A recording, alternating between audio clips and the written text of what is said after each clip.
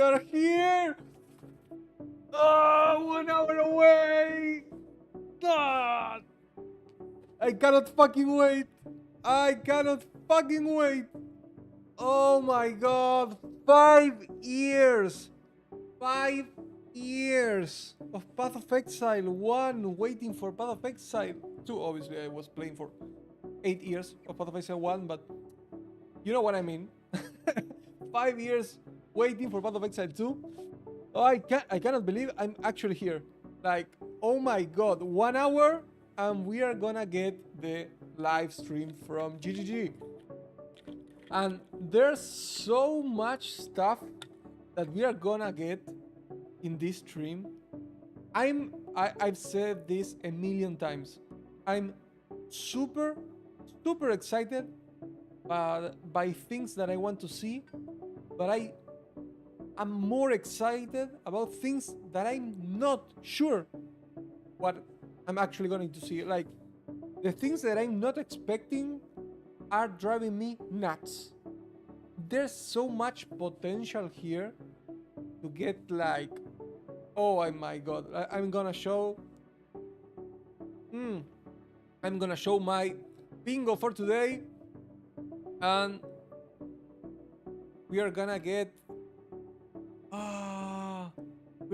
them mark every single one of them. I've done this one with silver a few hours ago, and I'm pretty sure we are gonna be right on a lot of stuff. So I'm gonna just write here the cross, because you know we are going to be crossing a lot of them. My cats are playing in the background. Let me see. This is the worst cross that I've ever drawn. Okay, I'm gonna merge them together. We're gonna paint them in red. Okay, now we have a cross, and I'm gonna leave it like here, and we're gonna start crossing things up as soon as they start coming.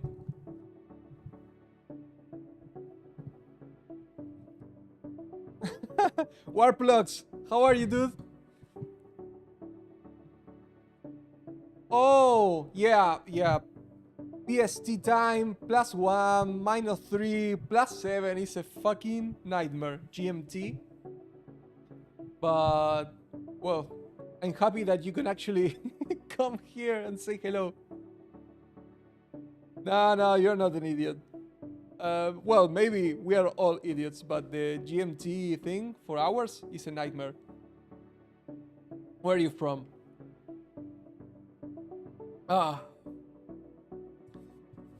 Let's start this bingo. Okay, so we have cross ascendancy. This is a thing that I actually came up where I think in Path of Exile 2 we are not gonna have. Oh mano, você. Oh fuck, my wife is from Brazil. I cannot speak Portuguese. I understand Portuguese, but I cannot speak it. But obrigado to. How do I say thank you for being here? Obrigado pra você. No, that's not. Oh, okay, just write me below. I'm living in Spain, so we are pretty close. But I changed your name. What? What do you mean that I changed your name? Oh! Wait, I remember you. You were, Sebastian? No. Oh, fuck, I cannot remember your name, but I know who you are.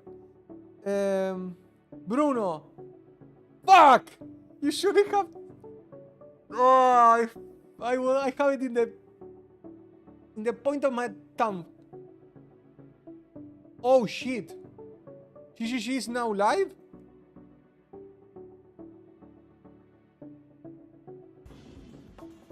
Oh my fucking god. Really? I'm paying to not have fucking ads. Holy fucking shit. I'm having ads. Okay, let me see. I'm gonna connect with another account. Is this gonna fuck up my stream? I'm not sure. I'm hoping it doesn't. Okay. Let me just change to my paid account. This is change account. Okay, I'm in the right account. So I need to close session? Or this is gonna destroy my stream? Oh my god. Hope this doesn't destroy my stream. Hey, my bingo card is super good. You will see.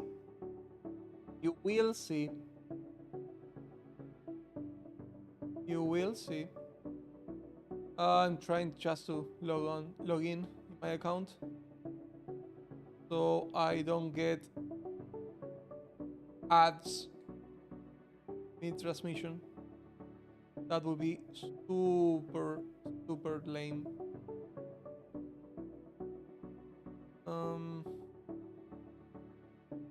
How the fuck do I connect to Twitch Prime with Amazon?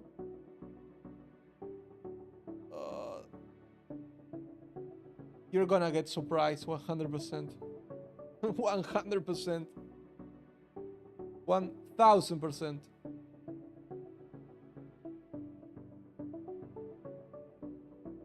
Oh my god, I cannot remember this one. Okay. For Amazon, and I have this one. This one.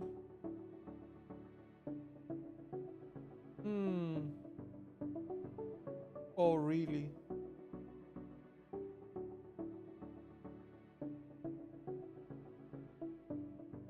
Okay. 1 second. I'm having trouble with the account verification. Let me... This one. I have to do this all in a separate screen so I don't get doxxed or I'm gonna... some random shit like that.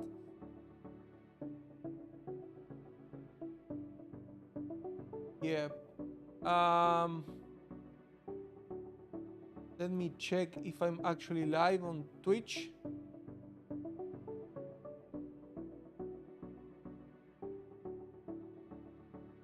Yeah, I'm live on Twitch. Okay, that's good to hear. I'm live.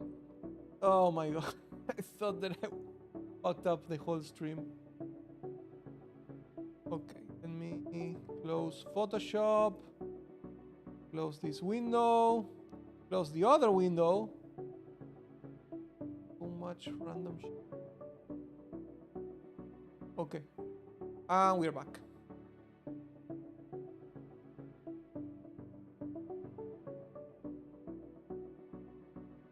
Okay. Woo! I'm gonna remove the background music, of course, because I don't wanna fuck the stream. Bruno, I need you to tell me if my audio from my mic is loud or not. Okay? Just help me with that, please.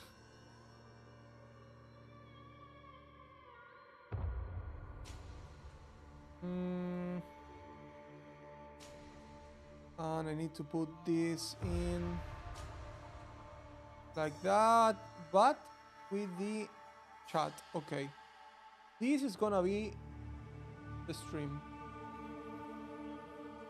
Oh my god. This is gonna be so good. Yeah, bro. Go eat something. Go eat something, and I'm gonna wait for you right here for an hour. Oh my god. I'm gonna go through the hall. I'm gonna go through the hall. Let me check. I don't need that one. And this one. I'm gonna go through the whole bingo card. Okay? So, number one is cross ascendancy. This means that I think maybe we don't have any more like travel points in the ascendancies. So right now, the thing that I'm envision is having just the points that are like important, not the travel with plus 10 to area of effect. That's pretty much useless for me, I think. And we're just gonna get like single points for each travel node, and we're gonna get cross ascendancies with me, which means you're gonna get 3 points to spend on one ascendancy, and you can actually have like a secondary ascendancy, and you will get 1 point into that one. So we are gonna have like hybrid ascendancies. I was talking with Silver earlier this morning. I think he don't think that this is gonna happen actually, because that will mean a lot of ascendancies are gonna get like a single point in them, and they're gonna be just like how do I say this? Like the single point ascendancy. This happens right now in Path of Exile, for example, if you're playing like an Ignite build and you are using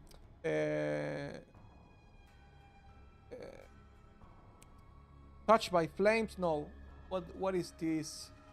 The one from the Elementalist. How is it called? Let me check. Path of Building.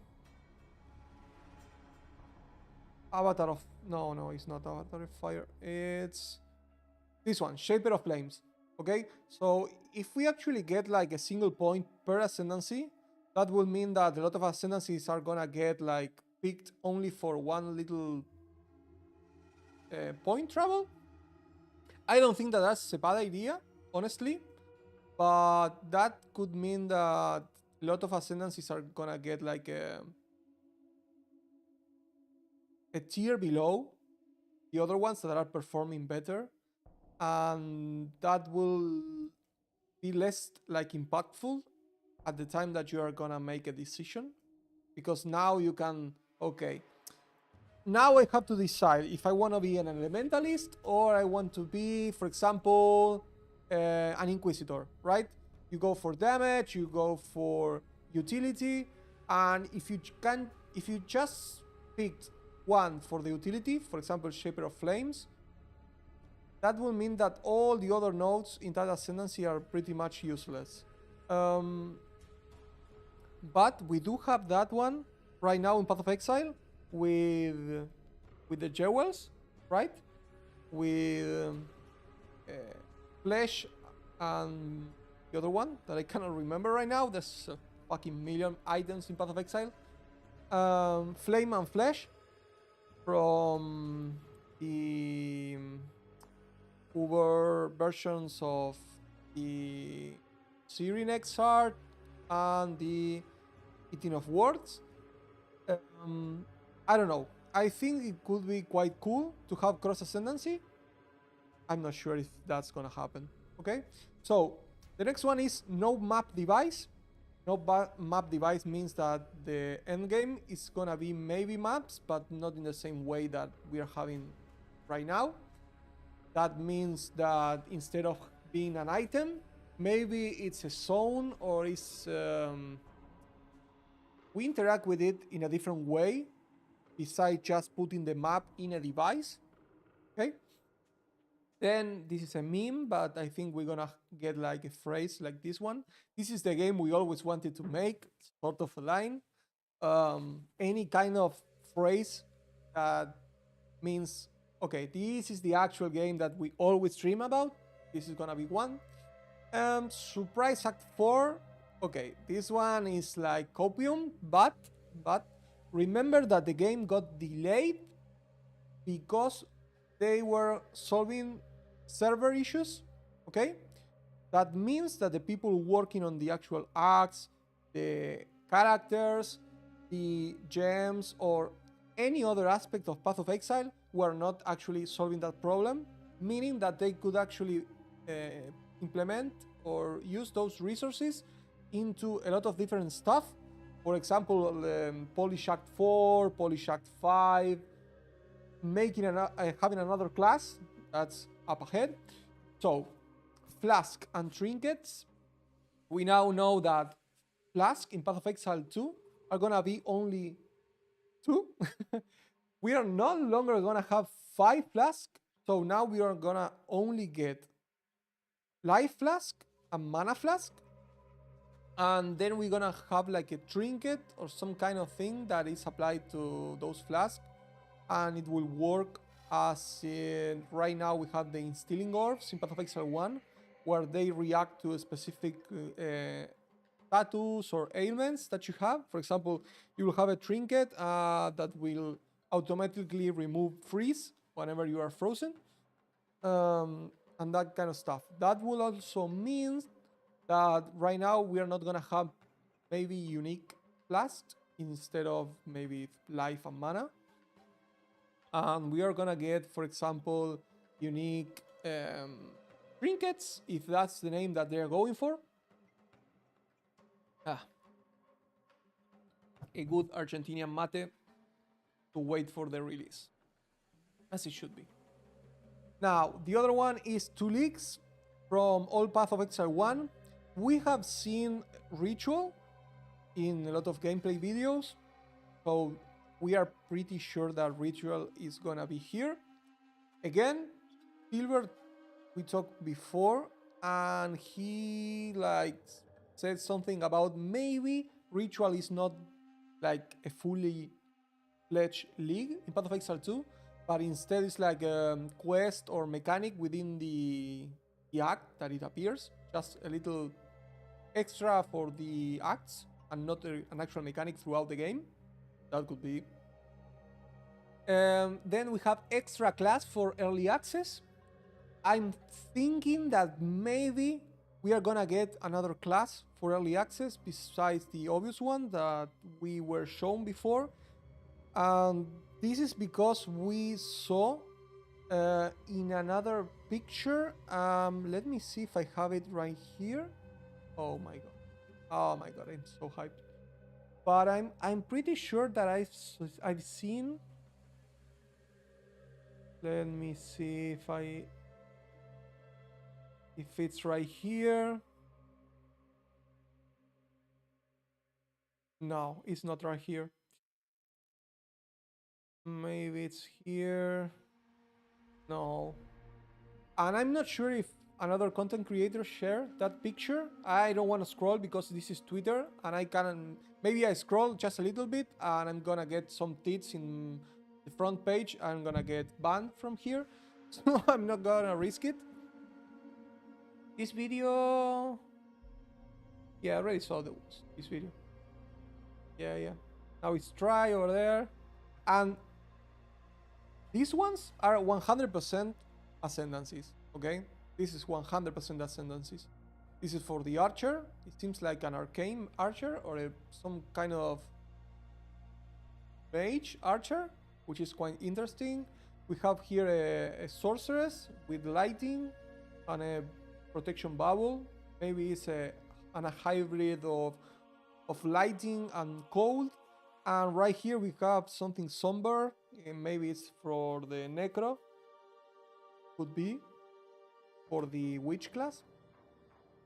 I just wanted to see.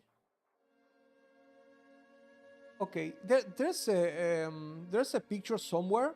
I don't know where exactly, but there's a picture of the character selection screen, and in that picture you can actually see that we have more classes, because I saw that we had the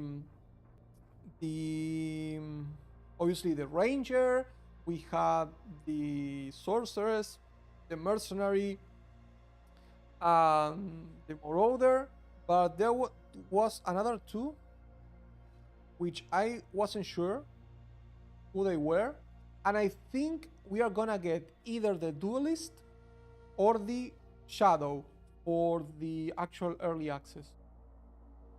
So I'm super hyped about that one. Okay, extra class. Next one, roadmap for acts. We are gonna get probably a roadmap for the next couple of days, months, or whatever about what to expect in Path of Exile 2. Meaning, for example, okay, in the next month we are gonna release another act, and in the next month another act, and so on. That's probably happen. We are actually gonna get, for example, news on new classes. Maybe we're gonna get like the first league. I don't know. That's gonna be in the roadmap. Unix map overhaul. Jonathan have said in the past many times that unique maps right now in Path of Exile 1 are not that interesting or not that unique. They seem like pretty much a normal map. We have some variations of unique maps which are completely unique and different. For example, obviously the Hall of Grandmaster is quite a unique map. Obviously, nobody fucking does that map because it's fucking impossible. And you have that character which is Noob GG or something like that, that is absolutely immortal. You cannot kill that motherfucker. And beside that, we have the other map that you have to Takahura Hiki or whatever the name is, that you have to search for a fucking million chests in the map. That takes forever. It's a fucking nightmare.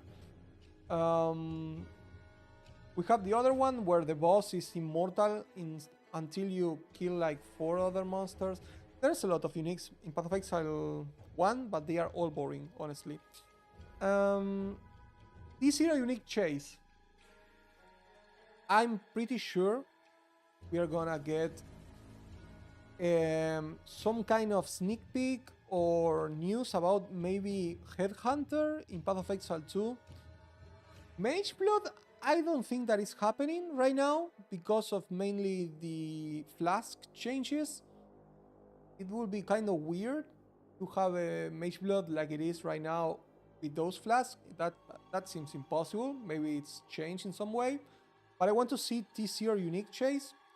Maybe we don't see anything because GGG wants us to actually decide by ourselves which items are worth to be a T0 and then make them a T0. Hideout revamp. Okay. We are gonna get 100% a hideout revamp. Okay? Silver was talking this morning about having like a hideout revamp where our hideout is gonna be like settlers right now in Path of Exile 2, where we are gonna like craft different NPCs and having different zones, and we can actually like build our own base, which sounds incredibly awesome, honestly.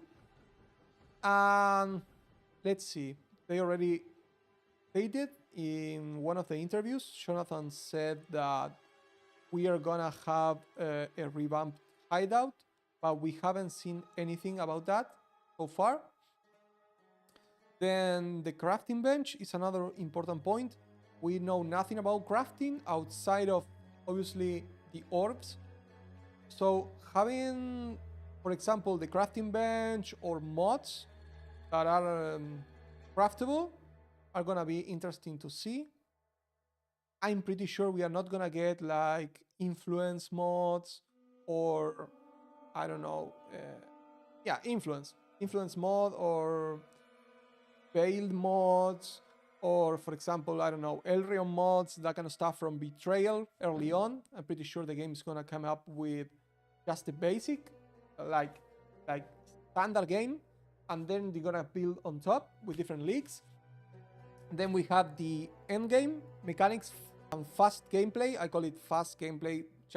I just mean a complete build, like a fully fledged build in endgame, doing maps or whatever mechanic they want us to do in endgame. Then Silver told me that a GGG team photo is gonna happen, meaning like a football picture where all the people working for Path of Exile 2 are gonna come together and take a wholesome photo. That would be quite interesting. I want to see there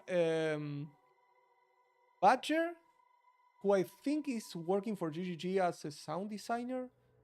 Hopefully he will appear in the photo. I'm not sure. I haven't seen anything from Badger in years. What was the other one? Okay, new weapon type. We know that there's traps. We haven't seen a lot about traps. We have spears. We have flails. We have focuses, which is the main hand, which was dedicated exclusively to this resource mechanic, which is spirit. Then we have one ascendancy per class. I think we're gonna get 2 ascendancies per class. Maybe Scopium, I don't know. I think that one ascendancy only will feel like little bad because the ascendancies gives you 2 things, okay? One thing that gives you is the feeling of you are getting stronger, like you are upgrading yourself, you are becoming a Super Saiyan, you are a Pokemon evolving to a second phase. That feeling of progression and power up, okay? That's the first one. But the second one is choice. Choice and building, okay? So if we only have this one and not the choice one, I think it's gonna have like 50% of the impact that that an ascendancy should bring to the table, okay? Then we have, I think we're gonna get a druid sneak peek. I know that we are not gonna get druid on the early access, but I'm pretty sure we're gonna get a druid class, like a sneak peek at the end of the video, like a 10, maybe 15 seconds of druid gameplay, or maybe Jonathan just saying, okay, druid is gonna have these 3 new shape-shifting abilities, and it's gonna come on the next month, on the 6th of November. I don't know. That's something that could happen. Then we have, hi, I'm Chris Wilson from Grinding Gear Games. I'm not sure if we're gonna have like, hi, I'm Chris Wilson, and having actual Chris Wilson, or we are gonna have a version of, hi, I'm Jonathan Rogers, I'm from GGG, but it would be quite nice to see the boldness of Chris Wilson again. I miss that guy. Then we have MTX Overhaul. This is mainly the windows of MTXs, the previewing of MTXs, maybe a revamp of the stash tabs would be quite interesting. Then we have cinematics. We know cinematics are a thing in Path of Exile. I'm not sure if we're gonna get a fully fledged cinematic right now once the streaming starts, or we're gonna get like sneak peeks of cinematics throughout the game. Then we know divination cards are a thing in Path of Exile 2, basically because a lot of streamers are getting those Baldo boxes, which I have to say I'm super envious of that fucking boxes. I love puzzles. I love Path of Exile. I will kill for that box. But whatever, it was super fun seeing a lot of streamers being like, their brains were melting for 6 hours trying to do those puzzles. They were actually pretty hard to do, which was fun to watch. And we know that a bunch of them got like make your own unique for Path of Exile 2, but also make your own divination card. That means that we actually have divination cards in Path of Exile 2. We don't know in which way they are gonna appear. We don't know if that's gonna drop from monsters, only from unique bosses, in what way they are stackable or whatever. We don't know. It could actually be like a crossover with the other mechanic from Path of Exile 1, which was the the purple one. The purple one with Navali. I can't fucking remember the name. Okay, you know what I mean. We can have a like a mix up with the Navali League mechanic, the divination cards, maybe. I think they're gonna announce ExileCon 2025. Pretty sure that's gonna happen. Then we have trading with gold. What I'm interested in seeing right now is how they're gonna implement trading items in the actual website or within the game with the asynchronous trade. We have right now in Path of Exile 1 the asynchronous trade with currency, but I think it's gonna be way more interesting to see how they implement in Path of Exile 2 trading but with unique items, rare items, or whatever. I think we're gonna get like maybe an asynchronous trade for uniques, and I think we are not gonna get asynchronous trade for rare items, okay? Because rare items needs like a lot of mods which are very specific, and I think Jonathan said before that they want the store, like the actual asynchronous trade, to be more like a generic thing that you just search for one thing and you buy it. But if you actually want to have a very specific item with very specific mod, like the website trade is like a superior type of searching mechanic, and you're gonna actually use that one if you want to search for rares with certain mods. Okay. What else? Music OST showcase. Okay. I'm pretty sure we're gonna get, for example, a segment where we are shown the soundtrack for Path of Exile 2, which we are actually hearing right now. It's fucking insane, of course. I think we're gonna get a lot of pictures or video of the team actually making the music and the soundtrack for Path of Exile, the skill, sound effects, and that kind of stuff. That's gonna happen, I think. And then we have added stuff to add, like new spice. This will mean that the people working on GGG are actually introducing new bosses or new mechanics or extra stuff to do in early acts. So we have more things to encounter when early access launches. And I'm pretty sure this is gonna be the bingo card, okay? I'm trying to think right now if there's another thing that I could be missing,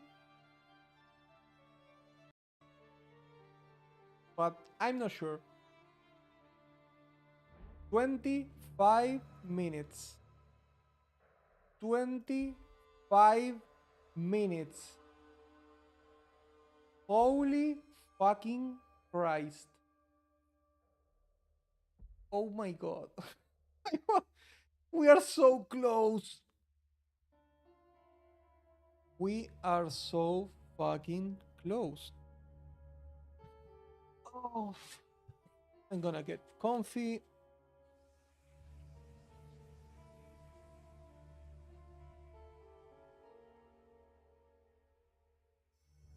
Let's see.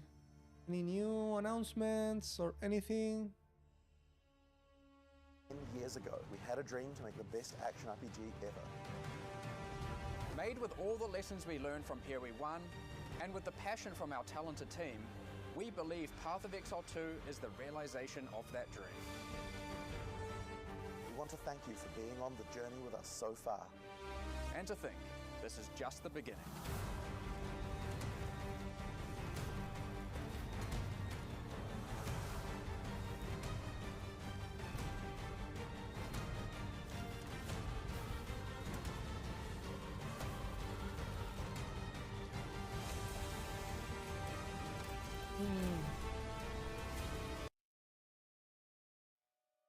That looks fucking amazing. Well, everything looks amazing. But that fucking shit, it's bonkers.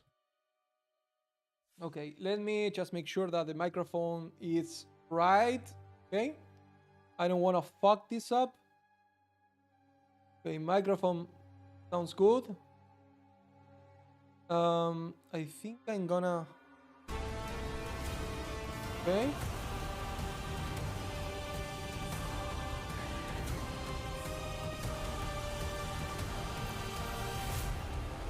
Bruh.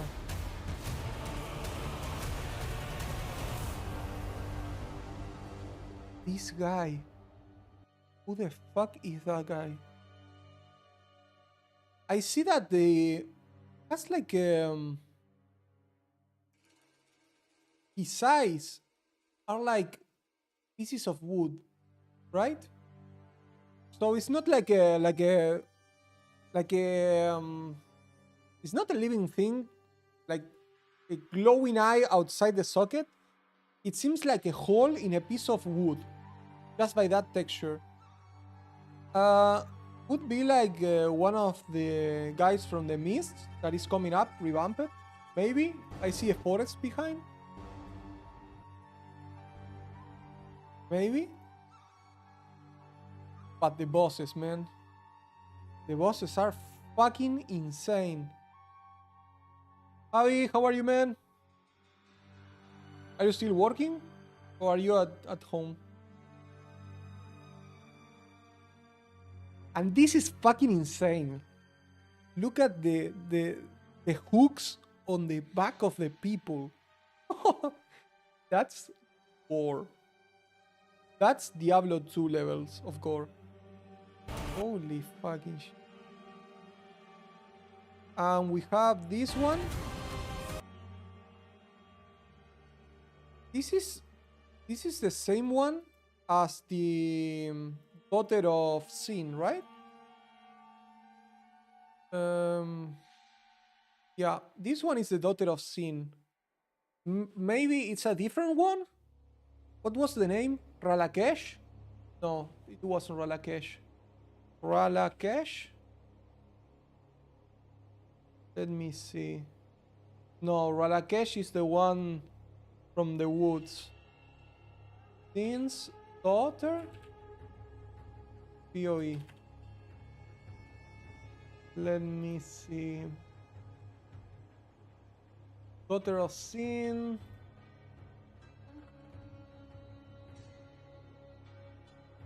The Daughter of Sin.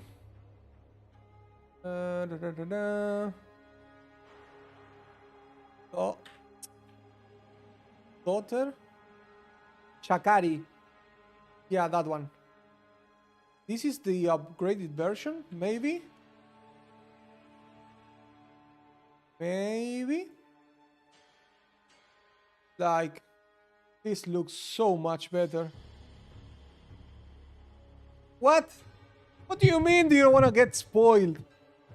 It's like a month. No. It's like 2 weeks. 2 weeks and we are actually getting Path of Exile 2. And I know that you live on a Thermo, so I'm gonna tell you this. You have to pay $30, okay? Love the kitty. What kitty? Oh, mine. They are sleeping, both of them. I have one right here. I have another one over there.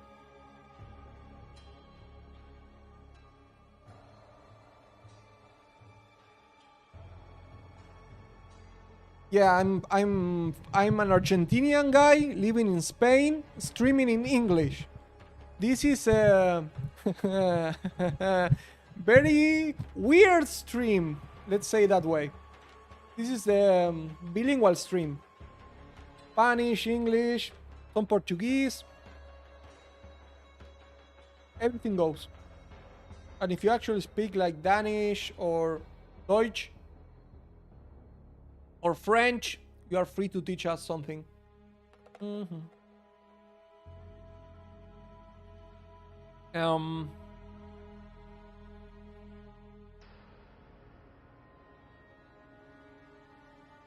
Bueno, si te parece que te gusta más hablar en español, Puedo hablar en español. We are here a bilingual channel, so you can write in Spanish. I'm gonna answer you in English, Spanish, or whatever floats my boat at the moment. Obviously, most people that watch my channel are from English communities. Well, maybe 50-50. So I'm gonna try to maintain English, but if I see there's a lot of people speaking in Spanish, voy a poner a hablar en español sin problemas. Aparte, tengo un matecito en la mano. So, this is Joao. Joao. My boss is called Joao. So welcome, boss. Hopefully you are not him. Are you from Brazil or from Portugal? Are you Portuguese?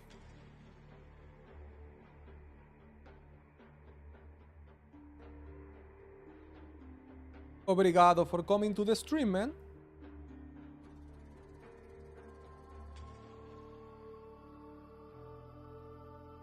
Don't worry. I'm gonna speak in English so everyone understands. And entre tiempo y tiempo, un poquito de español, tal vez. Me tomo la libertad. Matu, ¿cómo estás?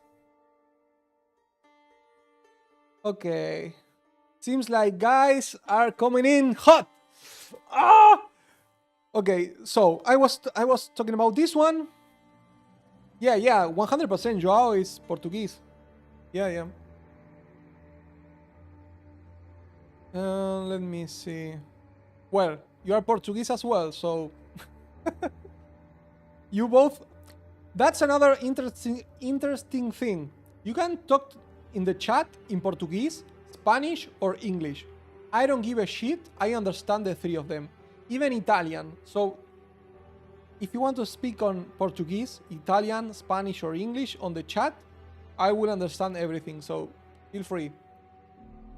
My wife is from Brazil. That's why I understand a little bit of Portuguese. Okay, let me see. How far away are we from the stream? 18 fucking minutes. Okay?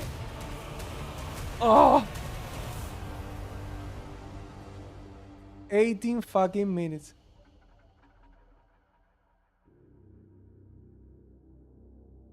And this one is fucking amazing. And you know why this is fucking amazing? Because these eyes are the same ones from prophecies, right? From Navali. So this means that maybe we can get a little bit of prophecies in Path of Exile 2.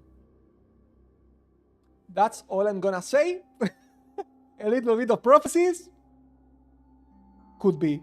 I actually made a fortune in the Legion League by buying that helmet, which was like something bell, down bell, or something like that, and you like bought a lot of prophecies. You go to Act 8, I think, and you kill Avaricus, or whatever his name was, and you get the quest from Navali, and it will upgrade your helmet, the unique helmet, into the next one, which was down bell or whatever. And I made a fortune doing that shit. I was buying like the prophecy for 1 chaos. I was buying the helmet for 2 chaos. I think the investment was 3 chaos. And I was selling the other helmet for like 25 chaos. So I was buying like 30 of those, 30 of the helmets, and I was just open new instances and spamming the country yard, I think it was. But yeah, that's pretty much the Prophecies League. And then we have a little bit of the... Let me see. This is the one from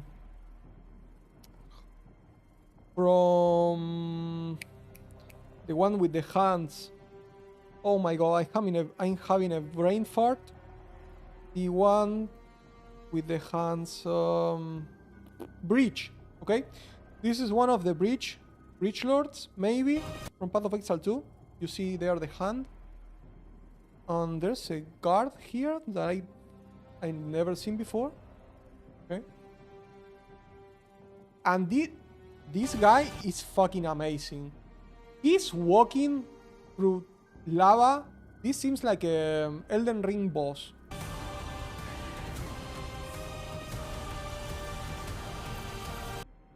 This one is the MTX that we got from one of the supporter packs, I think, like a month ago. You can actually have one of these in your hideout in Path of Exile 1. Bro, the skills, the sound effects. I'm so happy.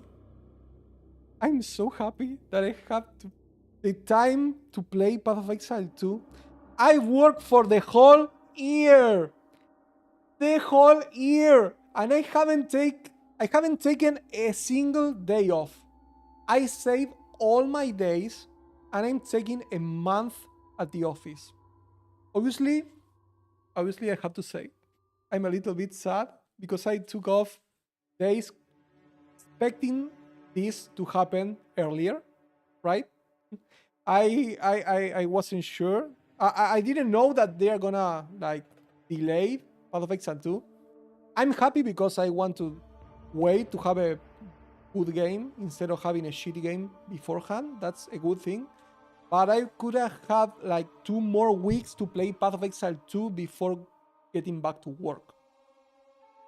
Nevertheless, I got a new position in my job, so I had the power to actually move a week later.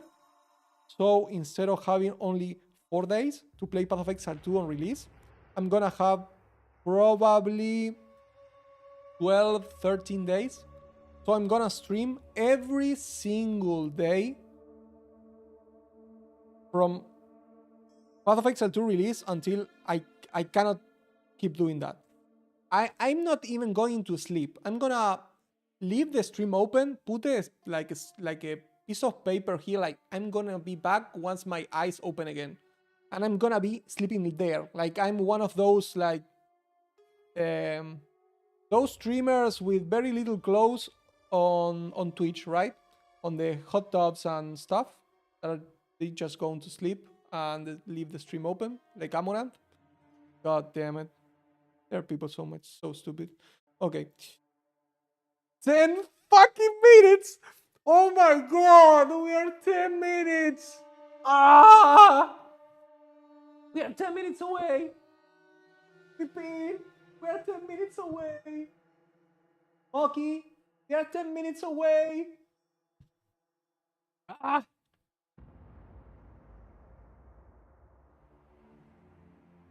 Bro. Grown man taking holidays, of course. I have to pay a lot of stuff. Oh my god. I know someone in my office who actually asked for a sick leave for psychological problems because he was feeling stress just to play the expansion for World of Warcraft. And that happened a month ago at the office, which is fucking insane.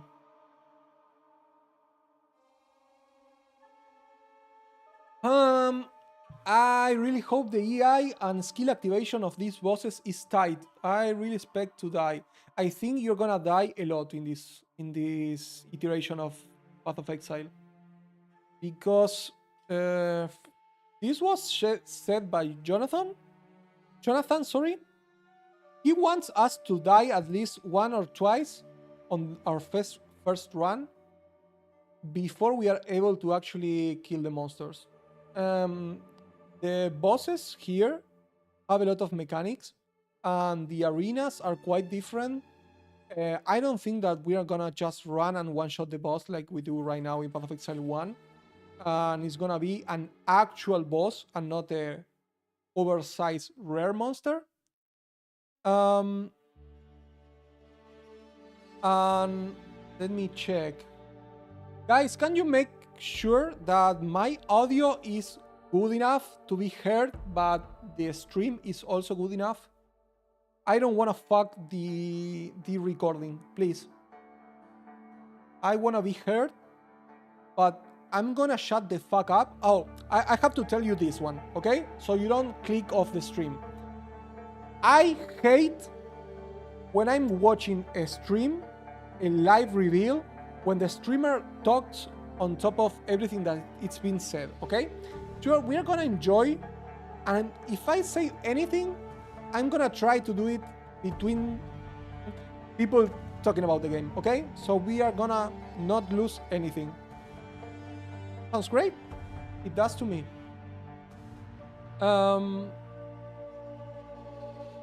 Javi, can you make sure that my audio is high enough and the audio from the game is also high enough?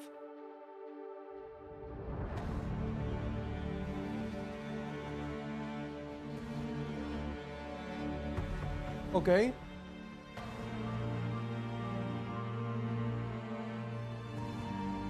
I'm gonna lower it a little bit because I'm gonna be talking until this releases. You're gonna be playing hardcore. No, you're not gonna play hardcore on day one. you will be in February and you will still be in Act 1 if you do that. This game is gonna be way harder than Path of Exile 1. You're gonna waste a lot of time. You want to learn a lot about mechanics and the league stuff and the end game and the items. Are you sure? Well, if it floats your boat, do whatever you want, man.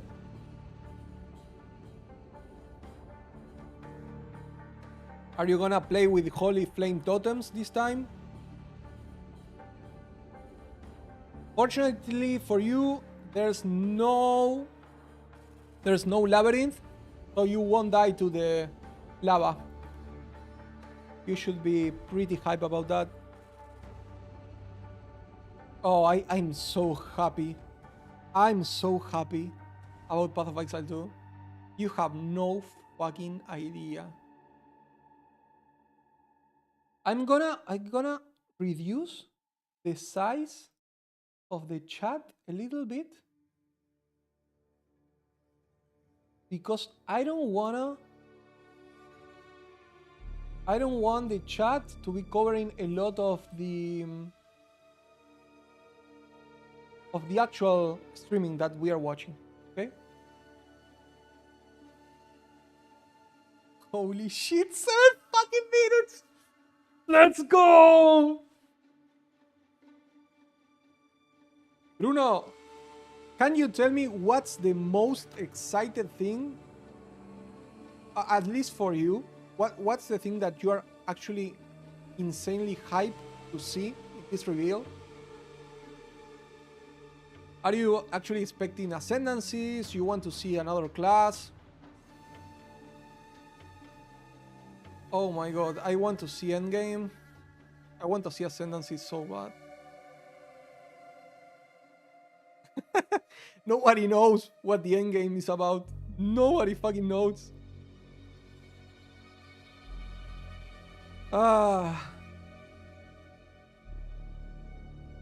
6 fucking minutes. Login.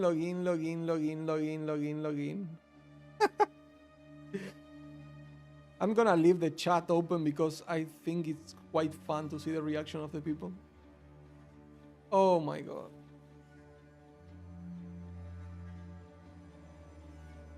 Javi, I don't think that we are gonna have Righteous Fire as you know it in Path of Exile 1.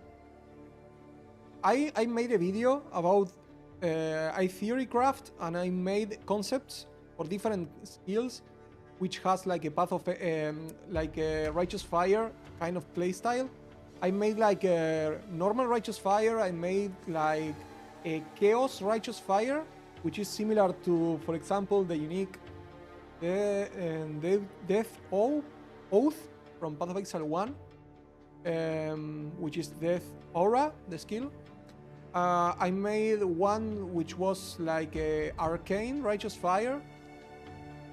I made one for spellcasters. I made like a Toxic Righteous Fire. I think there's so many interesting stuff to do with Righteous Fire that we are not gonna get disappointed. I mean, there's streamers like Capitan Lance and Pox that they made a career out of a skill. So I'm pretty sure they're gonna have something for them. 100%. 100%. I want to see a tornado shot. So the guy, what up, dude? What up, dude? He's happy. You know who I'm talking about? What up, dude? Autoplay build. You know, Javi, that now we only have 2 flasks. So you're not gonna be piano flasking like we are now in Path of Exile 1. I'm not rich to have a Mage Blood, so I'm pianoing all the time. Yeah, we're gonna have only 2 flasks, one for life, one for mana, and then we're gonna have like a trinket or some kind of auto activation thing, like we have now with instilling and enkindling orbs, where they gonna activate automatically when you're frozen, when you're bleeding, or whatever. 4 fucking minutes. 4 minutes. 4 minutes. Oh my god. Oh my fucking god. 3 more minutes. Are you excited? I cannot wait. I'm gonna start raising the volume because I'm pretty sure it's gonna start before.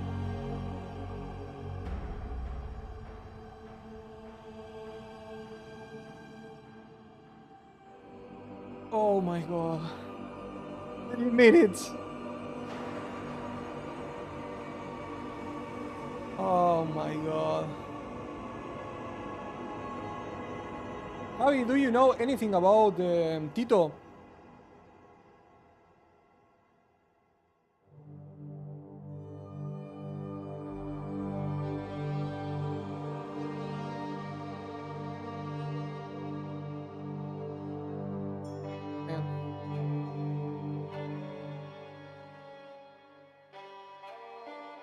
Is he still in Argentina?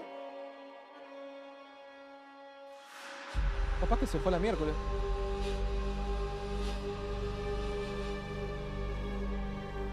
¡2 minutes!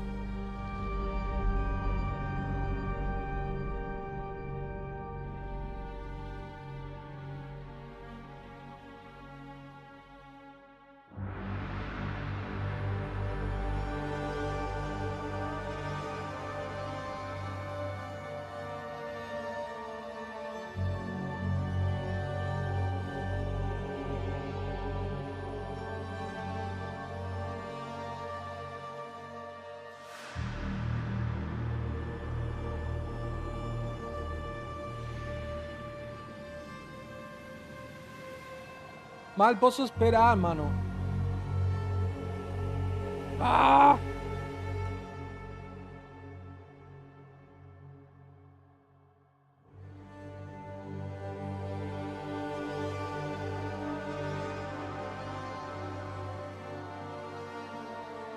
One minute. No, you can actually play with me. In Path of Exile, it doesn't have like different kind of servers. I mean, You play from a different server, but you can connect and do party with people from outside of that server. It's not a problem. You will just have the ping of the person that is creating the instance, like in Path of Exile 1. And if you're actually gonna play like a brain dead build, which I'm not sure if it's gonna be a thing in Path of Exile 2, it doesn't matter if you have a little ping. And the last time I checked, it has only 200 ping or something like that. It's gonna work. Guys, we are here. We are fucking here. Woo! Let's go!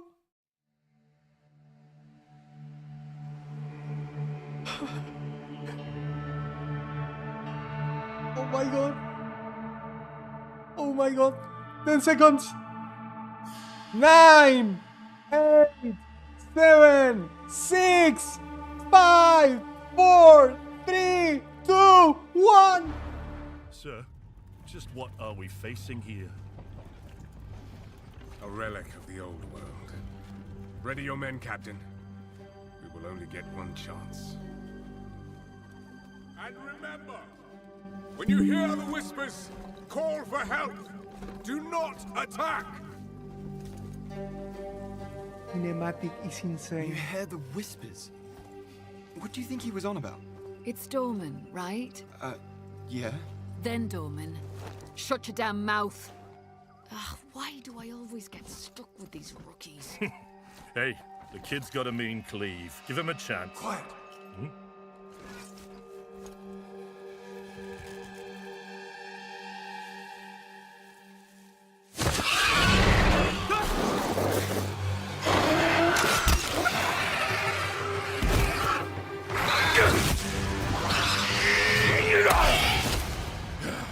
Sullen!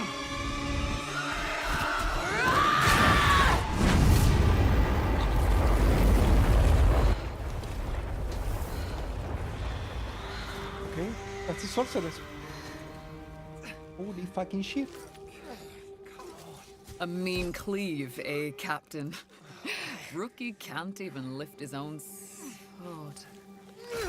Captain Oren? Captain?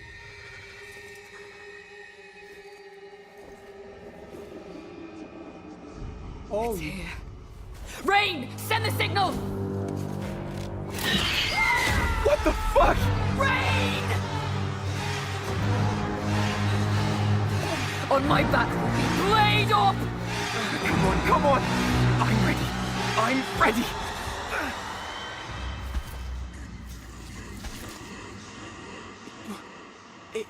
It's a man! No, it's not.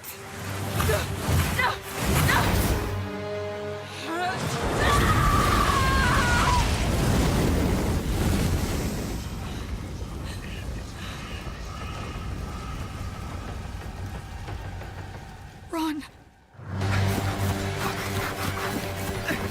holy fucking shit.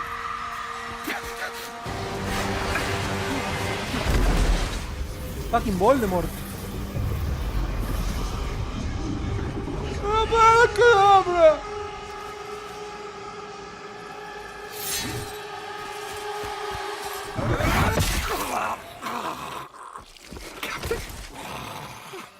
Captain! Captain!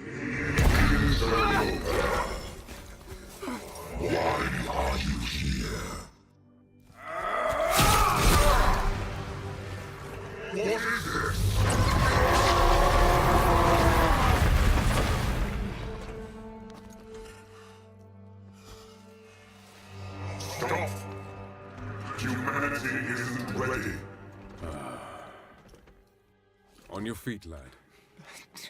Sir, the captain, You'll be fine.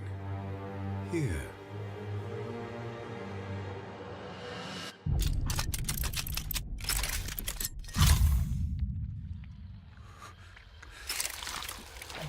Oh shit. What is this?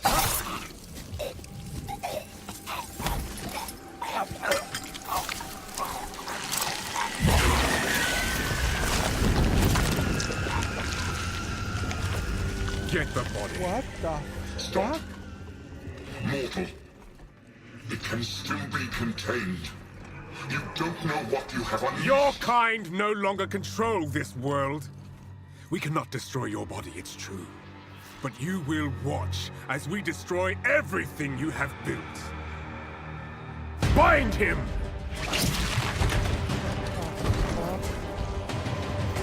Feed. Grow, my child. I'll make sure you can eat your fill.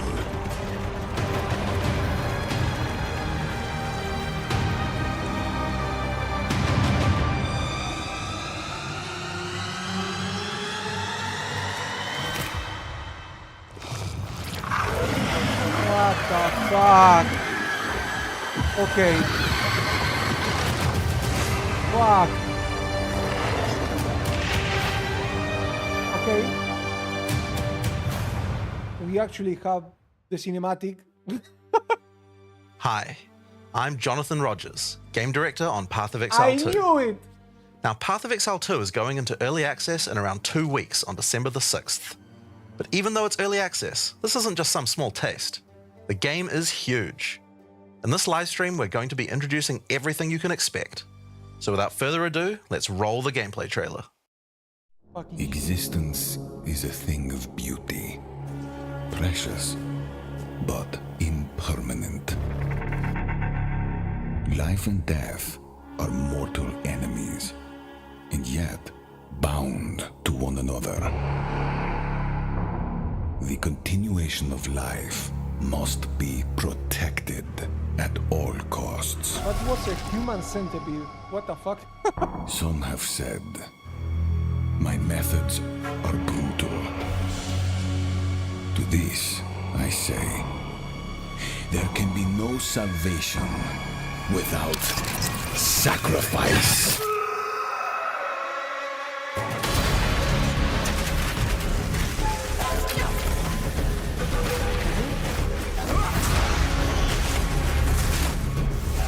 We still have volatile deaths, unfortunately.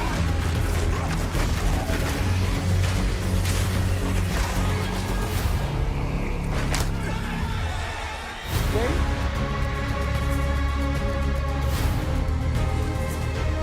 That's some cool ass fuck armor. Hacen así.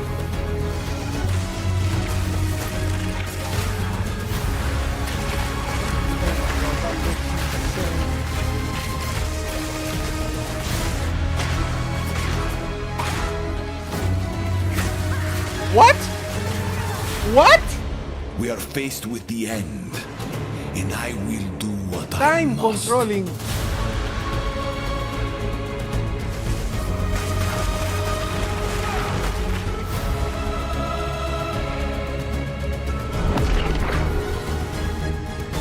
What the f- That's Atlas passives. Bro, the music. Holy fucking shit, the music is amazing. Those who obsess with death, let them soon be acquainted with it.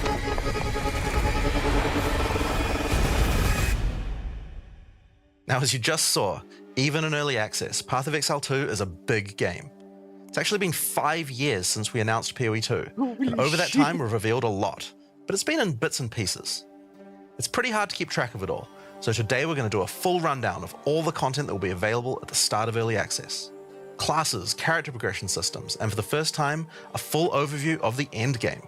This is going to be a big one, so get comfortable. Holy fucking For god. 20 years, Rayclast has been free from any sources of corruption, but the Count of Ogham, tempted by promises of power, intends to harness it once more. The dead are rising, monsters are mutating, and madness is spreading. Under the dark influence of corruption, the Count doles out sentences of death to any who would question him.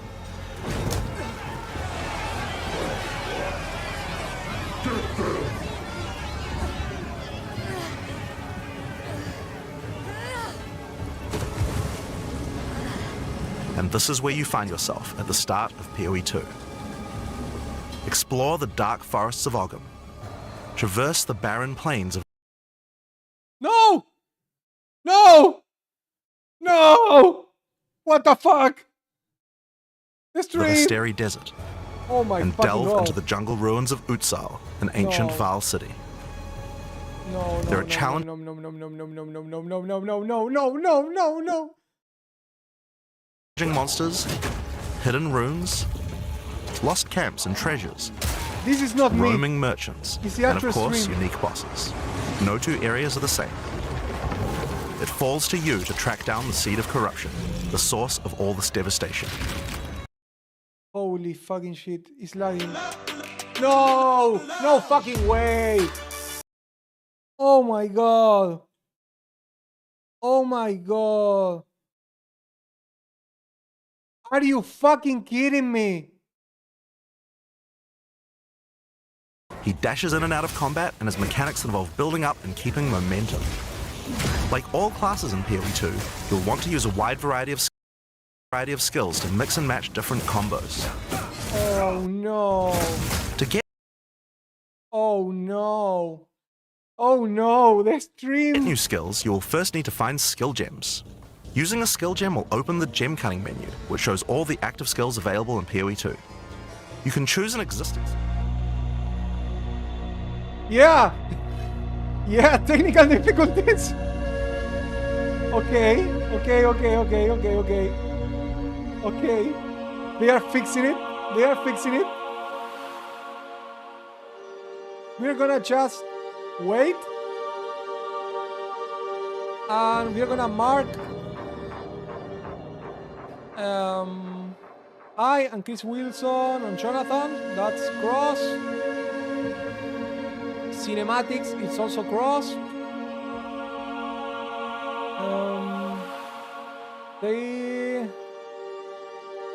I want them to restart.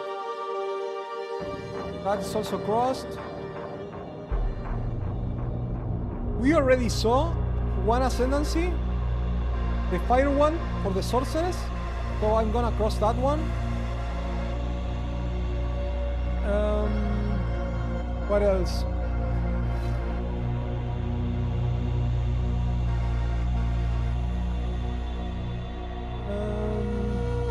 No, nothing else. Okay.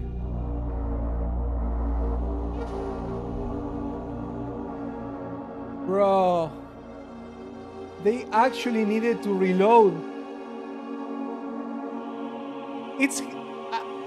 I'm gonna say props for them for having an actual. They actually have this slide just in case they have technical difficulties. That's some planning right there. That's amazing. But holy shit, I didn't expect at all that level of cinematic. That was Blizzard level of quality in terms of cinematic. Obviously, game quality of Blizzard is shit, but animations were insane. And actually, Sir, just what are we facing here? Precious. okay, Those who power and tends to harness. we are back. There are 21 active skills for quarterstaves, so this just scratches the surface of the options that you have.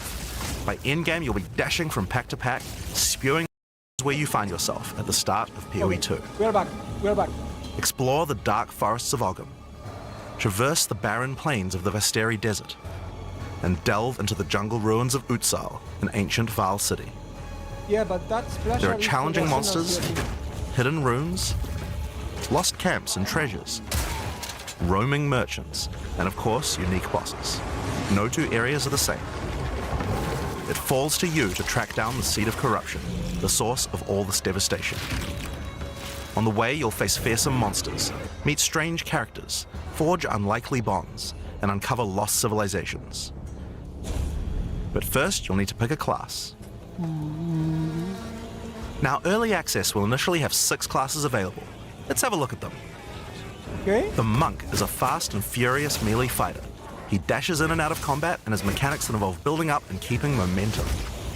Like all classes in PoE 2, you'll want to use a wide variety of skills to mix and match different combos.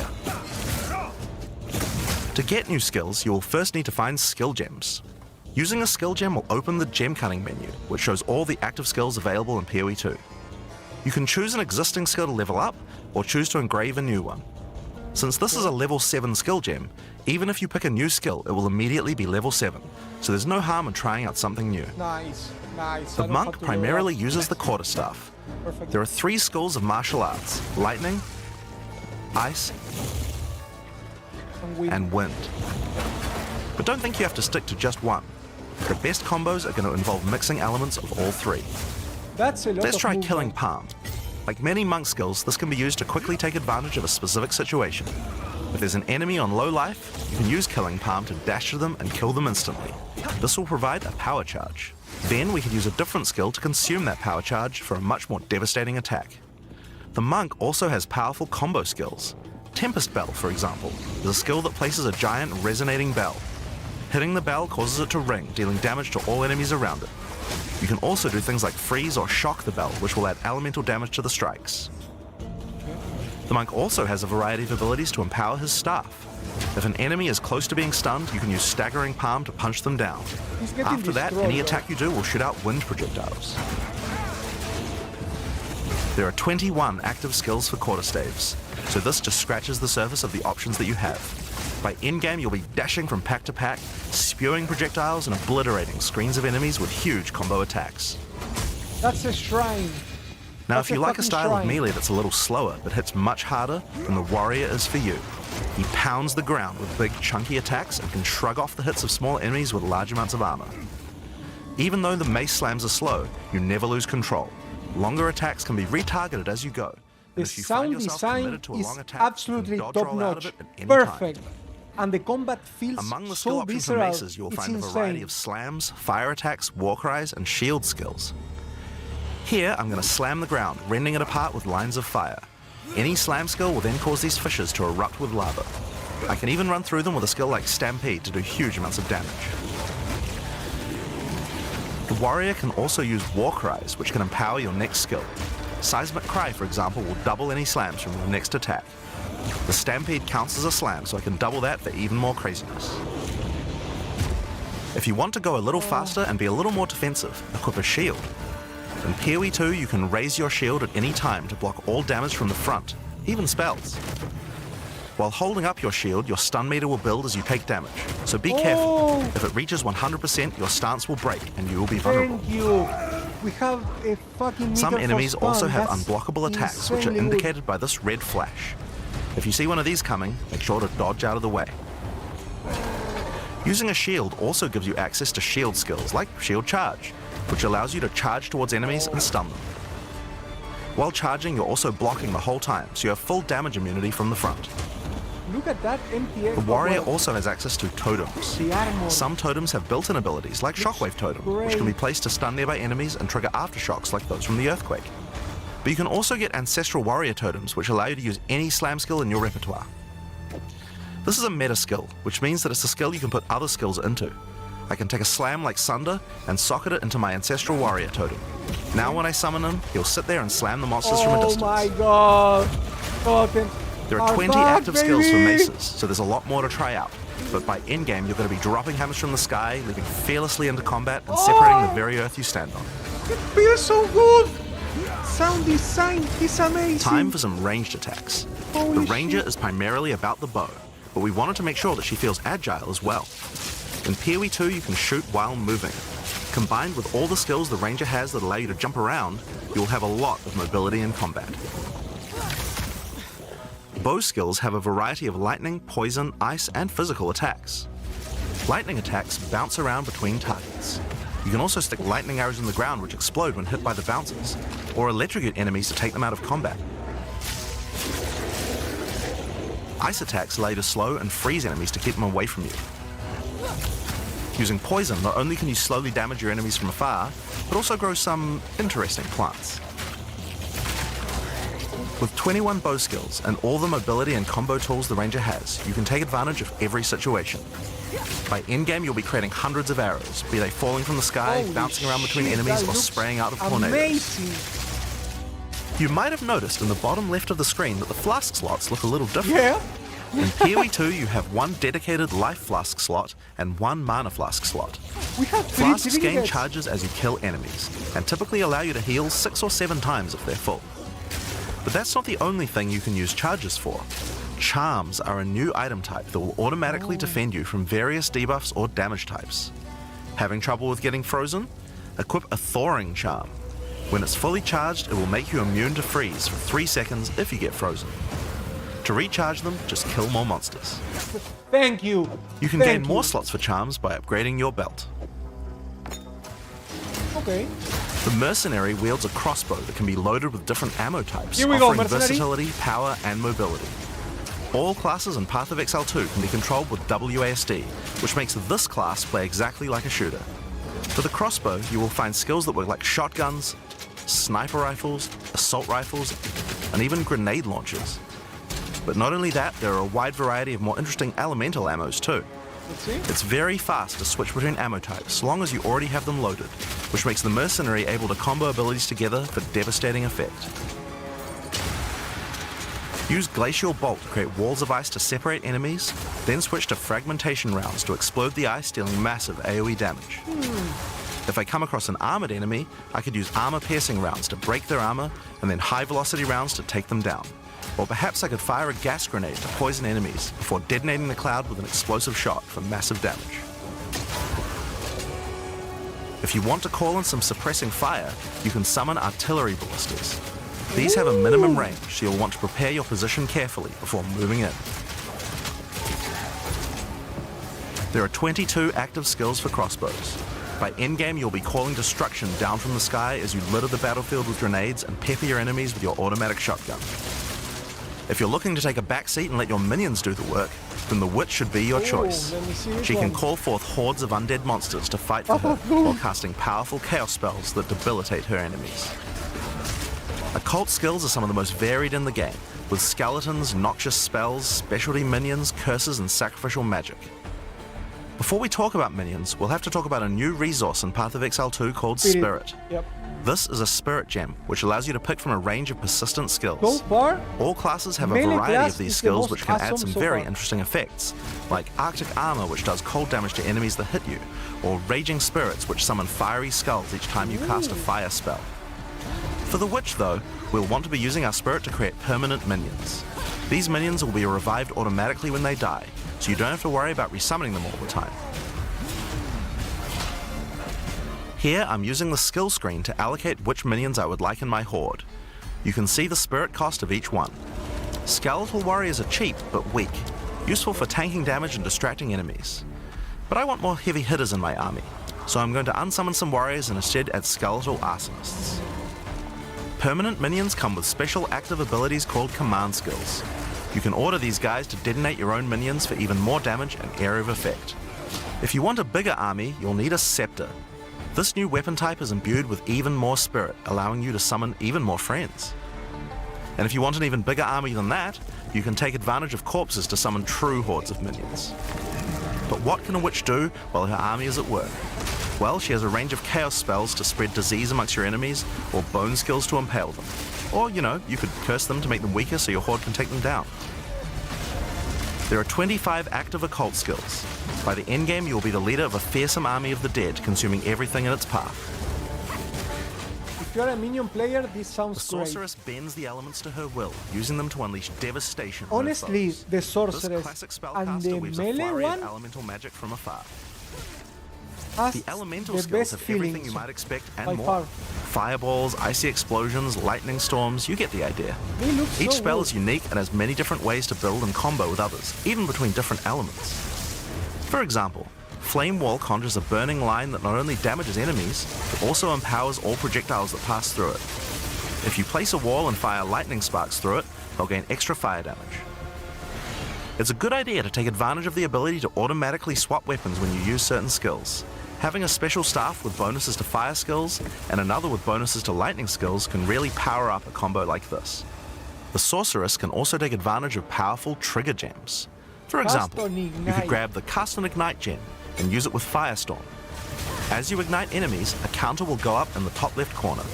When it's full, a firestorm will automatically be cast at the enemy that was ignited. There are 25 active elemental skills. Oh By my endgame, you'll God. be firing off projectiles left and right as you rain down elemental That storms looks on your so foes. good. Oh Now, my God. those are the characters that will be available at the start of Lightning early orb. access, but we will be adding 6 more character classes with just as many skills and options as these. There's a lot more to come. There's one more important thing to mention about skills. Even though we talk about them as belong to each class, in reality there are no restrictions. You can use all these skills on any class so long as you have the attributes. For example, a poison ranger might want to try out using occult curses to increase her poison damage, or a monk might want to trigger elemental ice walls to use with his glacial cascade combo. The possibilities for cross-class combos are practically unlimited. We're looking forward to what kind of things you guys might find. Now, Path of Exile is a game known for build customization, Oh my God, and we the haven't hell even with the scratched the machine surface gun. of what is possible yet. That's- So let's talk about support gems. okay. Path Ding, of ding, Exile ding, 2 ding, has a ding, system ding, of ding, support ding, ding. gems that can be combined with your active skills to dramatically change the way they work. If you find a support gem, then right-clicking it will open up this screen. Here you will find a variety of recommended support gems for each of your skills that you can pick between. For example, this is a multiple projectiles support gem and can be used to add multiple projectiles to any skill. Normally, when you fire a grenade, it'll look like this. But if we add multiple projectiles, then you get 3 of them. Once you have the gem, you can also freely move it between any of the skills on your character. If you want to have a multi-shot sniper rifle instead, then simply move the gem over to your high-velocity round skill. Generally speaking, if it sounds like a support gem should work with a skill, then it will work. So it's a good idea to experiment. Hopefully. Note that you can only have one of each support gem on your character, so you'll want to think carefully about which supports can be used best with each skill for maximum damage. Oh my Now, God. if you want to stick to the recommendations, you should have a perfectly good time. But if you want to experiment a bit more, then uncheck that recommended button and you can see the full list of supports that will work with your skill. Okay, There are that's a hundreds of lot support gems to of choose from, supports. and even we don't know the results of all the possible ways these can interact. Each skill can have up to 5 supports socketed into it, and if you're clever, you can come up with some pretty interesting ideas. Now, all of this is just scratching the surface. You can make frost vortexes, break people's armor, make minions explode, make skills repeat, make enemies set each other on fire, cull enemies, or pin them to the ground. Supports let you drastically change the behavior of your skills and create your own unique build, or at least follow someone's OP build guide. So, speaking of builds, let's talk about one of the most iconic Path of Exile systems, probably. the passive skill tree. Ooh, Yes, it's huge. There are love over it. 1,500 nodes on there. I fucking love Now, a it. lot of people open the tree and can get a little intimidated at first, but try not to be scared. There are lots of options, but at its core, it's pretty simple.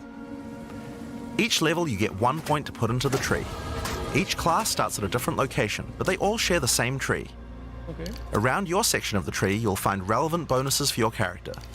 You should be safe in the knowledge that there aren't many wrong choices here. Almost all the starting nodes will be useful for your character in some way. But if you do happen to make a choice you regret, you'll be able to respec any nodes you've taken by spending a little bit of gold. That's fucking...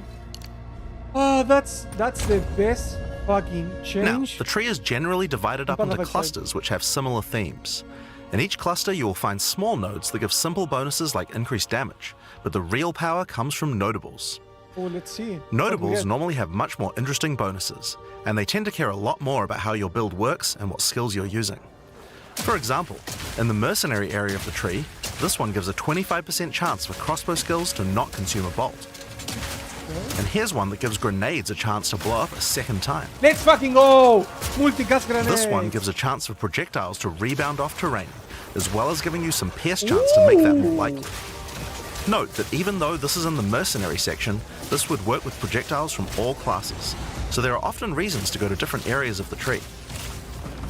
In order to get between these clusters, you will generally have to allocate nodes in the attribute highways. Another amazing Attribute change. nodes allow you to pick which attribute you would like Another to amazing use, change. so it's very easy to get points for any attribute that your gear might need. You can change which attribute these nodes give you for half price at the respec vendor. In addition to notables, you will also find even larger passives called keystones. Keystones have both an upside we'll and a calculate downside, manipulation. and often require changing your entire build to design around them. A great example is Giant's Blood, which allows you to wield two-hand weapons Oh, in a single hand, shit. but doubles the attribute requirements. Oh shit! You can use a two-hand mace with a shield, Double or even two-handed. dual wield them. Oh my god. Or how about Mind Over Matter, which makes all damage go to your mana pool first before your life pool, but you lose 50% of your mana regen. Skills like these can be tough to build around, but if you're up for the challenge, they can be very rewarding. As we showed you earlier on the Sorceress, you can swap between weapon sets on the fly as you use certain skills. One of the new features in Path of Exile 2's passive tree is that you can choose to have your passive tree change as you switch between weapon sets to take advantage of specific bonuses on the tree. For the Sorceress, you might want to change between fire and lightning specialization. I think this is going to Or be you a could little switch bit between hard one hand for and a new two-hand players. setup in order to be able to block boss attacks while following up with heavy hits from your bigger mace. Or perhaps you could have a full curse setup on your witch to debuff enemies before switching to a chaos degen build for maximum damage. If you want to stick with just one weapon set, you can just use these specialization points as bonus points to invest however you like, Oh, but creative thank you. players will find plenty of opportunities with Thank this you. system. Thank you. You can get Amazing weapon idea. specialization points throughout the campaign from optional bosses and quests. For example, if I manage to defeat the Crowbell, I'll get a weapon specialization book. There are lots of other permanent boosts available from the campaign too. On the map you can see icons that indicate the many optional Wait, encounters you can find. Some 1 of them to have 6 permanent and character 1 to boosts, 3? and others have powerful items. Wait, what? If you're having trouble getting Are past we a gonna boss, have it might Merciless be a good again? idea to explore and see what you can Merciless find. acts? For example, if you defeat Blackjaw the Remnant, you'll gain a permanent increase to fire resistance. One of the most important finds are spirit bonuses. You can find the first one here in the canopy in Act 1. Defeat the boss in this area to acquire a permanent addition of spirit. The permanent buffs you gain from spirit are very powerful, and every class will find a use for them, so make sure you hunt down these upgrades. There's one Oh my in each God. act. I want to Now we pause haven't the even video talked about the most so important many element of times. character progression, items. That's why we're all here, right? Items in Path of Exile can be broken down into 4 rarity groups: normal, magic, rare, and unique. Okay. One of the things you're going to want to do as you play through the campaign is upgrade the items you find, and you can do that with currency items.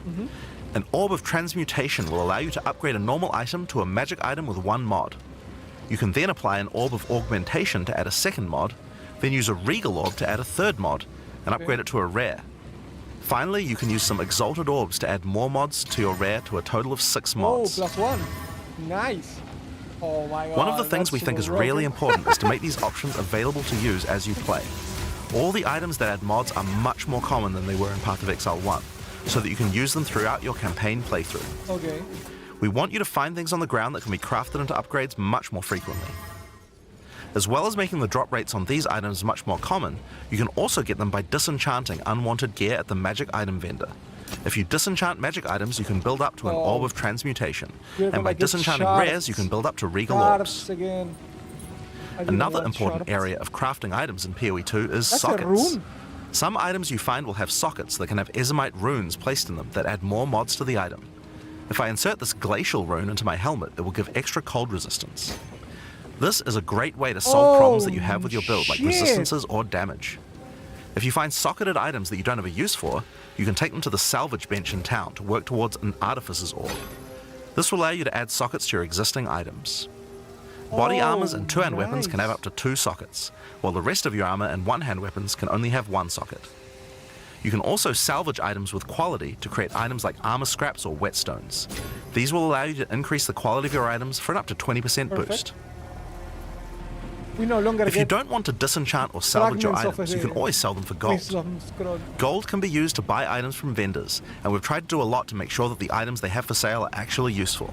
Please. Every time you level up, they get more stock, so make sure to check back often. Other vendors offer a gamble. Pay a flat amount of gold and you'll get a random item of a specific type. This could be a great way to improve your gear, if you're lucky. I'm gonna have Gold so is much also used to fun. respec your passive skills. Take advantage of this system to experiment with your tree and rework it as required. The other thing you might want to use gold for is the currency exchange. Okay, we This have allows other. you to exchange currency items with other players on an open market We knew this in exchange one for a small gold was fee. coming in Path of Exile 2. Now, all items in Path of Exile are freely tradable. We never bind anything to your character, except gold. Okay. Now, most gear in Path of Exile 2 is randomly generated, but there's another type that isn't: uniques. They are especially rare, each with a handcrafted set of unusual mods which can dramatically change a character's build. They're not just better rare items, they can do much stranger things that can fundamentally change your character. Corpse Wade will make any corpses you run through explode into clouds of poison. The Sands of Silk is a body armor that changes your dodge roll into a blink, morphing you into sand as you teleport past your foes. Oh my god, that And of course, some looks uniques are just sick. pure hits of dopamine, like Quill Rain, which just turns your bow attacks into full auto by doubling your attack speed. Each unique is something that you can build your character around.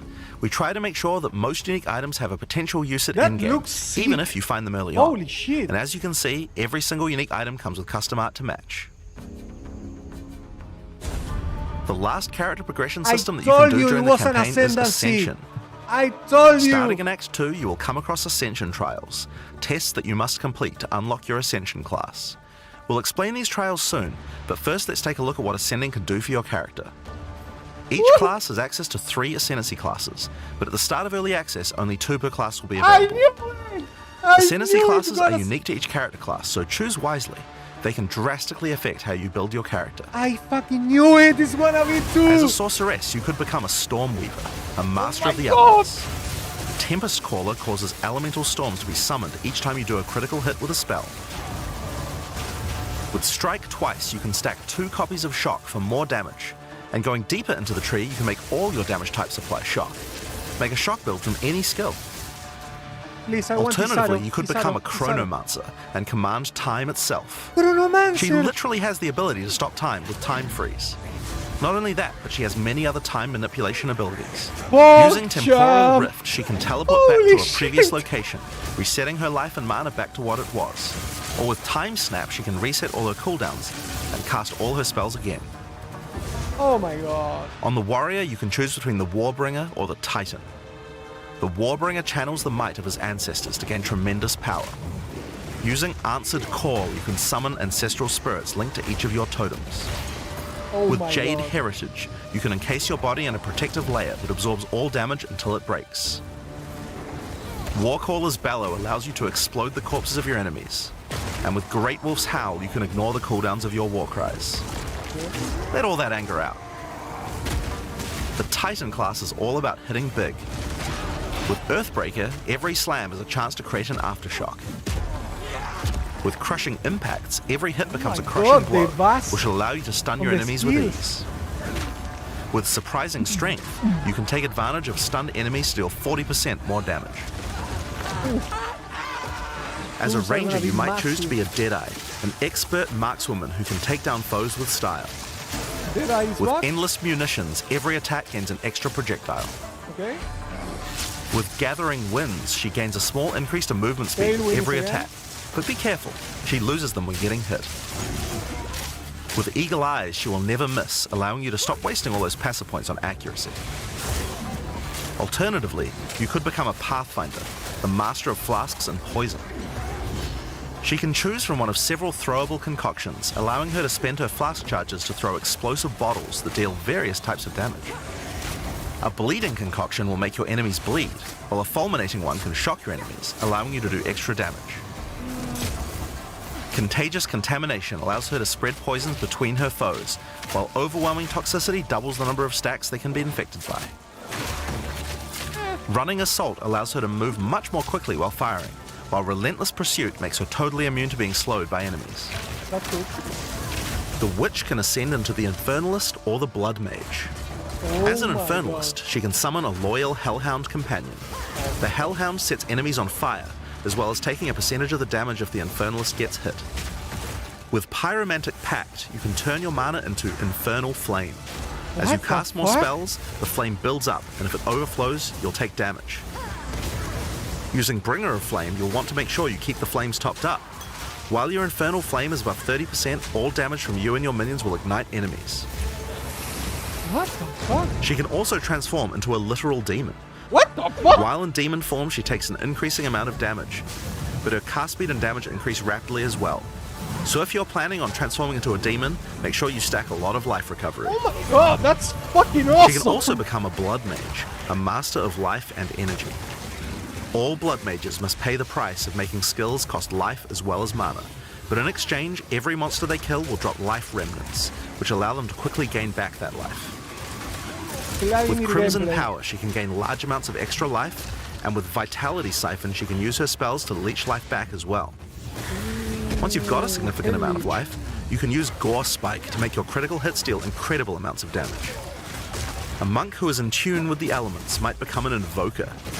With Elemental Expression, the Invoker will create waves of elemental power each time he does a critical strike. With Faith as a choice, you gain the ability to meditate, allowing you to double your energy shield. What? Choose between I am the Blizzard or I am the Thunder to specialize in cold or lightning. And I Shall Rage will allow you to turn into an unbound avatar.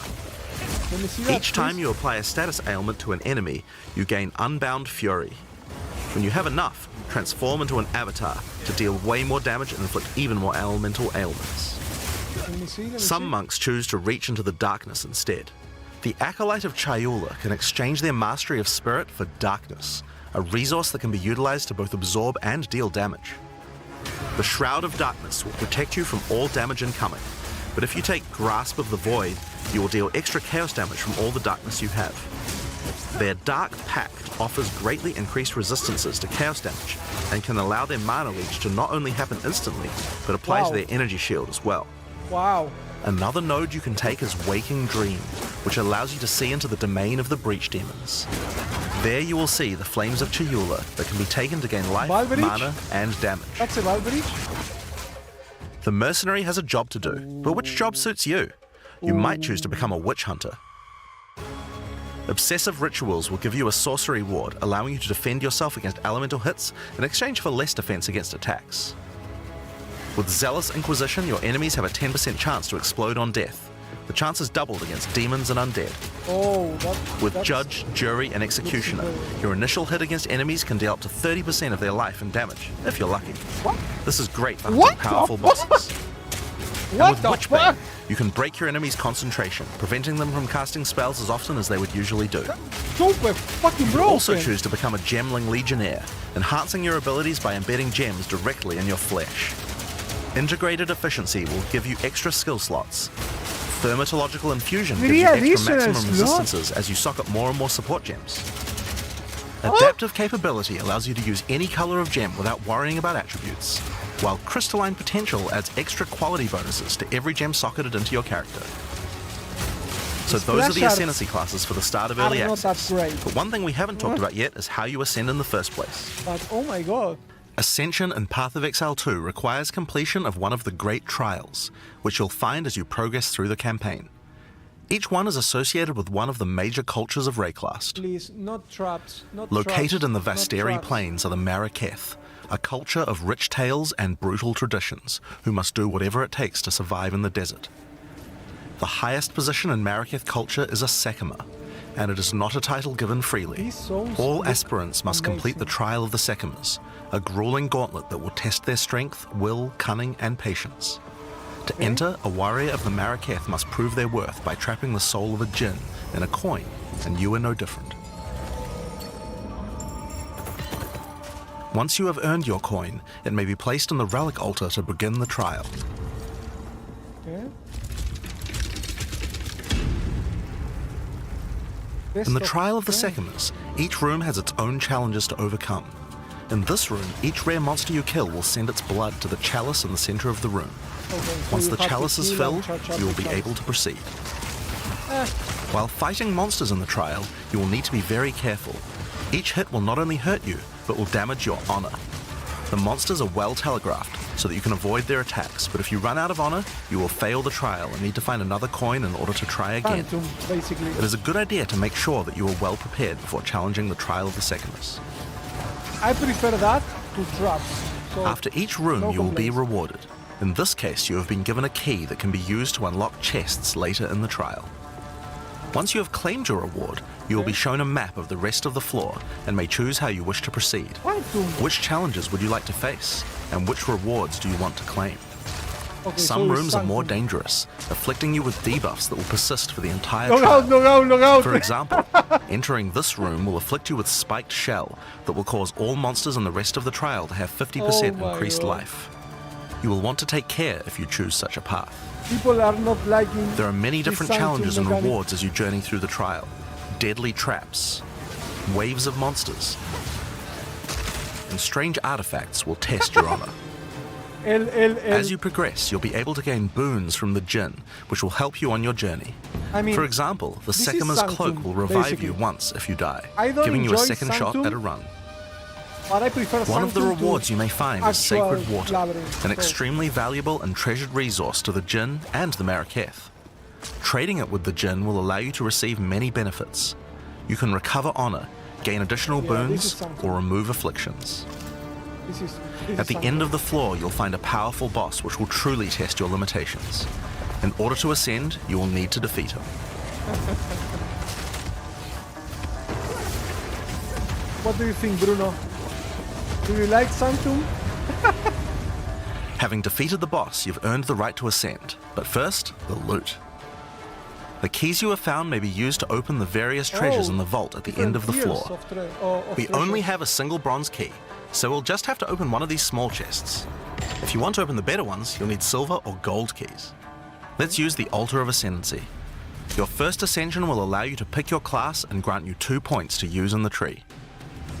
Now there are more floors and many more rewards that can be found within the Trial of the Sekimas, but we'll save that for the section on the endgame. For now, let's talk about the second Ascendancy Trial, the Trial of Chaos. In Path of Exile 2, you can that choose was whichever trial you only for like the to first earn your one. ascension. Each culture on Rayclast had their own methods to ascend.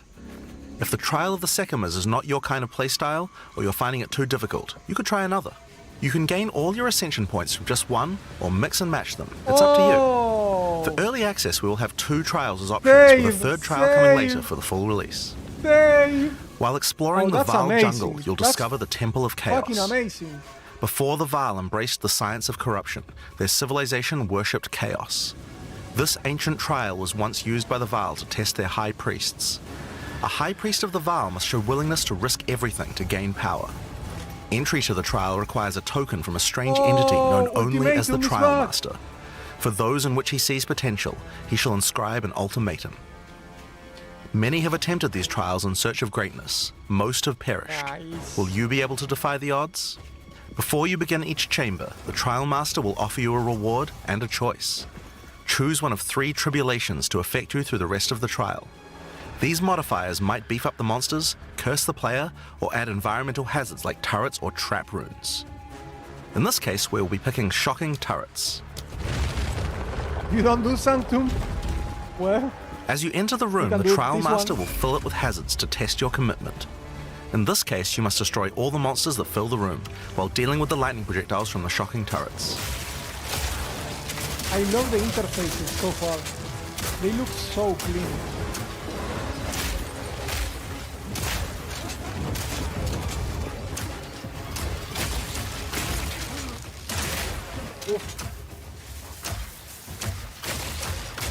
Ooh, that's some good grenades.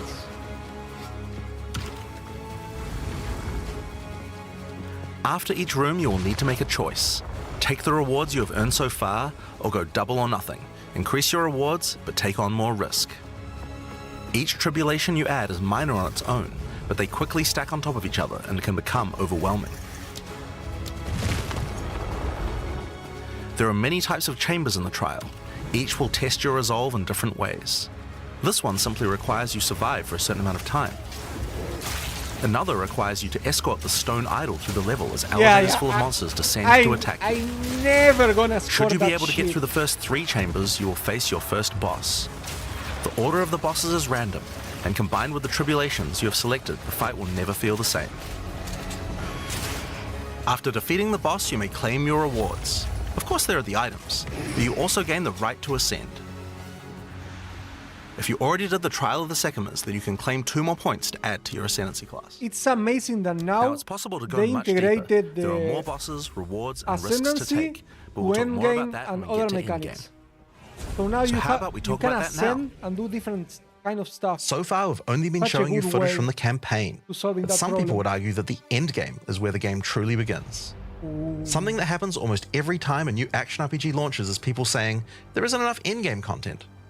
Well, we want to make sure that in PoE 2, people don't feel that way. And we Okay. actually only changed our development priority for this recently. The first 3 acts of PoE 2 already take around 25 Holy hours to complete if you're a shit! new player. What? This is already a pretty significant campaign. On the other hand, people spend hundreds of hours in endgame each league. We realized that finishing the rest of the campaign for early access was actually a bad idea. Instead of having acts 4 to 6 in early access, we could concentrate on endgame and make that great. Okay. For new players, a 25-hour campaign is already a huge game with lots of content. Yeah, But that's for true. existing action RPG players, what you mostly care about is all the endgame challenges to overcome. So several months ago, we switched the entire development team's focus over to making endgame content. Perfect. At the start of early access, there'll be 50 bosses and around 400 monster types. But the great thing is that the rest of the game is like 80% there. We'll be adding content to roughly double the size of the game during early access and into release. Now, in order to make the endgame happen at the same character level as what it would be after we added the rest of the acts, we've added a second difficulty level called Cruel, where you repeat the campaign with all the monsters and bosses leveled up. And of course, new rewards. You can kind of think of it as like a new game plus. Yeah, I understand. It's also a lot faster to get through the content the second time as your clear speed increases. That will take you to around level 65, where the endgame begins. That's nostalgia. Once we add the remaining 3 acts, we'll be removing Cruel difficulty, so Okay. you'll progress straight from the end of Act 6 to endgame. But Same what as is the endgame? Path To of explain Exile that, 1. I'll hand over to Mark. They did He the can tell same you thing all in about it. Path of Exile 1. Perfect. Hi, I'm Mark Roberts, Hello, Game Mark. Director on Path of Exile 2. Hello, Mark. Well, one thing that Path of Exile is known for is having a lot of distinct endgame content to choose between. Each endgame mechanic needs to have its own progression system, areas, bosses, rewards, and player power that can only be gained from that content. We are going to be adding a lot more over time, but for Path of Exile 2 we decided to start with 7 distinct systems you can progress through. Woo! This is the Atlas, and it serves as the core of the endgame for Path of Holy Exile 2. Jesus. It's infinite and expands in all directions. Now, we are What? not going to spoil the plot too much here, but corruption from the beast has blighted the land, and your objective is to help fight it. In the center of the Atlas, you will find the Ziggurat, a temple in which the Val research the fundamentals of space and time. Here, we can open portals to nearby locations and begin cleansing corruption and finding resources. In order to power the portal device, we will need waystones. Each waystone has a tier which will determine the level of the monsters that you will face. To go to an area, simply click one that is adjacent to an area that you have already completed. Insert the waystone and click Traverse. Portals will open, allowing you and your party to travel to the area you have selected. All the areas in the endgame feel distinct from the locations in the campaign, and we What have the dialed fuck? the randomization up Flicker to strike? 11. The monster packs you will face in each map are totally That random, was and flicker the strike. combination of them can lead to some very interesting combat situations. There are over 400 monster types in early access, and they have a lot of varied and interesting abilities. Depending on which combinations you face, you might find some serious challenges. Melee looks In so order to good. cleanse the corruption from the area, you will That's need to fucking defeat amazing. all the powerful rare and unique enemies in it. Once you have done that, the area will be marked as completed and you will be able to travel past it to progress deeper into the world. If you die, then the map can no longer be run, and you will have to find another way around to get to the areas behind it. There are also all kinds of other random encounters you might run into as you play maps. One That's a such shrine. encounter are precursor artifacts. These are ancient, corrupting monuments that Oh, boy. irradiate the monsters around them. The monsters that feed off the corruption are drawn to their power. If you defeat the monsters and cleanse the artifact, you will get a powerful temporary buff. Some of the buffs make you faster, others rain lightning or fire around you, and some even give you increased experience or help you find better items. You can also find strong boxes. These enigmatic chests guard piles of treasure, but are always a trap. Monsters lie in wait Always. to attack you the moment you open it, and the boxes often have mechanisms to unleash powerful spells or dangerous demons. There are different types of strong boxes containing different items, and you can even use your currency items to craft them on the fly, so you can optimize the contents. But be Worst careful of mod. opening one you can't handle. Motherfucker. Oh my god. That looks so fucking good. Sometimes you'll discover monsters frozen in essences, solidified crystalline corruption. Essences These are dangerous monsters can be broken free. If you defeat them, the essence they drop can be used to upgrade normal items to magic items with a guaranteed mod from a category. Essences For are example, back. we could use this one on some boots to ensure a movement speed mod. Oh, Jesus. Rarely, essences will also drop that allow you to upgrade magics to rares, adding the guaranteed mod. Oh my god, lighting skills. Oh, it's so well designed. This is incredibly powerful since it allows you to get a second deterministic mod in your crafting projects. Combining these with the currencies that are commonly found in Rayclast for modifying items, and we can get a very nice pair of boots indeed. It doesn't rerun the item. Waystones, like all items, can also be crafted using your currency items. Adding prefix mods will improve the rewards, while suffix mods increase danger. The more dangerous a map is, the more waystones will drop. So adding mods to your waystones is key to progressing to higher tiers and sustaining them, but it will require you to take on larger challenges. So we don't have specific maps. There are a variety of factors you have to consider when crafting your select the map waystones. and Some we go maps to will have wherever higher we want. density, some lower, some have more magic and rare chests, or monsters, some are more linear, and others more open. Make sure you explore and think about what makes certain maps good if you want to maximize your returns. As you cleanse corruption from higher and higher tiers of the Atlas, you will gain points that you can spend in the Atlas tree.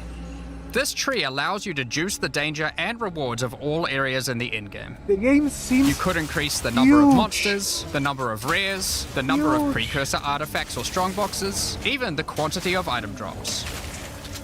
As you explore the endgame world map, you'll notice various different biomes, from snow-capped mountains to dense jungle valleys. Most maps are restricted to certain biomes.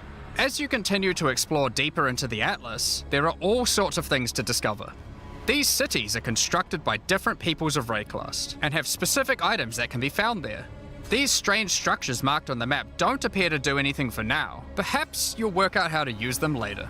You might find unique maps like Untainted Paradise, an undisturbed island full of beasts that give an extreme amount of experience. The map system you may seems even like a find mix. a lonely man just enjoying his retirement who will give you a unique item for free. In addition, you can find special areas that would make a good spot to set up camp. The series back. Clear these areas of their hostile inhabitants, and you'll be able to claim them as your own hideout. You can decorate your hideout as you see fit, and invite various NPCs to join you there to create your own personal base of operations. Map system seems like a mix of Tool Last for Epoch exploration are towers. These mysterious precursor constructs are dotted around the Atlas. Completing the tower will reveal a large area around it, allowing you to Last Epoch. scout out your next challenge. That's There are Last lots Epoch of things to system. find, so keep looking. Last Epoch. Some sections of your Atlas are influenced by corruption. Hope you This get the adds good things. extra modifiers to the maps in the region, increasing difficulty and rewards. Here, slaying monsters in close proximity to each other will cause the vestiges of corruption within them to merge together, This is forming like powerful Last Epoch, and grotesque Last Day abominations. with the biomes. You may have noticed while looking at the Atlas that some of the areas have these icons above them. The icon indicates that the area contains some kind of special encounter. This icon indicates that the area has a powerful boss. Because only 1 in 4 maps contain a map boss, we are able to make them very powerful and very rewarding. These bosses come from the campaign, but have had their difficulty increased with changes to AI and some of their abilities. It's worth noting that because you can see where the bosses are, you can choose to take them on or avoid them. If you do choose to hunt bosses though, then you will be rewarded with special points for the boss hunting section of the Atlas skill tree. The points here will allow you to specialize in boss killing, giving you much greater rewards for defeating them. For each different type of content in the endgame, we are adding specialized trees in order to make it so you don't feel the need to respec your points when you change between different types of content. We will be showing you 7 of these by the end of this presentation, so there is still a lot more to come. Bosses are not the only icon you will see on the Atlas. Let's take a look at one of the endgame systems, Breach. If you played PoE 1, you might be familiar with Breach. For PoE 2, we have created sequels to several PoE 1 leagues. While the mechanic is familiar, the monsters, bosses, rewards, and progression are all new. A breach is a tear in the fabric of reality. Opening it will allow you to see the demons and otherworldly monstrosities that lie in wait on this other plane of existence. By engaging with a breach, you'll create a bridge between their world and Rayclast. In order to keep the breach open, you will need to kill the demons that pour forth. The faster you can kill the monsters, the more monsters you will fight, and the more loot you will find. You can also find clasped hands that will open and drop more items if you run over them. Breach rings. These can be a good boost to the rewards of the breach, so keep an eye out. Oh my god, they are useless. One of the rewards that you may find while fighting monsters from Breach are tablets. Tablets are special items that can be used with precursor towers to add more encounters to the Atlas. Breaches will drop breach tablets. Clicking on a completed tower will allow you to consume the tablet to add more breaches to areas within range of the tower. This makes all the content in the Atlas self-sustaining. Want to do more breaches? Find the tablets, add them to your towers, get more breaches, getting more tablets. Soon your Atlas will be covered in otherworldly domains. In addition, like all items in PoE, you can craft them. Use your currency to add mods to your tablets, allowing you to upgrade all the breaches in range. Tablets can have up to 2 mods. These mods do things like adding extra rare monsters, extra clasped hands, or even monster density of breaches, allowing you to keep them open longer. Often you will find multiple towers near to each other with overlapping areas of effect. This can allow you to rarely juice the mechanic by stacking the mods from multiple tablets. In your fight to hold the breach demons at bay, you may want to use the powers of their world against them. Each in-game mechanic always has player power that can only be gained from that mechanic, and Breach is no different. In Breach you will find catalysts, items that can increase the quality of rings and amulets by improving specific mobs.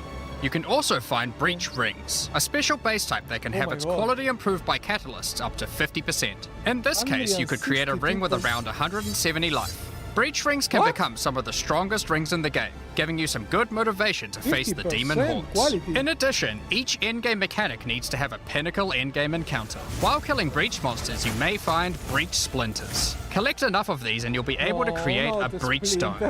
Using a Vaal technology called the Realm Gate, you can use your Breach Stone to access their domain and bring the fight to them.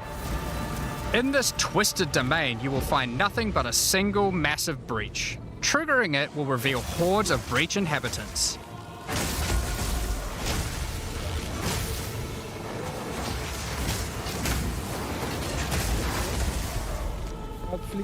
And should you be fast enough, you will be able to fight their leader, Zesht. We that are one. We that dreamed. We in nightmare. We that are one. Fate relies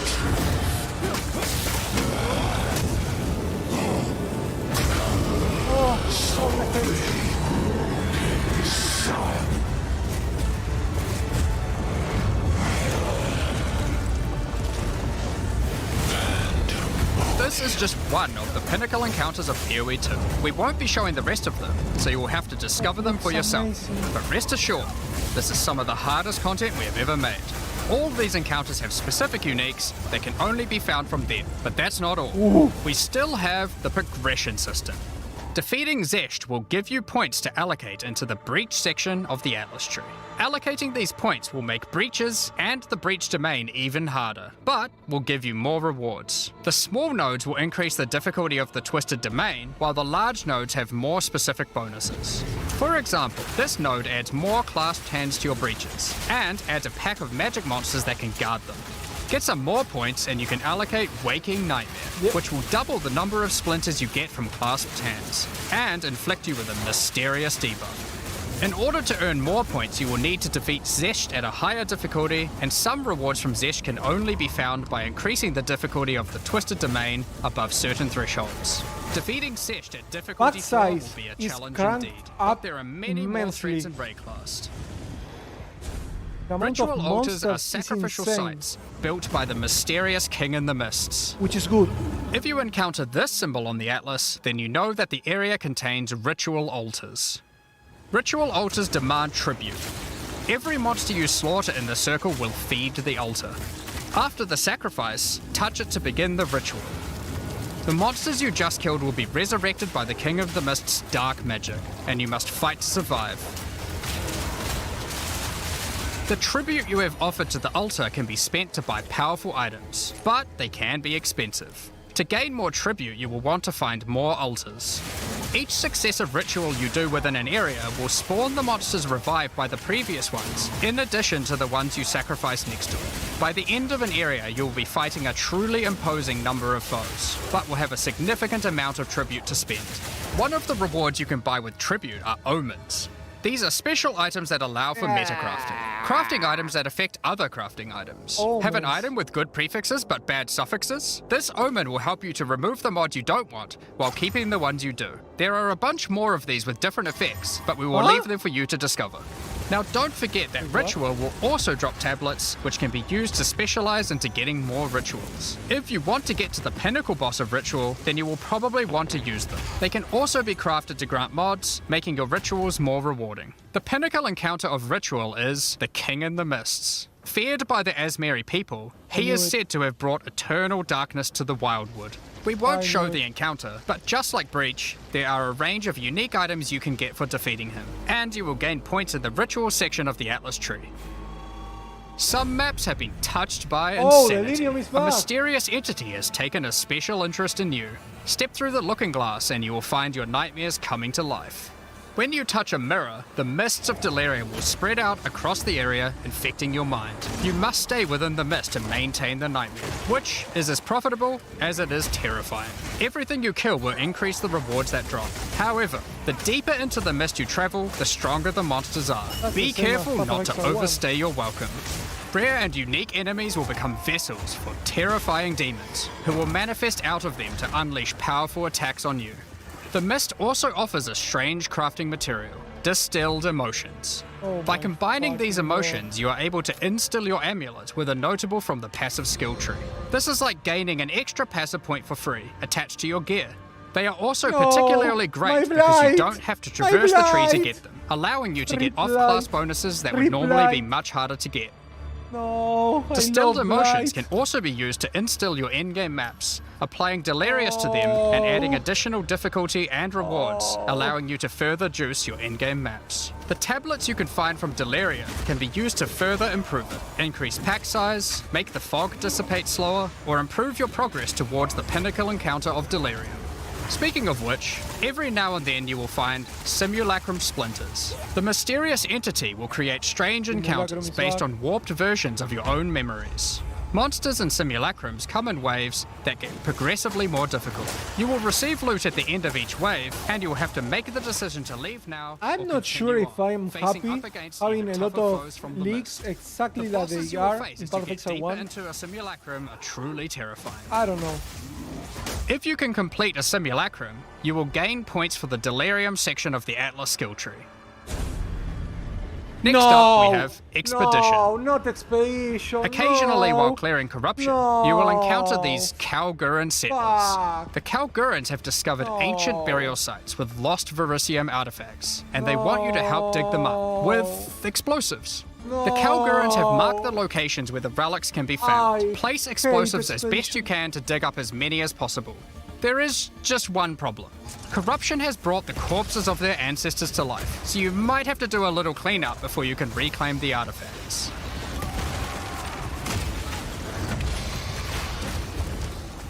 You can also find remnants, the destruction of which will further anger the restless dead. Each one you blow up will make the subsequent monsters more powerful, but also more rewarding. Danig, Rog, Tujin, and Gwenin will exchange the artifacts for useful items and runic magic. You can also find tablets to increase the number of expeditions and the rewards. This one increases the radius of explosives, while this one increases the number of remnants you will find. Eventually, you might discover a logbook. These are special maps full of buried treasure and relics, essentially one giant dig site. Here, you can create an extremely long chain of explosives and go through a very high number of remnants. But be careful, many remnants have mods that can really brick your build, so you will probably want to avoid these ones. If you add too many remnants, you could easily make the encounter harder than you can handle. There are all sorts of interesting things buried under the ground in logbooks. You might find dripping caves and hidden pirate caches. But the most powerful encounter is Olroth, the ancient undead commander of the Knights of the Sun. Defeating him will grant you unique rewards, as well as points to spend in the expedition section of the Atlas tree. So those are the endgame systems on the Atlas, but we are not done yet. The trials we talked about earlier have much more content when you get to endgame 2. Just like the other endgame systems, they also have progression mechanics, unique rewards, and player power that can only be gained from them. As you get higher level coins for the Trial of the Sycamores, you will unlock more floors to explore. Each floor has its own challenging rooms and a floor boss that you will need to kill.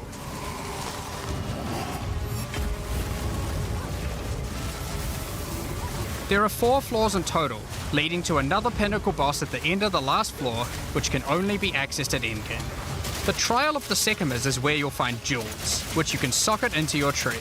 These are like passives that you can craft with your currency items. They can be really powerful as they allow you to stack modifiers that may not be easily accessible on the tree normally. Okay, this jewel jewels. gives lightning damage and shock chance, for example. There are quite a few jewel sockets on the tree, so it's possible to gain a lot of power here.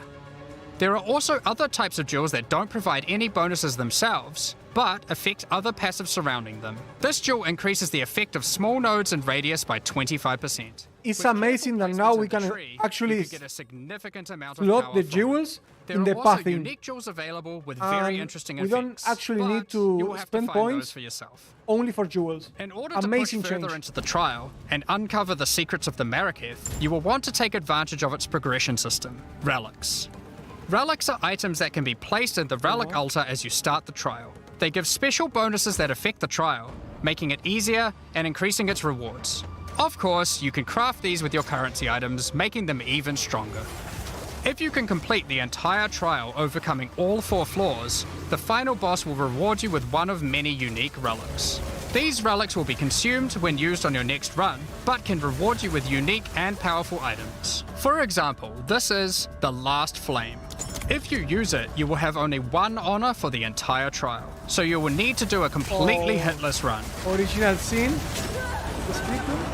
The Trial of Chaos also extends into the endgame. As you gain inscribed ultimatums of higher and higher levels, the number of chambers that you can go through increases. In true Val style, this allows you to take even more risks for even more rewards. At endgame, you can progress through up to 10 chambers with 3 bosses on a single run. Stacking 10 tribulations on top of each other will make this a significant challenge, but it's worth it. The Trial Master will tempt you with items of the Val Empire, such as Val Orbs. Val Orbs are powerful crafting items that corrupt your gear with random, mysterious outcomes. Corruption prevents an item from being modified further, so it has to be the last step of your craft. But it's also the most impactful one. For example, if you use one on your body armor, it might add a new powerful enchantment, or it might re-roll up to half of its modifiers. Val Orbs also have the ability to add a socket, allowing you to bypass the normal restriction of how many sockets an item can have. A body armor could get up to 3 sockets this way, allowing for a significant number of mods. Val Orbs can even modify uniques. Adding enchantments or sockets to uniques can make them incredibly powerful, but there is a good chance that you will break them as well. The Trial Master will also occasionally offer you soul cores. Originally formed by Chaos, the Val sought to replicate soul cores through human sacrifice rituals and blood magic to power their civilization. Soul cores are powerful socketable items, with mods that cannot be obtained from regular runes.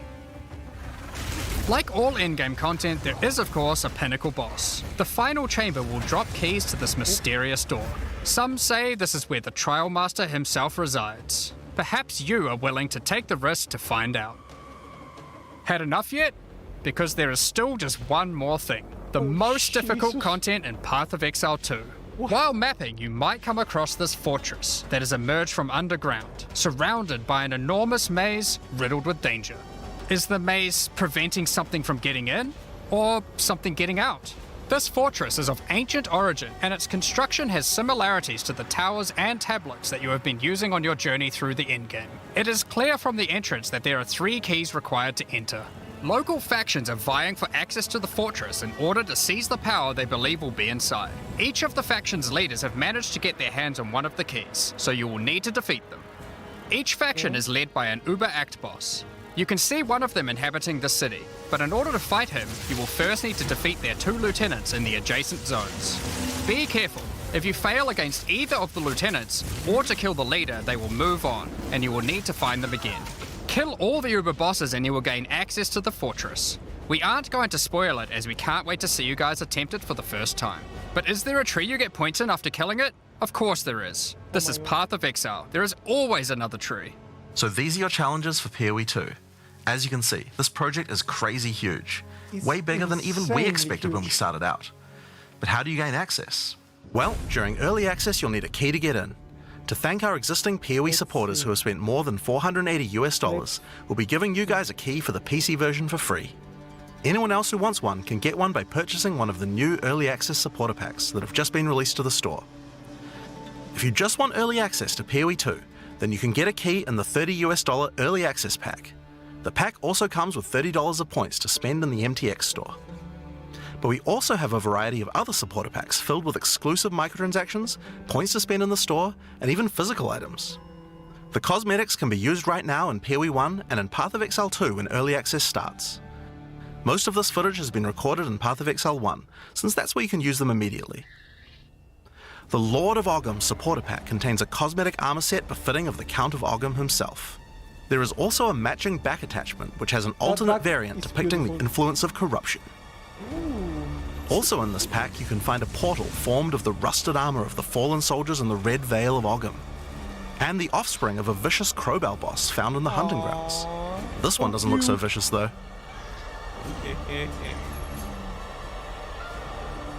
On top of that, you'll receive the Iron Count's Zweihander to apply to your one-handed or two-handed swords. For those who are wanting to decorate your hideouts with fond memories and tales of Path of Exile's history, you will also get a series of hideout statues. This pack contains the statue of Hillock. For Path of Exile 1's closed beta, each pack contained a true New Zealand icon, the Kiwi. Following this tradition, all packs in this series will also contain a new themed Kiwi pet. The pet will loyally follow you into battle, but run away at the first sign of trouble. Become the ruler of the desert with the King of the Farad'n supporter pack. Show your mastery of traversing the sands of the Vasteri Plains. The body armor will allow you to glide along the ground with ancient sand magic. Now each armor set comes with body armor, boots, gloves and helmet, but the boots are covered in sand. If you'd prefer to show them off, you can turn the gliding off if you want. The accompanying back attachment equips you with 2 powerful pillars that can control and manipulate lightning. They will periodically release their energy in a powerful blast while in town, and hover in a circle around you, arcing lightning between them, forming a barrier of energy. Replace the appearance of any bow with the Farad'n's Glory skin, or replace the appearance of a spear with the Tyranny's End spear skin. This spear skin can be applied to staves and war staves in Path of Exile 1. If you want to truly show your worth as a King of the Farad'n, then you definitely need your trusty, moving, entire city fortress known as the Dreadnought to travel across the Vasteri Plains. In Path of Exile, you can decorate your hideout however you like, and it's no exception here. It comes with a variety of thematic elements to use, or use decorations from elsewhere in the game. Additionally, you will get the Deshret's Blessing level up effect, Oh, that's so good. the King of the Farad'n Kiwi pet, and last but not least, a statue depicting the Vile Oversoul from Path of Exile 1. For those who don't know how supporter packs work, each pack comes with all of the cosmetics from the previous tier, so you'll get all the items from the Lord of Ogham supporter pack as well. The Thaumaturge of the Vile supporter pack features an armor set and back attachment themed around the Vile and their pursuit of science and progress. You can find the Soul Core weapon effect in this pack, which causes thaumaturgic energy harnessed from sacrifice to spill from your weapon. This pack also contains Doryani's Idol. It replaces the default appearance of any foci to an ancient relic once used by Doryani, and this can be applied to shields in Path of Exile 1. That's not the only Vile weapon you'll find. It also contains the Wand of the Thaumaturge skin, and the Royal Sacrifice Dagger skin. That dagger looks amazing. You wouldn't think to put sacrificial gems on a Kiwi, but the Vile did. Thaumaturge of the Vile supporters will receive the Thaumaturge of the Vile Kiwi pet, and the Statue of Dominus. This is also the first pack in the series with a physical item. When purchasing this pack, you'll receive a Path of Exile 2 logo t-shirt. Nice. But if you don't want one, you can opt out and return for additional points to spend in the store. Becoming a Warlord of the Karui supporter will grant you an armor set and back attachment adorned in jade carvings and iridescent feathers resembling Pawa. Enough to even impress the ancestral gods, specifically Tukohama, the Karui god of war. Overkill, you say? I think the Karui people would disagree. Why not drop a gigantic totem on rare enemies you slay to crush them to a pulp? Replace your crafting bench in your hideout with the Ancestral Canoe crafting bench, where Ancestral Chief Mata will summon a giant canoe manned by Karui warriors to aid in your crafting desires. We must all start somewhere. You'll also get a pair of weapon skins. Equip Akoya's Felling Axe skin to your one-hand or two-handed axes. I want to have my PoE 1 crafting station from the previous league, I think. A true Karui warlord is always accompanied by their trusty looks Kiwi. amazing. Equipped with armor and harnessing ancestral magic, they make the perfect sidekick.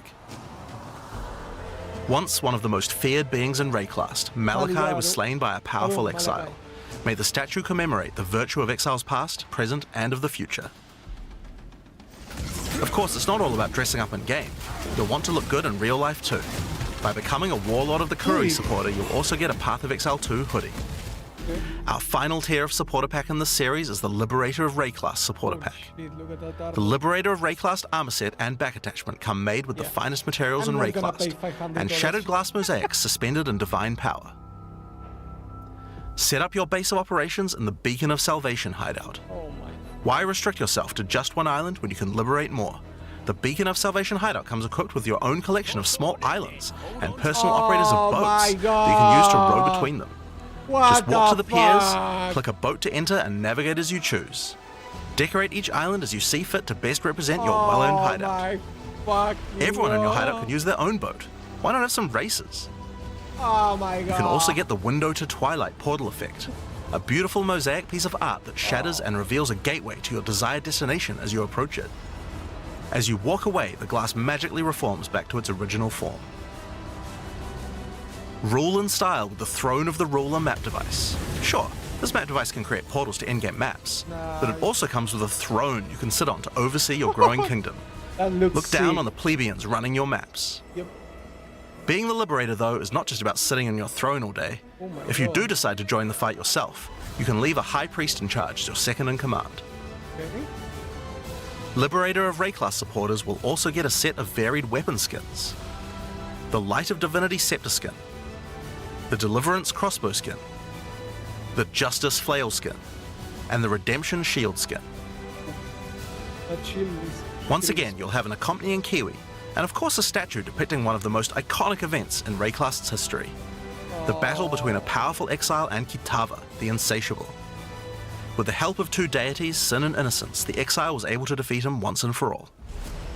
This supporter pack also contains the Path of Exile 2 art book. This 215-page full-color art book includes a huge amount of amazing concept art and lore produced during the long and exciting journey of Path of Exile 2's development.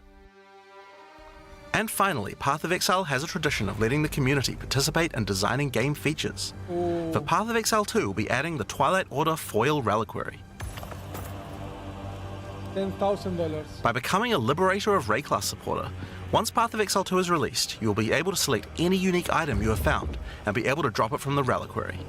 Once players have submitted their items, keys to the reliquary will start dropping, and other players will be able to find foil versions of uniques that you have submitted along with a message for the lucky player. The more players submit the same unique, the more chances there will be for the reliquary to drop them, so choose wisely. Now almost all of these items are available to use in PoE 1 right now. There are a few exceptions where the item class clearly doesn't exist, such as crossbows or flails.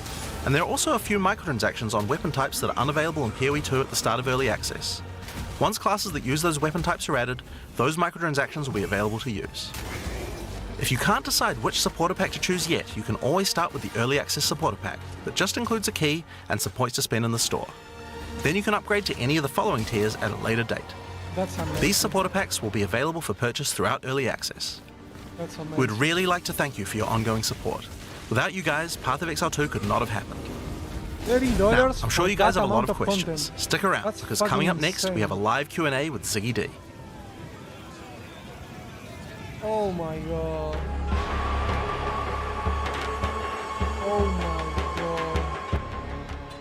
That was fucking insane. The amount of content that we have at launch is fucking insane. I was doing this thing to on the the off post-show screen. discussion and Q&A. Okay, I've really okay. enjoyed what you've seen so far. It's been pretty exciting for us here as well, as you guys have been inspired already just watching things. And you're already cooking a new ascendancy class. Yeah, for sure. We've got to do design whenever you can. Yeah. Absolutely. There's been a few fun moments here already. But I'm your host, Ziggy D, and I'm joined by Jonathan and Mark to talk about everything you've seen. Honestly, it's so much.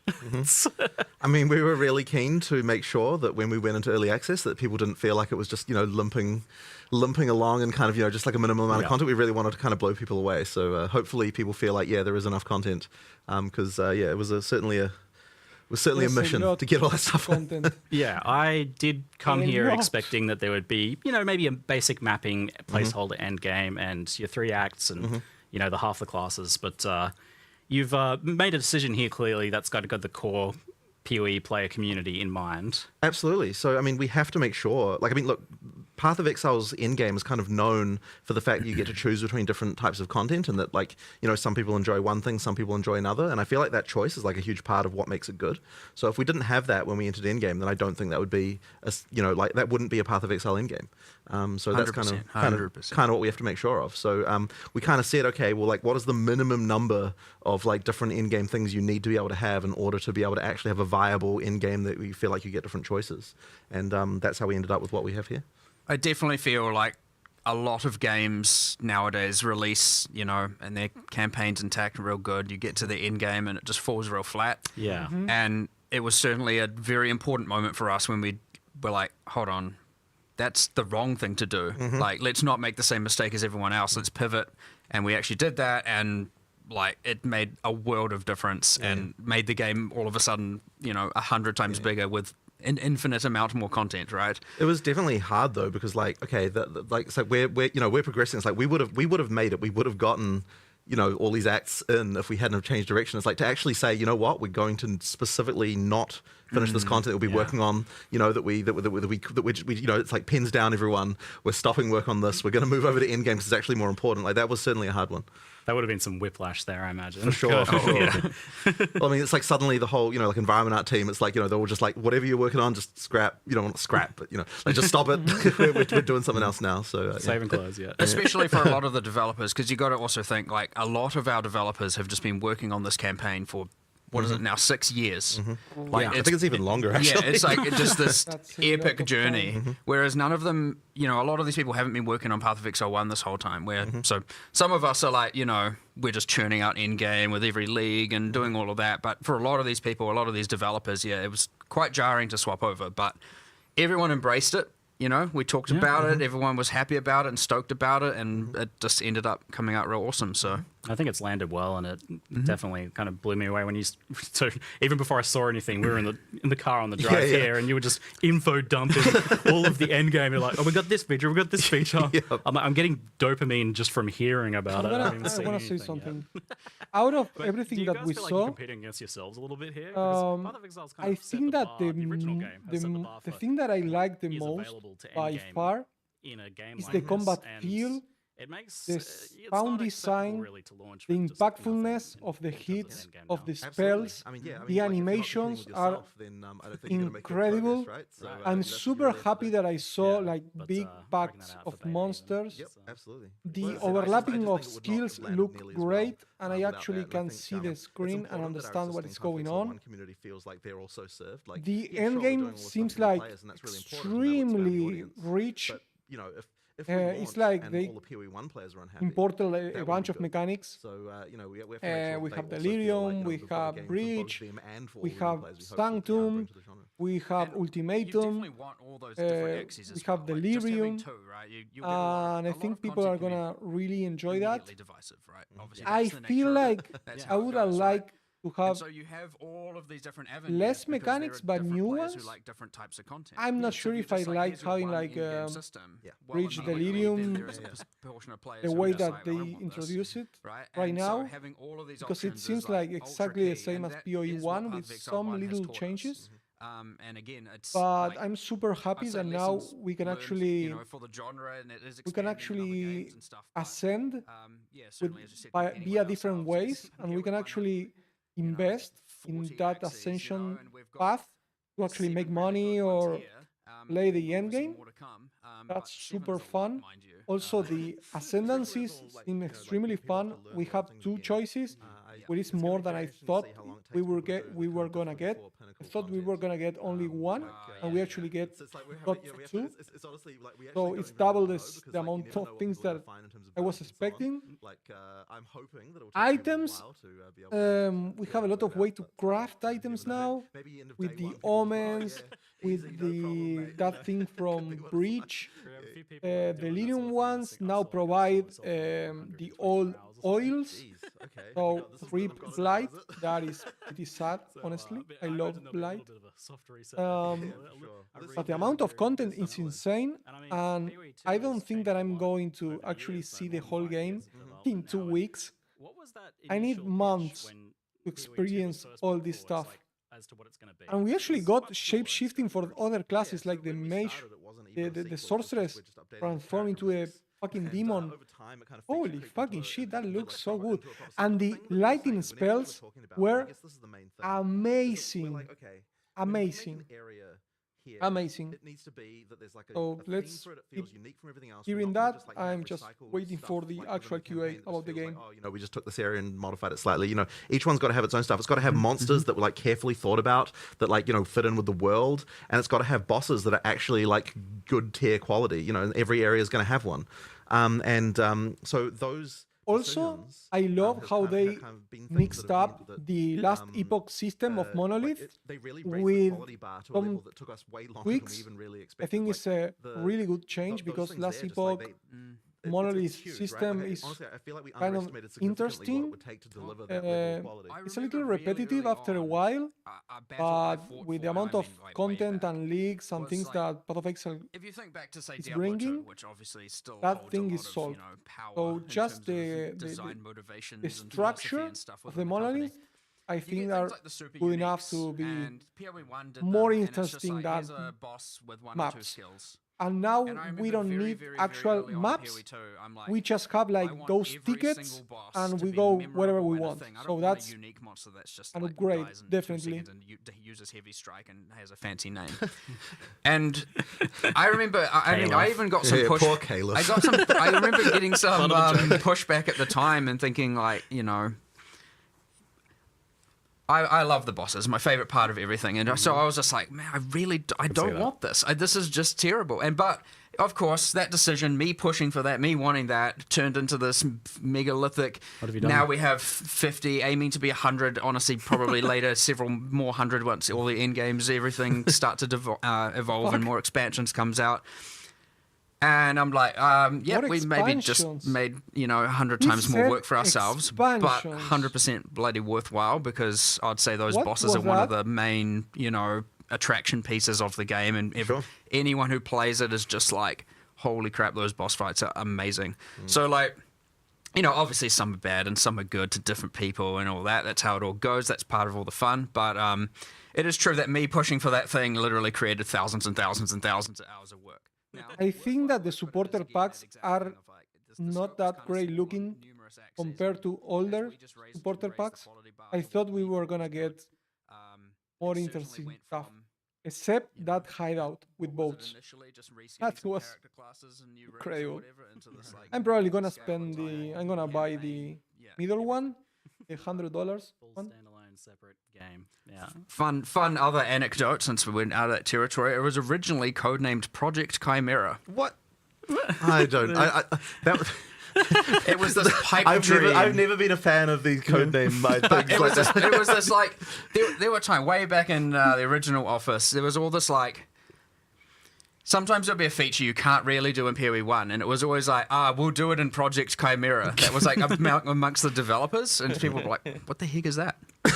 Now, ironically, there is a boss in Act 3 called, well, it's got a different name, but it's called the Chimera internally. It is a Chimera. It's a multi-headed beast, and you've seen it in a few of the marketing, you know, things here and here, different trailers, little snippets of it. And I think it's just ironic that was actually the first boss asset made before everything. The first We got no information about mounts, which is weird. How to use them. And that was made for that game. It was used in the original PoE 2 trailer, right? It is the only incomplete... Also, nothing about divination cards. No sneak peek about druid. It sounds like there was like some sort of emotional demon that you had to battle there, of like the legacy of the original idea, and you had to finish it. We had a moment with the monster game designers where we're like, oh my god, it's happening, the Chimera is finally being finished. Holy, this is like, yeah, we were effectively like, we need to celebrate this boss finally being done. It was like at the origin, and now it's at this, point where we're about to deploy early access. Not to say the end, because the end is forever away. Yeah. Yeah, it's still the beginning of a journey in many ways. Yep. But on that note of celebrating, like, how do you guys feel having now kind of, for the first time, I feel really like laid bare kind of everything you have, you're putting it out there, and only being 2 weeks away from everyone playing it? Well, it's always scary, coming into a release, and I think especially for, there's like a bunch of people on the PoE 2 team who have, who are, like they have, this is their first game that they're going to be releasing, and that experience is something that,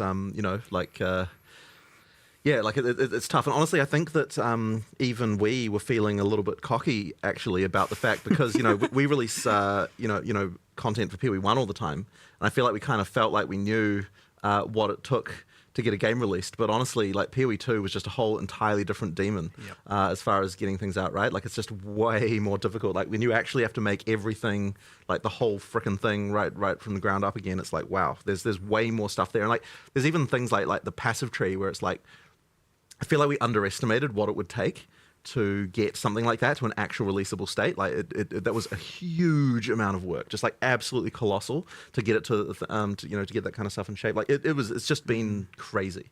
Obviously it's nerve wracking, coming up to coming up to a release day.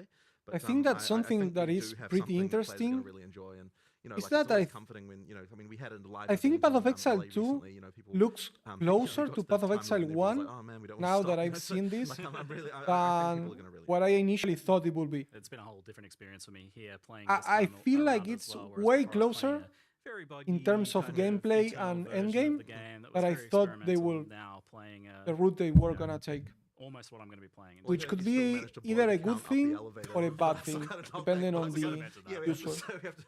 For me, it's neither. I did send the Act 1 boss up an elevator with knockback. It was good. Intended mechanic. I thought it was pretty funny. Yeah. He was in his like big wolf form and kind of trapped in there, so just barking at me through the wood. It's good. So I'm sure there's a few things to work out over this next 2 weeks. I hope the team can have a little bit of a rest for a day before they get back into it. Maybe. Yeah. No, it's been a lot. Do you think that we are gonna get an ascendancy, which is the tamer or whatever, and he's gonna be the one that tames creatures and do mounting abilities? Here, and then maybe going back over some Path of Exile 1 stuff. It seems like you guys want us playing through Christmas. Who knows? That would certainly be good. Look, there's enough stuff there. I think it will take people a long time to get through. Yep. And I mean, obviously, it's also going to be the first time people are playing through a completely fresh campaign as well. I think that will take people a fair amount of time. There's and then of course the end game as well to explore. I mean, it should be pretty significant. We've always wanted it to be that Path of Exile 2 leagues, are going to be, like how PoE 1 leagues are, where you play them for a reasonable amount of time, and then sure, you get done with them eventually, and then you've got the next content that comes out. So in order to be able to realize that, you have to have enough of a base to make that happen. Yeah, people are definitely wondering like how invested they can get in the beta. So I definitely want to ask a few questions kind of around that idea. Firstly, is there going to be wipes and resets, and will there be something before launch as well? So we are going to be having new leagues effectively throughout the beta whenever we launch something significant, because we want to make sure that all of the effectively that people are able to play through. But that stuff will be merged into an early access league, and effectively after we go into full release, that league will stick around. Now, I can't promise that everything about your character will function exactly like Surely how not. it did in that thing. I imagine it'll be a glorious kind of snapshot of all of the here's all the broken here's all the stuff broken I stuff. have. Yeah. But effectively, we can contain all that stuff in the sort of early access league, and then if you still want to play those characters, then you can go right ahead and do that. But the action is always going to be in whatever the most recent league is, and then of course after that point there'll be a standard that everything goes into, which all our economic sins will forevermore be archived in the in standard. So that's no doubt what will happen. Well, it's nice that it's not going to be affecting This what will one- be the standard league. Yeah. Also, That's the that idea. people will be able to kind of get invested in their characters. like- because, Absolutely. I mean, there's even something Act kind of 1, cool 2, about the 3, idea of making something 2.0. that will be like that little historical piece. Absolutely. A little collectible. Absolutely, and I'm sure there'll be some handful of legacy things that only exist in early access Well, leagues. So this one- I guess we'll have to see what comes. I think it's actually You talked about true. like the playing for a week or how long are we expecting? Yeah. Well, 50%? we also got to remember, and a lot of the PoE1 players will be thinking very differently to people who are obviously going to experience this as a new game, but it is a new game, right? You don't have all these predefined, hyper-refined builds to play to immediately, go through things. You don't have people coming in with like fully detailed 7 million line build guides of exactly what to do with what items. The discovery is going to be there. The discovery takes time, and the discovery is like honestly ultra fun for me. Yeah, I love it's it. the best part by Now far. those things will emerge after time. Of course they do. Completely fine. But you should remember, like, there's a lot of game to play here, to discover, to learn about the world, the new narratives, the new world building, the new unique items, the ascendancy classes, the massive passive tree, which is bigger than PoE1's, the end game systems, the bosses. It's not going to be this I personally, when a PoE1 league comes out, for example, I play for like a month, sometimes a bit longer, sometimes a bit less. It ultimately also depends largely what's going on here and how much I need to invest here. So, and there are other people who play for more like 3 and whatnot, but there's certainly going to be a much longer time period you can play this for while still discovering new stuff and not feel like you're finished, you know what I mean? Now, of course, you see that's subjective. Everyone can pick their own point when they finish, but if you want to see everything and do everything, you're going to be investing a lot more time, especially these first-time rounds, and then obviously with every league, there's more to discover, but you get faster at doing all these parts over and over and over again. You'll get more efficient over time. That's how the game works. So, yeah, I'd expect a lot of time to be sunk into this to fully explore it to start with, like a lot, not a week, not 2 weeks. You're going to be going far, far longer than that if you want to see everything. But, it's up to you. Play at your own pace. See how you want to go. Learn at your own pace. That's the beauty of a new game as well, which we haven't been able to experience with Path of Exile 1, or other games for so long, is actually discovering the entire world. And there's some familiar mechanics at the end game and stuff like that, which is awesome for people. Honestly. But I certainly want I'm very excited to see people discovering the new things and getting so watching people go through that discovery process. Maybe even diving in yourself 100%. I mean, I love sitting there in Path of Building, as many of us do, but I am very excited for that. As we were new saying, discovery process for a while. I think you were saying how much you were part spreadsheet. I think I was saying I'm like maybe 60% spreadsheet, 40% discovery, and that's my play archetype. So coming up with our player profiles, Timmy spikes, and things like that. For both of Exile characters. The discovery part of me is ultra excited, and I'll mind you, that's coming from someone who kind of knows all the content. I'm still, because there's something different about making it versus actually playing it live with the players, seeing them discover it, uniques being linked in chat and on Reddit and all of that is just so cool. So we're going to get a massive dose of that, and it is like genuinely exciting to just see how people are going to think, what's worth 1 chaos or what's worth 10 chaos, what's worth 100. I want questions about mechanics, Path of Exile 2, ascendancies, mounting, because one exalt. I don't know, custom creeps, custom freeze, drops. Appreciate, by the way, so when we say we've increased, you're going to be getting multiple exalts in Oh Act my 1 god! in PoE2. We actually. What about a lot. trade like an idle, and support for see website trade kind of like chaos and asynchronous trade? I actually agree. I need to know more about that. That's my point. But it's a new economy, right? Who even knows? The market will have to. But I like that we're already arguing about this. It's good fun. Do you have some kind of like beta release roadmap for updates and things like that for people to look forward to? At that I mean, we certainly did have one 6 months ago when we were, but now that we're now that we're sort of getting to release, it's like, oh my god, like we have to look at it. So, I mean, look, I don't think it'll be any less than 6 months, and I think it could easily end up being more. I certainly don't want to. I mean, look, 2025. I think really want to be full release in 2025. I don't really want to be spending more than a year. That would be pretty crazy. But I mean, honestly, like we have to get all the content finished and all that sort of stuff. We always feel like we underestimate these things, and of course we have to learn what we need to learn. We have to get the game to the point when it is really fun. We have to make sure that like all the things like we've got the difficulty right for all the players, we've got the economy right, like all the stuff. I mean, there's a lot of things that we're gonna have to sort out. And so I kind of have a feeling that the first few weeks at least are gonna just be scramble of like, oh crap, someone like worked this crazy thing out and we found this thing and like it's gonna be a fucking mess. That's always scary, because it's just when we add content to PoE1, it's like at least the kind of base of stuff that we have is kind of well tested and people know kind of what's going on with it. But here it's like just complete new world, and we're the kind of game that has a lot of ability for players to do stuff that we wouldn't anticipate. We have just the way support gems work and everything like that. So there's certainly a lot of worry that like there's just going to be builds that are like completely ridiculous that we just never anticipated, combining certain things in different ways we don't expect. With hundreds of support gems, it can be like that. So that's going to be an interesting one. It will happen. Yeah, for sure. It is inevitable, right? Like, I was planning to play Mercenary.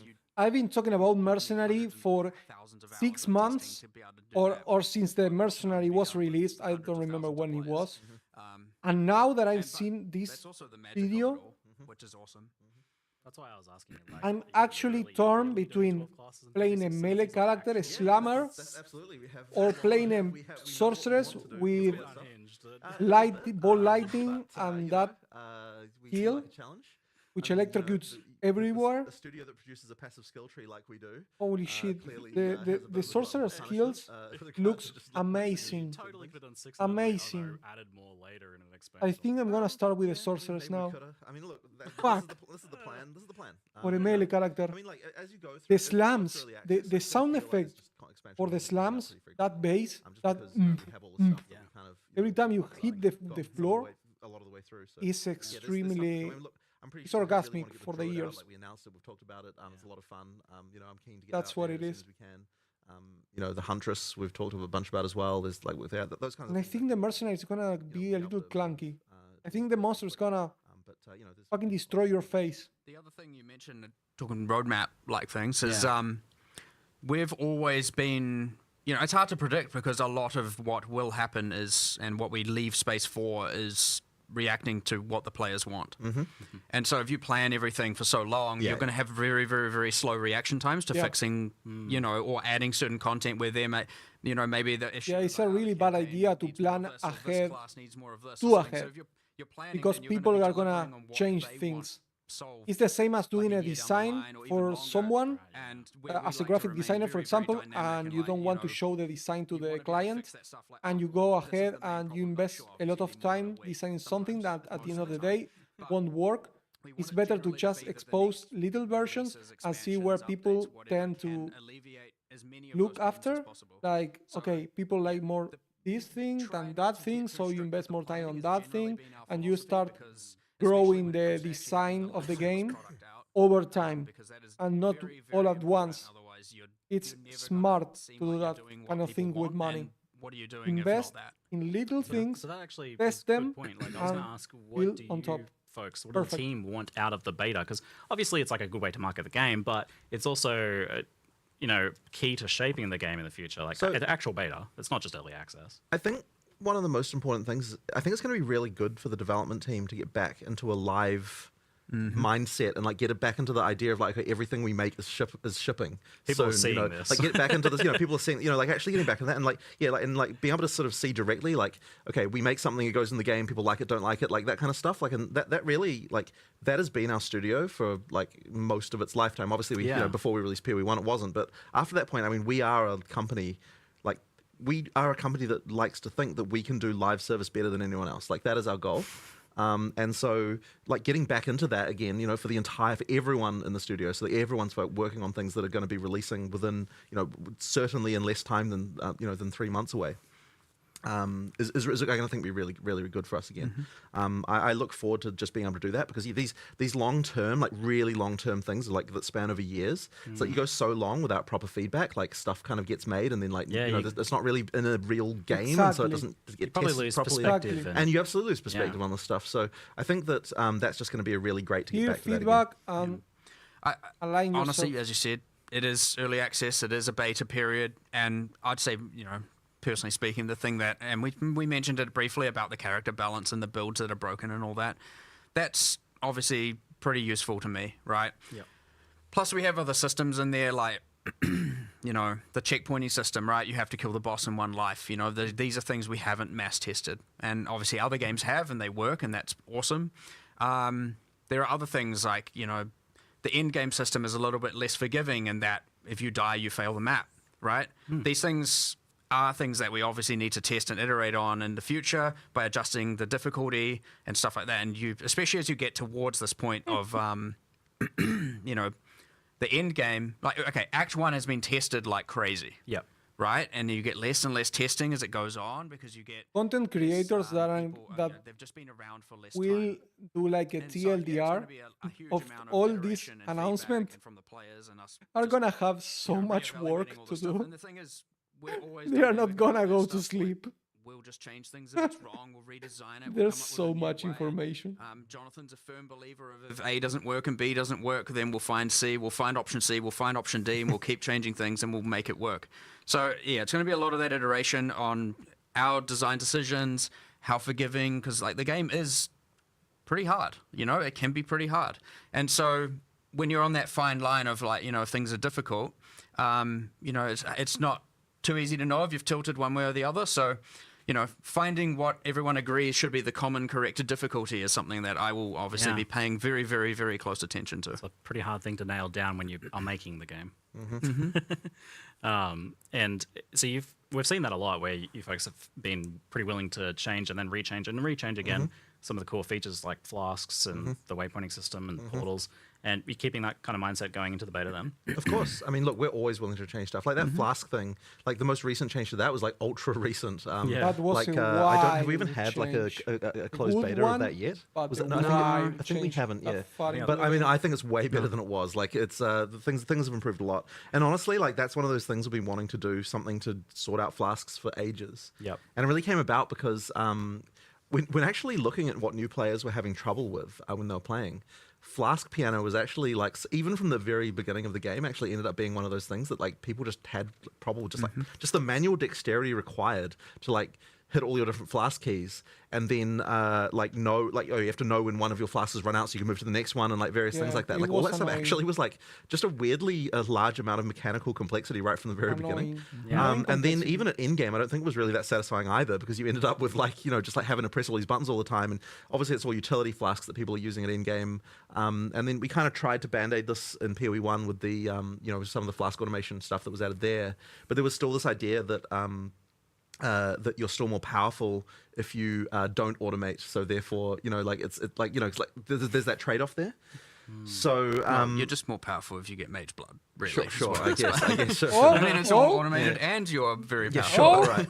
But so the point is effectively that the charm stuff that we're doing effectively means that you no longer, the game is making that decision of like, that stuff will be automated. You no longer have to do that like crazy flask piano to get the best, the best out of your character. And I think that is definitely a step in the right direction. And the other thing as well is it actually makes the crafting more meaningful, I think, on the flasks, because when you've got like 5 slots, then like the individual mods and the individual stuff like seems to tend to not matter as much. I mean, obviously, people want instant recovery and things like that, but like but like now it's like the actual, it's much more meaningful. Like on your life flask, the choice between do I want instant or do I want way more life, like that kind of stuff actually can be a lot more meaningful once you've only got one. So yeah, I think it is a lot better personally. You have we'll jump ahead to Floss since we're on the topic. You have locked in effectively the fact that there's a mana flask there now, so there's always going to be a mana flask slot. And how does that tie into your design for mana? And are we always going to be using a mana flask slot, or if we solve another way, what does it do? You can absolutely solve another way, and then you'll just have a flask slot that isn't doing anything for sure. But I think it kind of has to work that way because we really don't want. Because like once you sort of start to get into changing that around. I feel like the system sort of starts to break with regard to like, you know, the feeling of like, I know where mana is, I know where my health is, like that kind of stuff. That being said, you know, we've always got uniques and stuff like that. I believe there's already... there is a unique that allows you to equip two mana flasks. But the thing is then that's a build choice that you're making, so it's a little bit different, and that's fine. But I think the system as it works now just, it allows you to use two mana So it does flasks. sound like on the mana side of things then that there are going to be multiple angles of solving mana. means Not that- Of course, necessarily we've got Leech Naturally, edition you number cannot do that. 475 of how it works, and we've finally got it right this time. So convert your mana. I think it works, and I think it's good. So I think that Leech. But if you convert your mana to the fire thing, have to like crack out the or- leech diagram showing the different buckets and Your things life like that. into I think energy that shield? Leech might be. how does No, it I work? think- I was have gonna a say, Leech useless is one of the flask then? topics in the studio that has wasted the most designer time of anything in the industry. But I actually don't think it's that. I think the actual worst offender is what stats should Dex give you. I think that is like that one has wasted there's so many arguments about that. I feel like that one's never come to the fore. Like we know about the leech one, but no one is happy about giving accuracy. But no one has a better idea than what accuracy that it can give. And then, like everyone's going to come up with like in chat a bit. I bet they'll be like saying, oh, you know, it can give this or this, whatever. But there's like, seriously, there's been endless arguments about that topic. It's like it's outrageous. Yeah. You've got me thinking about it now. Yeah. I mean, speed would be good, but then that's No, probably but too much. No, That's too much. something like Dex, you just Yeah, can't. Dex stacking speed. We can get all the designers down here right now. Yeah, I know. But we'll just have it. We'll just have it out again. You've had We'll just have it out again. the longest Q&A of all time. Yeah. It's already going to be that. Sometimes you're just like, you start the day, you're like, all right, here are the problems we need to I solve, will and then be you're too like, strong. But then no, accuracy it's- on Dex oh, comes up no, again. it's 3 p.m. and we're still discussing dexterity. Yeah. So go home. Just make it accuracy again. Yeah, exactly. That is literally how it comes back to accuracy every time. This is okay. Yeah. Rewinding a little bit, we can't forget our roots with Path of Exile 1, of course. So for the PoE 1 enjoyers, what is the plan for PoE 1 during the course of this beta? Is there going to be leagues launching? Is it on the back burner? Yeah, there absolutely will be leagues launching. Now I don't know the exact date, but the plan is kind of late February. Yep. But I mean, look, it's Late we'll see what happens. February. I will admit that unfortunately we did have to steal a few PoE 1 resources just towards the end here, which is kind of been a bit February. unfortunate. I really wish we didn't have to. But as I said, we kind of underestimated some of the stuff. But Oh my God. everyone is going to be going back to PoE 1 again So for if the you, February. if you want for to the play February PoE 1 and not PoE 2, and we're going you're to make sure fucked. that we can do that. Like You one of have the like things a that was a 7 big month problem for our studio when we had a long-term project and a Settlers. short-term project. Yeah. Is that you know, you've always had that thing of like you always want to work on the short-term thing. Yeah. So now that we've got 2 short-term things coming up, I actually think it's going to be a bit easier to prioritize in Rage some is respects gonna- because Funnily enough. you know, it's Be like a it's all little it's bit just like annoyed. all that stuff is then I don't give a is fucking like coming shit. up soon. So but we'll see. We'll I'm see how gonna it play goes. PoE But 2, obviously. we need to get that PoE 1 expansion out next. But some people Obviously, that prefer you PoE know, 1, I just want to always But make it you clear cannot that say- the reason why things can't be so planned out is again we're just releasing. you this cannot game, say that you prefer PoE 1 if you never try PoE 2.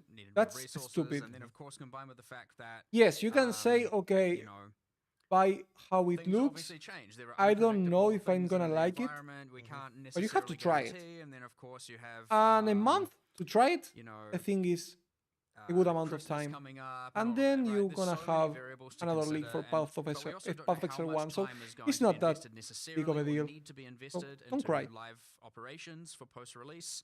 How many problems are going to go wrong? How many builds are there? How many of the uniques are broken? How many, and where do all these resources go? There are like just millions of variables here to consider, and so like it can get very, very difficult, especially at this time. But once you release, you have a bit of a grace period, so to speak, where well, more like a period of extreme amounts of fire, where we're putting out fires everywhere. But we have a period where we're fixing everything. You get everything stable, and then we're going to be like, all right, let's recalibrate, figure everything out, and what is our plans, and then establish all of that, based also on the feedback we get from that period where everything's on fire. Not to make it sound like it's going to be bad, but that is the inevitability. Is there's always problems. And hopefully, it appears good from a player perspective, but there's always going to be like, oh my god, people found this, and we don't have to see all the fires. Also, I'm gonna wait at least 2 days until I buy the supporter pack, just in case that the shop books itself because of many people trying to buy it. I'm gonna wait just to avoid some issues. Okay. If you can deal with something within like an hour or two of it happening, then it's like you're kind of okay because no one had a chance to kind of like everyone didn't swap their build over to it or whatever. Yeah. But we're gonna have to be really on the ball for PoE 2 just because there's so many things that are new. Well, I mean, look, we have several bosses with several elevators. How many of them can be pushed up the elevator? You know what I mean? Well, that's what I mean. When I say a fire, I'm talking about bosses getting pushed up elevators. Like, that's not okay. I am liking my mercenary flashbang knockback is very fun. Right. Yeah, you need to look into that, by the way. The whole flashbang. What? I feel like you're going to nerf my build. Yeah. He's Stay away from my fires already. Yeah. No, these are the fun things. Discovering that stuff can be very fun for the players. It's just internally, it's like, oh no, what are we doing? It can get a little bit panicky after release, and there's lots of things going on. You're like, oh geez, what do I solve first? But obviously, it's the same as PoE 1. We're good at it at this point. Got some experience. Yeah. Belts. You aren't going to be torturing us with like releasing beta stuff at the same time as PoE 1 league launches. Yeah, the plan is to keep them separated a bit from each other so that you get a chance to play. Don't make me both choose. Yeah. So we saw a cinematic, to put it lightly. It was that cinematic quite was epic, and I know it's been cooking for quite some time, and that was pretty exciting. But we've also seen just a lot of story stuff happening on a much higher level than previously now. So stepping up your storytelling game here a bit. Yeah, so we're really wanting to make sure that the storytelling in PoE 2 is much better than what it was in PoE 1. There's a lot more kind of, that kind of like stuff with the introductions to boss fights and the outros and things like that, like all that stuff. We've just got a lot more storytelling going in. All of those things. We do have the intro cutscene. There's also kind of like light, like between the acts. There's these kind of like more kind of motion graphic type cutscenes, just kind of establish things. And there might be some more surprises later on in the game as well. Not in early access, unfortunately. Later on that we can that you can see as well. But ultimately, we just want to make sure that I think a lot of people who got through the PoE 1 story had no idea what was happening by the end. And so effectively we want to make sure that is not the case this time around, that people really are able to absorb things. But one thing I will say though is that it's ultra important to us that we don't break the feeling that like when you're playing a second time that it feels like we don't want it to feel annoying the second time. We were talking about this morning. About you don't take the control out of the player's hands. So I'm a personally a believer of the fact that if you just when you change the camera position for a cutscene, immediately it feels way more annoying, like because there's this whole thing of like if you click on an NPC and like the camera changes position, like sure when you're playing through the campaign the first time. No, it's not annoying. It's cool. And also, I'm super happy that we are actually looking at the character from farther away than in Path of Exile 1.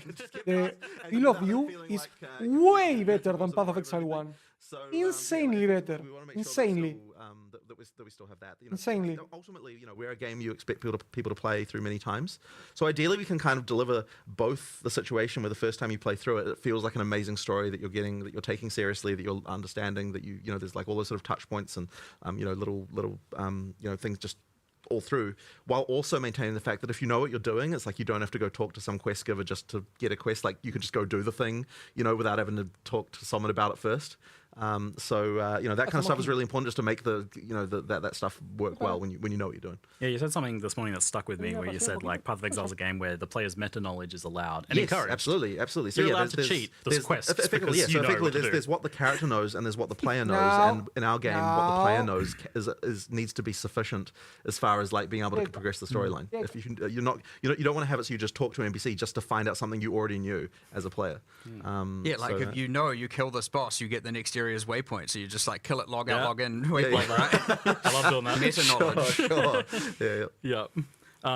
So You explained to me the other day the kind of the context for the beast and how that leads into the cutscene in the beginning of PoE 2 from PoE 1, and that I think helped put it in a lot more perspective for me and made me appreciate and understand what's going on with the story. So here effectively, what you're seeing in the opening cutscene is effectively the a new seed of a beast that is going to be is growing. Now in PoE 1, you know, the beast was killed. And then what happened in response to that is a bunch of all the gods in the world were able to, were able to effectively rise again. And you killed a bunch of them, but there are more, in the world. And effectively, we don't want to spoil too much about the storyline overall, but effectively, obviously someone here, the Count is wanting to harness the power of the beast once again. And then we have the mysterious figure there who is saying, no, don't do this. This always turns out badly. There was a comment in chat that I loved that was like, stop opening Eldritch boxes. Yeah, exactly. Why do people keep doing this? Yeah. I would. If someone handed you a mysterious orb, wouldn't you press the button? I mean, there's a puzzle. I don't want Eldritch abominations running I'm wild. going to try, but who knows how many You're hours living it's in going to take me. medieval Indeed. setup.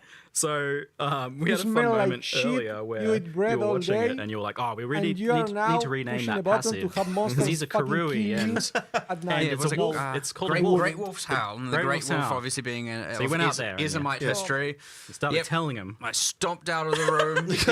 And I was like, we need to rename that notable. He's Karui.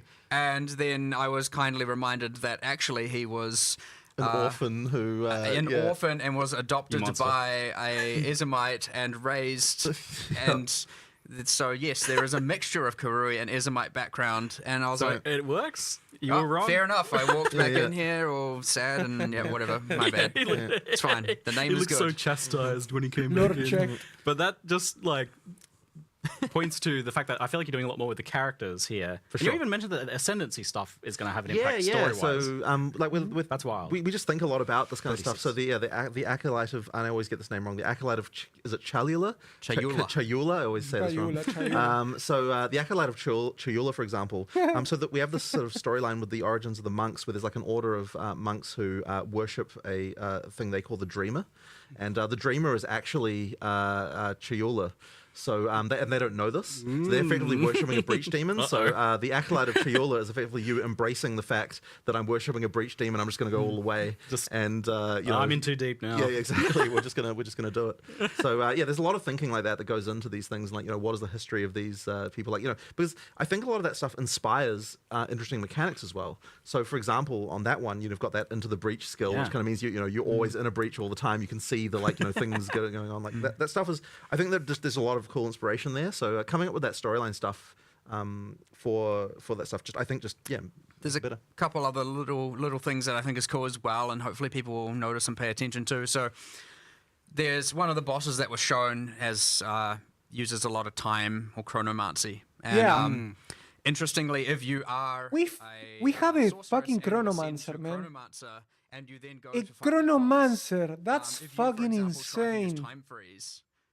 The boss is like, no, that doesn't work on me. Spells that change time are super cool. Just super cool. On you. And it's For example, the Mesmer like that, and it doesn't like in Guild Wars 2, scale, right? It doesn't the make Chronomancer, which was asked in Guild Wars for ages. It's so interesting as a concept, right? You're playing.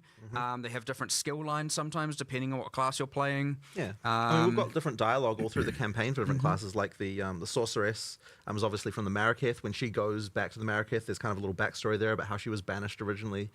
So she needs to find a way to she needs to be accepted back into their culture again. Like we've got things like the character we talked about earlier.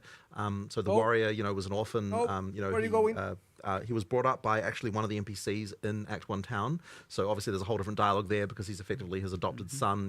We've got things like that. There's a lot of thought that's gone into just trying to make it feel like all these character classes have some level of involvement with the world. They didn't just come into existence the moment that you. There's other little things. So, like more on the narrative side, obviously we saw the world map. You have the icons that show different things that are in each act, like all the things you want to explore, find, and go. Yeah, awesome. The map system, but each of them also has a little bit of a kind of complex and a little bit of text on them as well. And like, for example, the there's one in one of the first areas in the game that's just like a camp of Iron Count guards, and you know, we showed it in a trailer when the Ranger class trailer we did.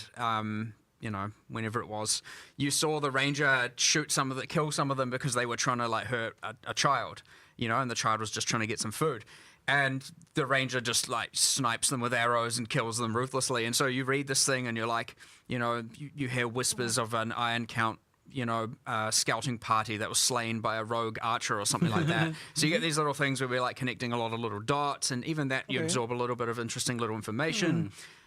You've got other things, for example, when you enter an area, it not only says the name at the top now, it has almost a subtitle text that's giving you a little bit of history. And these little things like somehow make the world building feel so much better. And when you approach certain landmark rooms and you walk into them, you'll get a banner at the top as well, which says what it is and gives, again, a little bit of a thing. And all these little micro narrative delivery mechanisms like make you feel way more immersed in the world and way more aware of what's going on and way more connected to your character, way more connected to the bosses, to the NPCs. There's a lot we're doing now that we certainly never did before. We didn't even think of before. But yeah, it's I like that awesome. a lot because, like, as an action RPG gamer, I don't really care too much about plot, but I do want a really cool world to be blowing monsters up in. Basically, that's like, I want the characters to be cool, I want the baddies to be cool, and I want, like, the things happening around me that, like, build out a bit of that story without me having to stop killing stuff. Yeah. And it sounds like there's more of that going on as well, which is great. The baddies being cool. I mean, that's that's how we almost designed an ascendancy class in here just before when we were watching that trailer earlier. Yes. So what you were saying a shadow. You came up with a shadow ascendancy. Yeah. Internally we had some developers watching the trailer yesterday, getting excited about it, and then I was like, I want to play that. I want to play that character. I want to be that character. Yeah. That's awesome. That like. Kind of Val Thaumaturge type character, and so like all of a sudden it's like we should make that a class, and then we had another guy like suggest it should be a shadow, and so now I'm like, oh yeah, we're definitely we have to do a Val Thaumaturge like shadow ascendancy, like that's gonna be cool. And you can do awesome things now. Even I know it's hard to see because you hide it under all the armor, but you can do things like, you know, with our character classes, just due to the upgrades and models, where all of a sudden now the character can have tattoos added to them and stuff like that is completely feasible in the future. And like, I want to do a lot more of that stuff. Like for the, there's little things like for the Warbringer, I think was the class name on the warrior. When you take that ancestral totem node, all your totems now have like an extra blue glow to them, kind of like they're enhanced by this ancestral magic. Okay. And what we also want to do is add tattoos as well that like glow blue when you're using certain skills and all that. So heaps of little things that again connect all the culture and all that stuff together and make you feel like, you know, it's believable and this is a character as opposed to this is just a mechanic, and you know. Makes picking an ascendancy more epic. I know that there was a part in the trailer that was like not fully finished where you ascend and it doesn't really do anything, but I know you want it to be like a cool moment where some power goes in you. Absolutely. We just hadn't finished the VFX yet. Even the another one, the Blood Mage, when you like, you know, play the Blood Mage, now you get an additive surge on your character whenever you cast spells. You're getting like almost bloodbending kind of vibe going on, and like drawing it from their veins and sending out a fireball. It's cool. Yeah.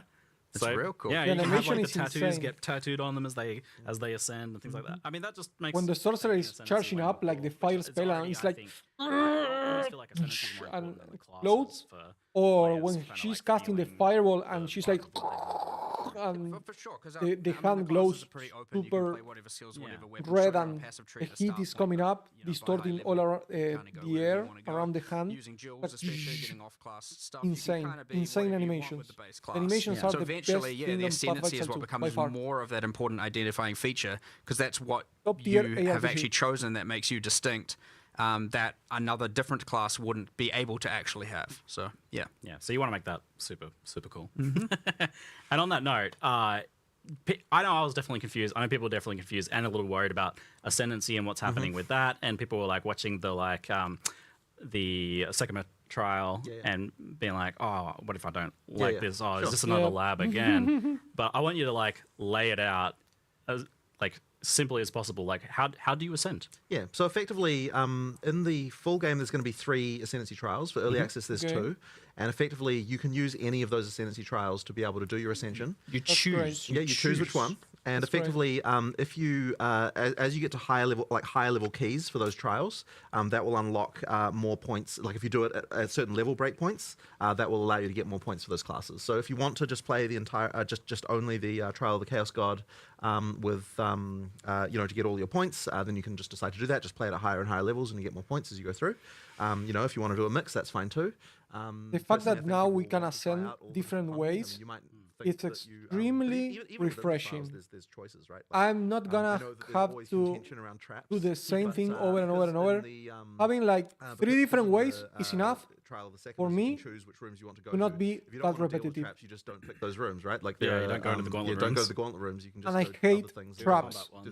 So the fact that now I can actually do like normal PoE mechanics to ascend, it will feel like it is not a chore, but a regular path into Path of Exile, leveling divisive or content, gearing but up. Lots of choice, and you can choose what Extremely to do well, and what not to do. good And decision. then we're embracing Extremely that good here decision. now, and that is. I mean, you're just a win. clearly leaning into that now. You have such a competitive advantage in that you have so much content, and even with PoE 2, that's still going to be the case.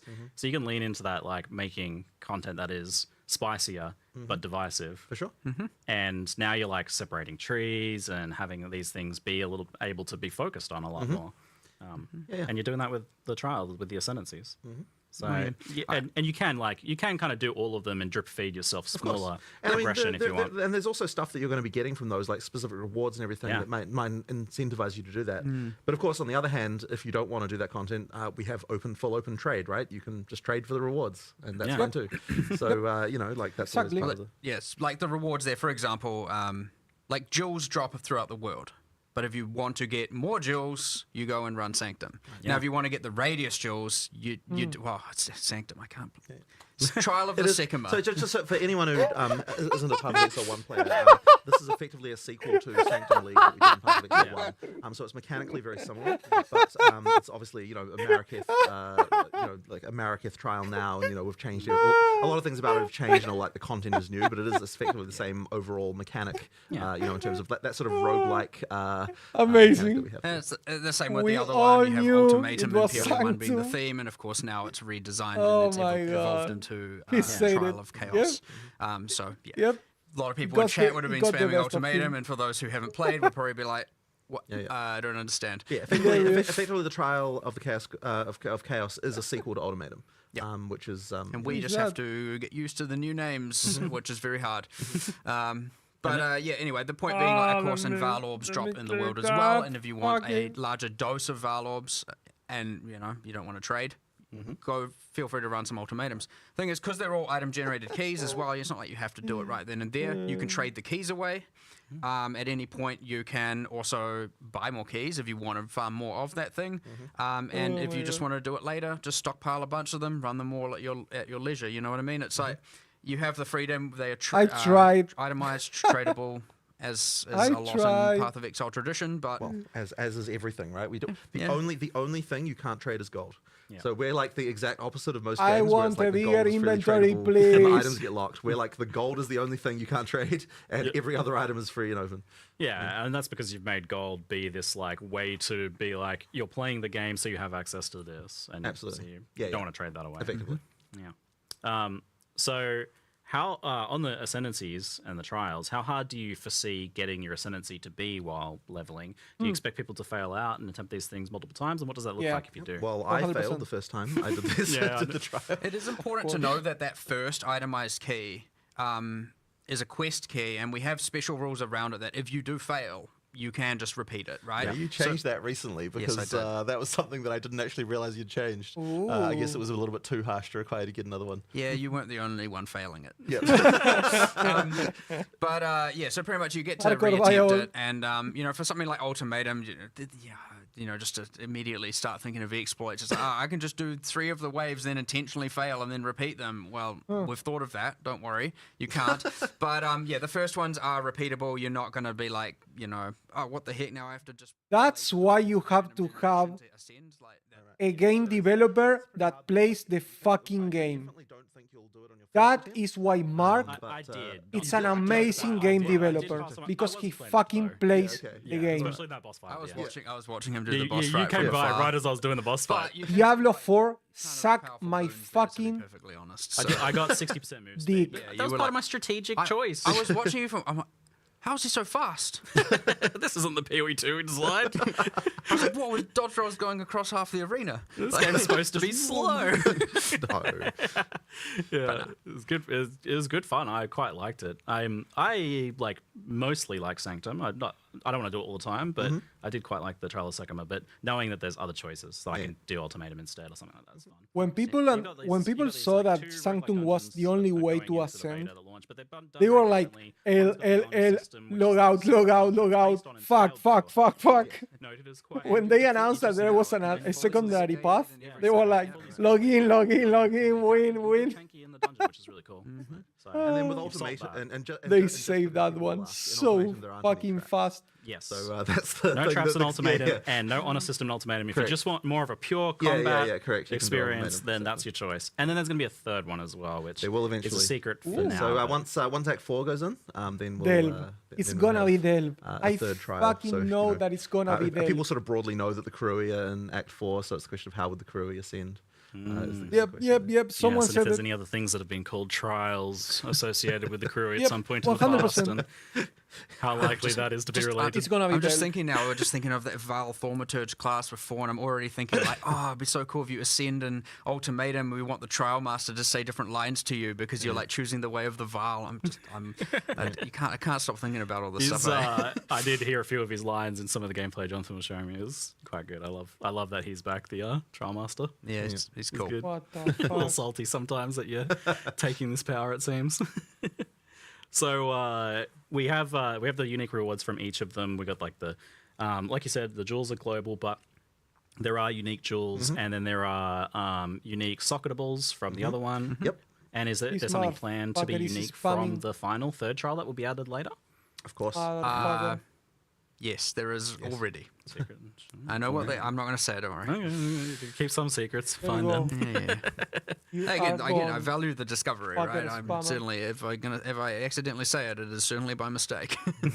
But yes, don't. And that Val orbs from the Ultimatum in particular is they seem like they're a lot more important, a lot more powerful. I mean, I certainly think that like some of the stuff is a lot better with how they work. So So one of the things that we wanted to change was that implicits on items are truly implicit. Like you can't get rid of them; they stay there. And so that means that when you do a Val orb, the mod that you get there now is an addition to whatever implicit already had, which is obviously good. And then the next one being that you can get plus one socket above the normal limit, which is also kind of powerful.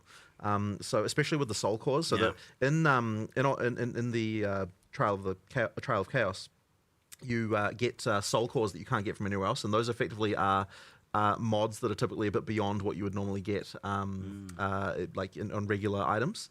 Whereas runes, which kind of drop everywhere, those ones are just kind of normal everyday mods that you would expect to find on any Resists kind of item. and things Yeah, like just that. resists and damage and that kind of stuff. So effectively the soul cores is is Like gold kind jewels. of the more end gamey socketables that you might want to be using. And obviously being able to get plus one socket, I mean it's something that everyone will want. We do have a mirror, right? But on the other hand, there is that risk of 100% we're gonna just get the bricking your mirror. item. So that's the deadly gamble you have as your final crafting step there. It's what they are. Val orbs are more forgiving though. Like, They are, yeah. But like if you think about we talked about enchantment. Yeah. So some Can slots they you might poof value the the enchantment item? over a rune or a socket slot, right? That probably, No, especially that's towards only end game, I'd say that's from probably going to double tilt that corruption. way because maybe a soul core contests with it, but the whole point is that there's choice there involved.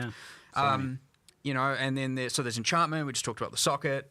There's obviously always the case of doing nothing, which happens. But for just say regular rare items, it will re-roll like 1 to 3 modifiers at random. Effectively, do a chaos orb on 1 to 3 modifiers, not all 6. And as much as that can often be a downside, because if you're using on a very good item, Obviously, it's going to take away the good ones. Interesting. But if you're using it on a mid item, you can actually turn it very good. Now, I've had this happen. Like when I've been playing, I've got like, this is, life, defense, double res, and something else that I don't want.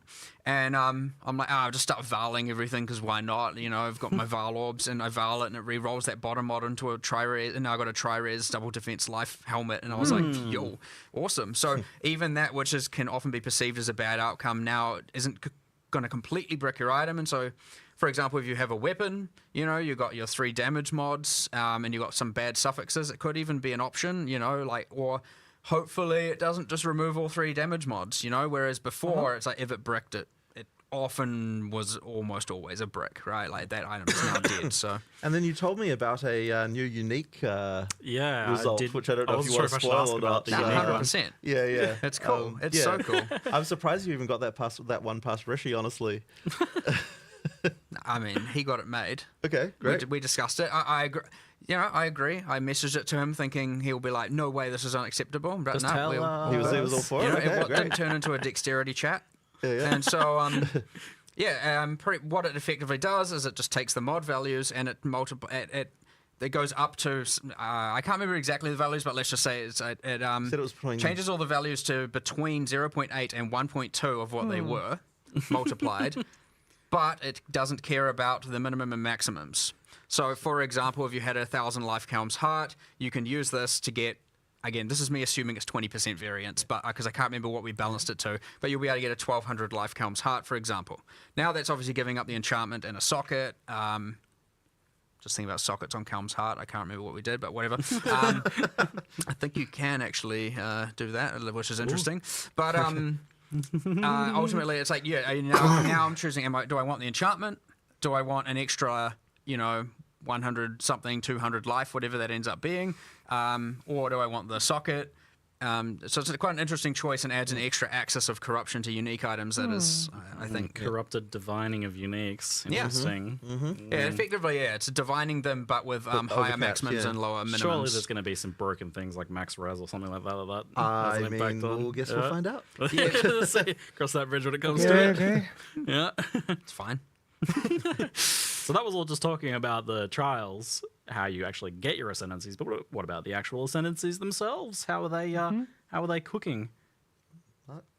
Well, they're fun. They're cool.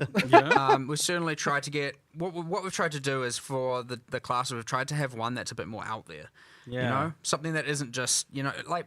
If you think even about in PoE 1, you've got the duelist, and you can go like champion or slayer or holy words I don't remember, but you know the drill. And the gladiator. And the problem is like, okay, they're all just about like hitting stuff with weapons, and they haven't. There's nothing really out there. They all sound cool. Like, don't get me wrong, and they can be cool, and they do have differences, but there's nothing that's like kind of crazy. So all of a sudden now, when you're like, sorceress, you're using all your elemental skills, and now you can just like go into this thing that can stop time. It's a little bit more crazy, and you got the mercenary, and you can turn into a gemling legionnaire and like, effectively fuse gems into your flesh to like, mutate yourself. It's like not just talking about crossbows and projectiles over and over and over and over again. It's like doing kind of whack stuff. So I really like that. That's awesome, and we're going to make sure every single class has one thing that is like definitely out there, and then one thing that's more predictable, more to the expectation of the trope. For example, the Deadeye to the Ranger, and but yeah, lots and lots of cool interactions, just cool playing with different mechanics, and we've tried to make them like, for example, none of them call out a weapon, right? None of them. So we're trying to make sure that they're broad enough to be that.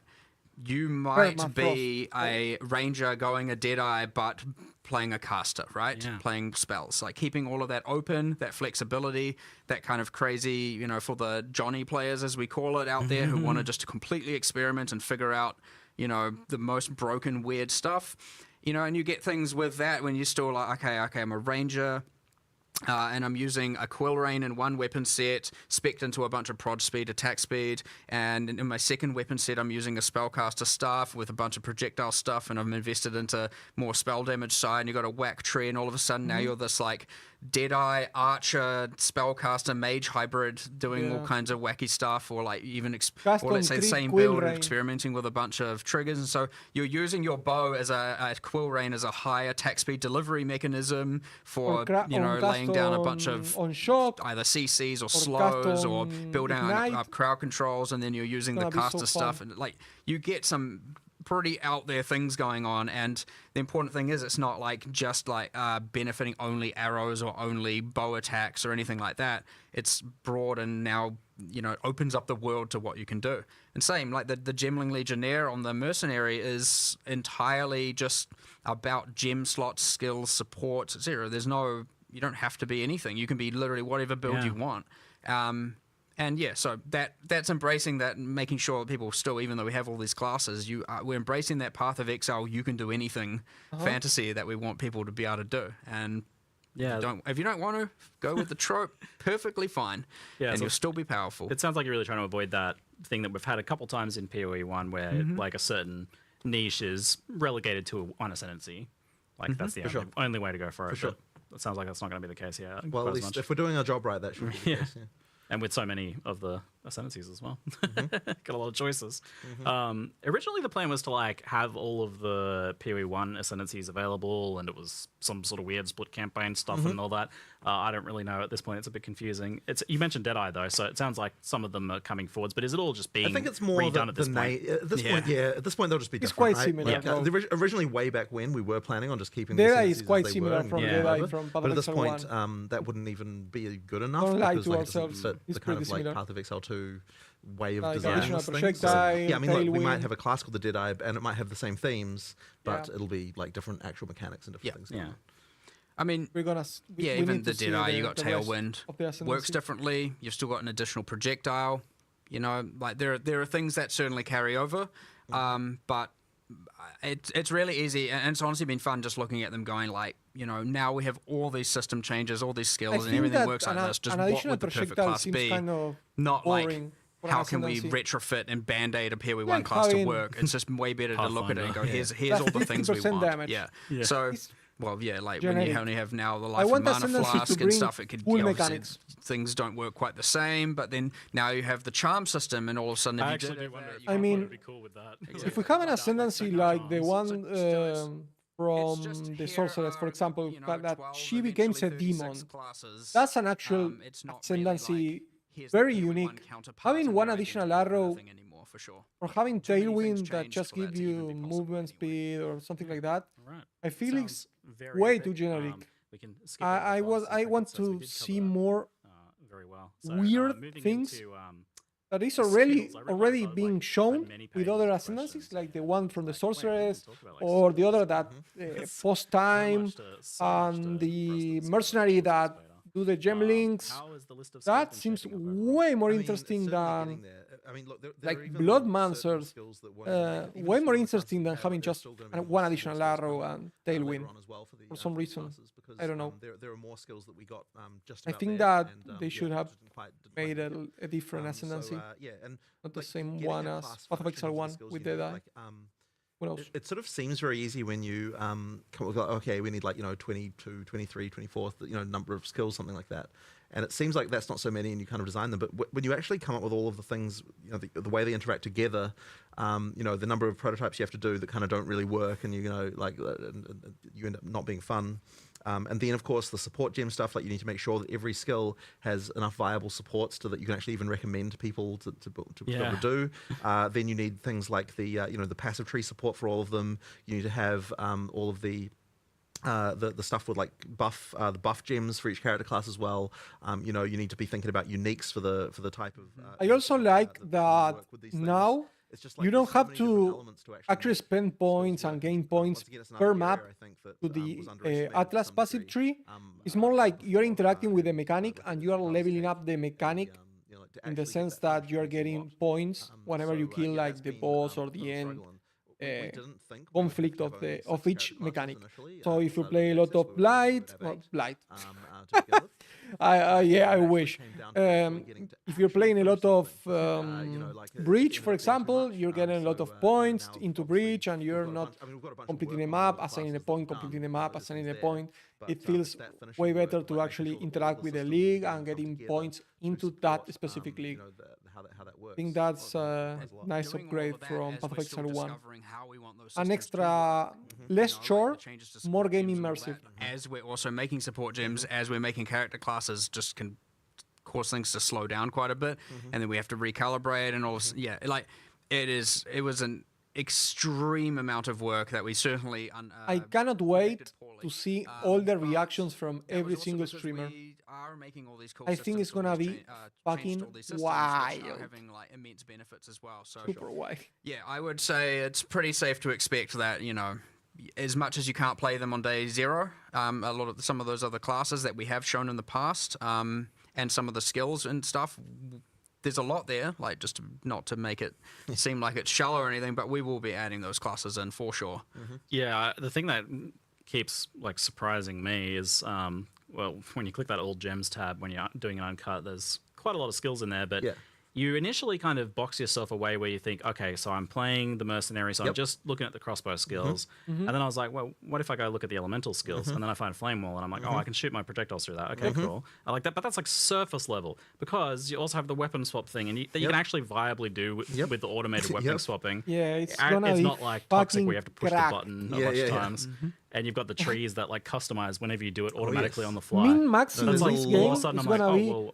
Even why can't I use a sword? I think it's gonna be way more difficult than Path of Exile 1. Cool mercenary vibe sword and crossbow, which is insane. Yeah, I mean that stuff is like is crazy. I mean, like in the you know, actually there was one in the community guys recorded where they were using a bell, the bell skill with the quarterstaff with the rapid shot mercenary skill. Yeah, and when I saw it, I was like, oh man, you know, it's like the bell was like yeah, like that, I didn't even know about that particular combo until I saw it in some of the footage they recorded. I started thinking about that too with like multiplayer. I was like, so I was throwing my gas grenades, which you can blow up with your explosive grenades, but then I was throwing it at a boss that was doing burning ground, and they were blowing up instantly. I'm like, oh wait, so it reacts to the environment. Well, it's obviously going to react to my friends doing burning ground then. Oh yes, so and my flame wall friend. And this is the reason. Like, this conversation here is the reason why there's going to be crazy builds that we don't anticipate, because like some of the stuff that can happen between classes, I just have no doubt. This means that actually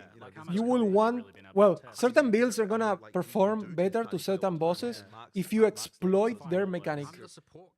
And this is something that we always do in every single game, also in Path of Exile 1. But I think the interaction between skills are gonna be way more interesting. Way more interesting.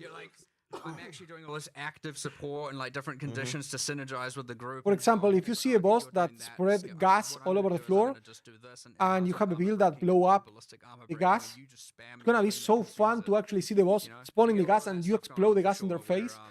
You will feel like you are doing like a counter. It's gonna feel amazing. The terrifying part as well, where it's like, you know, what do we have? We had the whole like. Also, bosses can counter you, so be careful. Or something, and it was like literally applying armor break like every frame, and so you have the monsters going ting ting ting ting ting. You have armor explosion on there as well. Yeah, and then you have some other thing, and you have some other guy consuming it, and again, oh my god, Quill Rain! Just don't even how many bloody synergistic things with Quill Rain. Just, you can do a lot with that. All the lightning arrows on the ground, and because they can, you know, lightning things hit them and explode, and all of a sudden now everyone's running around with Quill Rain, spamming lightning rods everywhere, and. Yeah, and Frostwall. Somehow Frostwall had about 15 abuse cases, and I mean that's historically accurate. Yeah, true. Kinetic blast, Frostwalls, and all that. It returns. Sounds like it's coming back. It'll be fun. Yeah, it's cool. Oh, even finding all the stuff so far has been really fun. But yeah, I generally play multiplayer. Most of the alpha I've done is being in multiplayer. Play with other people. It's good to get a lot of that testing in there as well, because not a lot of others do it. That's really good. And then try and see what we can break, just for good fun. Honestly, the thing it's like hard is to then like, because you get this thing which is quite interesting where you have a staff is both a player and a developer, And I'm of the like, don't you better not keep that something that's I wouldn't say exploit, but something that's OP a secret, right? You better bloody tell me, because it's the exact reaction you had earlier. You were saying people weren't telling you about their good like, builds. you get someone doesn't want to tell you about their build. That's because they're like, oh, Mark will nerf it then. Like you're supposed to be making games, not hiding your good I builds. legitimately had a Monday meeting, and That face. I was like, that face. I swear, if I see any of you at the top of the ladder on day one, we're going to have a talk. Exactly. I know you've hidden something from me. The face from CE. No, I did tell you about my flashbangs and how good. But maybe it's fine. I just wanted them to check. Well, that's the thing. No, that is the thing that is hard. No one knows if their thing is actually look, there's a line that gets crossed, yes. If you're actually looking at the replay of this video, go check the face that CGD made and pause there. Those things, I mean, we have to make those decisions, of course, and It's a like- lot of the time what is reported is just fine. And it's like, yeah, you got a good weapon, and you got this combo. You're strong. If it's supported by items, then it's like fine to be very powerful. But if you're just like, I just pick these skills, and no matter what weapons I'm wearing, I'm just like completely ridiculous, then that's a different situation. Because now it's just a thing that anyone can do at a moment's notice, rather than actually requiring like, I have to find this combo of items and things like that. So that's a much different story. But no, we've had a lot of good testing, a lot of good feedback, a lot of good people reporting that stuff, especially in the last month. It's like coming in a lot because as the systems and everything's kind of stabilizing, you start to get a lot more of that, and people are understanding what the difficulties meant to be and what the power of characters is meant to be. As all of that came and started to stabilize, we got a lot more of this coming in, and we are kind of getting more understanding. But again, you'll never find them all. But it's fun, good fun journey. Support gems have changed a lot. How have you found the changes to them being now having no levels and the restriction of having only one support gem on your character of a type, but having a lot more of them? I really like how this works. Like, I think that it adds so much more build diversity and interest to have to be making the decision of like, where is this going to go? I wasn't sure if I liked that change until I started thinking about that. And that will mean that now they can buff every single support gem to do different things without thinking about how players are going to exploit and put that gem link into everything. This is going to open so much design space that the end result is going to be a net positive. You can't just have 100%. Here's your 5 freeze things and that's all you do, right? There has to be more than that in order to be able to have it so you actually have some choices as well. So that kind of stuff has meant that you just need a lot of things going on there. But I think that the choices that you end up with as a player of like, where do I put my model projectiles? Where do I put my PS? Where do I put, like, I think that leads to a lot more interesting decisions with how you build. And I think that to me is where a lot of why it just works so much better. And we were certainly hesitant about the whole, you can only have one support per character thing, because it sounds bad if you just hear about it as a player without actually playing it. Like your first reaction is you just hear that and you're like, oh, it's just a restriction. And it is arbitrary in some sense, right? There's no like, we can't justify it thematically, really. It just is what it is. And so I really don't like that kind of thing usually, because I want the theme to match the mechanic as much as possible. But in this case, it just made the gameplay so much better that it just had to happen. So it was arguably, if you need to, like, if you end up in a situation where you like, I have to put the support on every slot. Exactly, that is less choice, and that's the reason why the gameplay is less bad. choice, less interest, and also you may as well just bake that now into the skills and or 100%. And so this is the thing: it is actually much worse to have that, because it results in this outcome. But like, that's a kind of more subtle argument that like you have to kind of make to people if you want to kind of convince them that this is actually the right way. Because when you tell people, oh, there's this restriction, it doesn't sound like what they're getting out of that is more choice. It sounds like they're getting less. But the reality is, it is actually more choice, because you no longer have like mandatory, like here's the 5 mandatory things you have to put on the skill. It's like there's actually much more going on. I think it's much better helped realize my experience on the Mercenary that your vision of having like all of these skills available to you and them actually being worth using. For sure. Because if you had all the same support gems, I feel like you just pick 100%. The one that does the most damage and you make it do the most damage, and that's the only skill you use. Yeah, and I mean, the great thing is now it's completely reasonable to have a skill in your character that you just use occasionally, right? Like every 5 minutes you might have a situation where you need to use that, and that's actually fine and completely reasonable. Yeah, so I'm playing a Grenader, and I would be like, okay, I should only use this grenade normally, is what I would be like in Path of Exile, because this is the best grenade, or maybe this one that does like interacts with it in some way, the obvious combo. But now I'm actually like, well, there's a reason I could use those lightning ones to apply shock, because I have all these shock support gems that I'm not using anywhere else, because I'm using the damage and the LMP on my big damage dealers. I can put the shock things on there, and I can actually have a shock setup. I can incorporate that into my build. 100%. I can incorporate poison into my build. The only problem that I saw with this design is, for example, if I'm doing, for example, grenades, and I'm also doing like, I don't know, one shot that deals like the same type of damage. Now I have to choose if I want to have the main damage source be the grenades or the actual hit of the crossbow, and that could feel a little bit bad because you want to have both, because grenades are more situational and the crossbow is like the main skill that you're using most of the time. So you will feel like you have to sacrifice agency to have a very powerful skill from time to time. But we have to wait and see. Skills, especially, it's a cool flavor. Yeah, for sure. Like but I think the transfigured thing is also interesting. Like, if you're looking to be able to, like, the reason why transfigured was nice is because it's like we got to sort of iterate on a bunch of different themes around the same skill, which obviously at this point we don't need to do that because we're already just having to make, you're still adding the skills. You know what I mean? So all the iterations of it are like less of a necessary thing. But yeah, I mean, I'm sure we'll be doing more stuff like that in the future. Like, we absolutely will be. Do you know how many skills roughly you have / are going to end up with? I actually don't know the number off the top of my head, but what I will say is that we initially, I think, when we announced like what the full game would have, we said 240. I'm pretty sure we're actually nearing that. I feel definitely it's going to be way higher than that. Yeah, because I think we're nearing that now when we've only added half the classes. So I think that means that there's going to be a lot more than that. 100 of them or whatever are like some little utility skill or whatever, but there's even if you discount for those, it's I know. That's a lot. You got what, like, because there's 20 to 25 for each of those for each class. So just with 6 of those, I'm terrible at math in my head. But I feel like that's 120. Well, let's say it's just a bit over 110 or something. Like, end up around there, 120, something like that. I think probably 120. Around there, like that. But then you've also got all the buff gems as well, and like each character class has 9 of those. That means 5 classes. So that then sort of adds up. And so you've already reached probably 200 just by the time you've got to there. And then it doesn't even count things that really are skills, but like are not. You don't get them via a skill gem.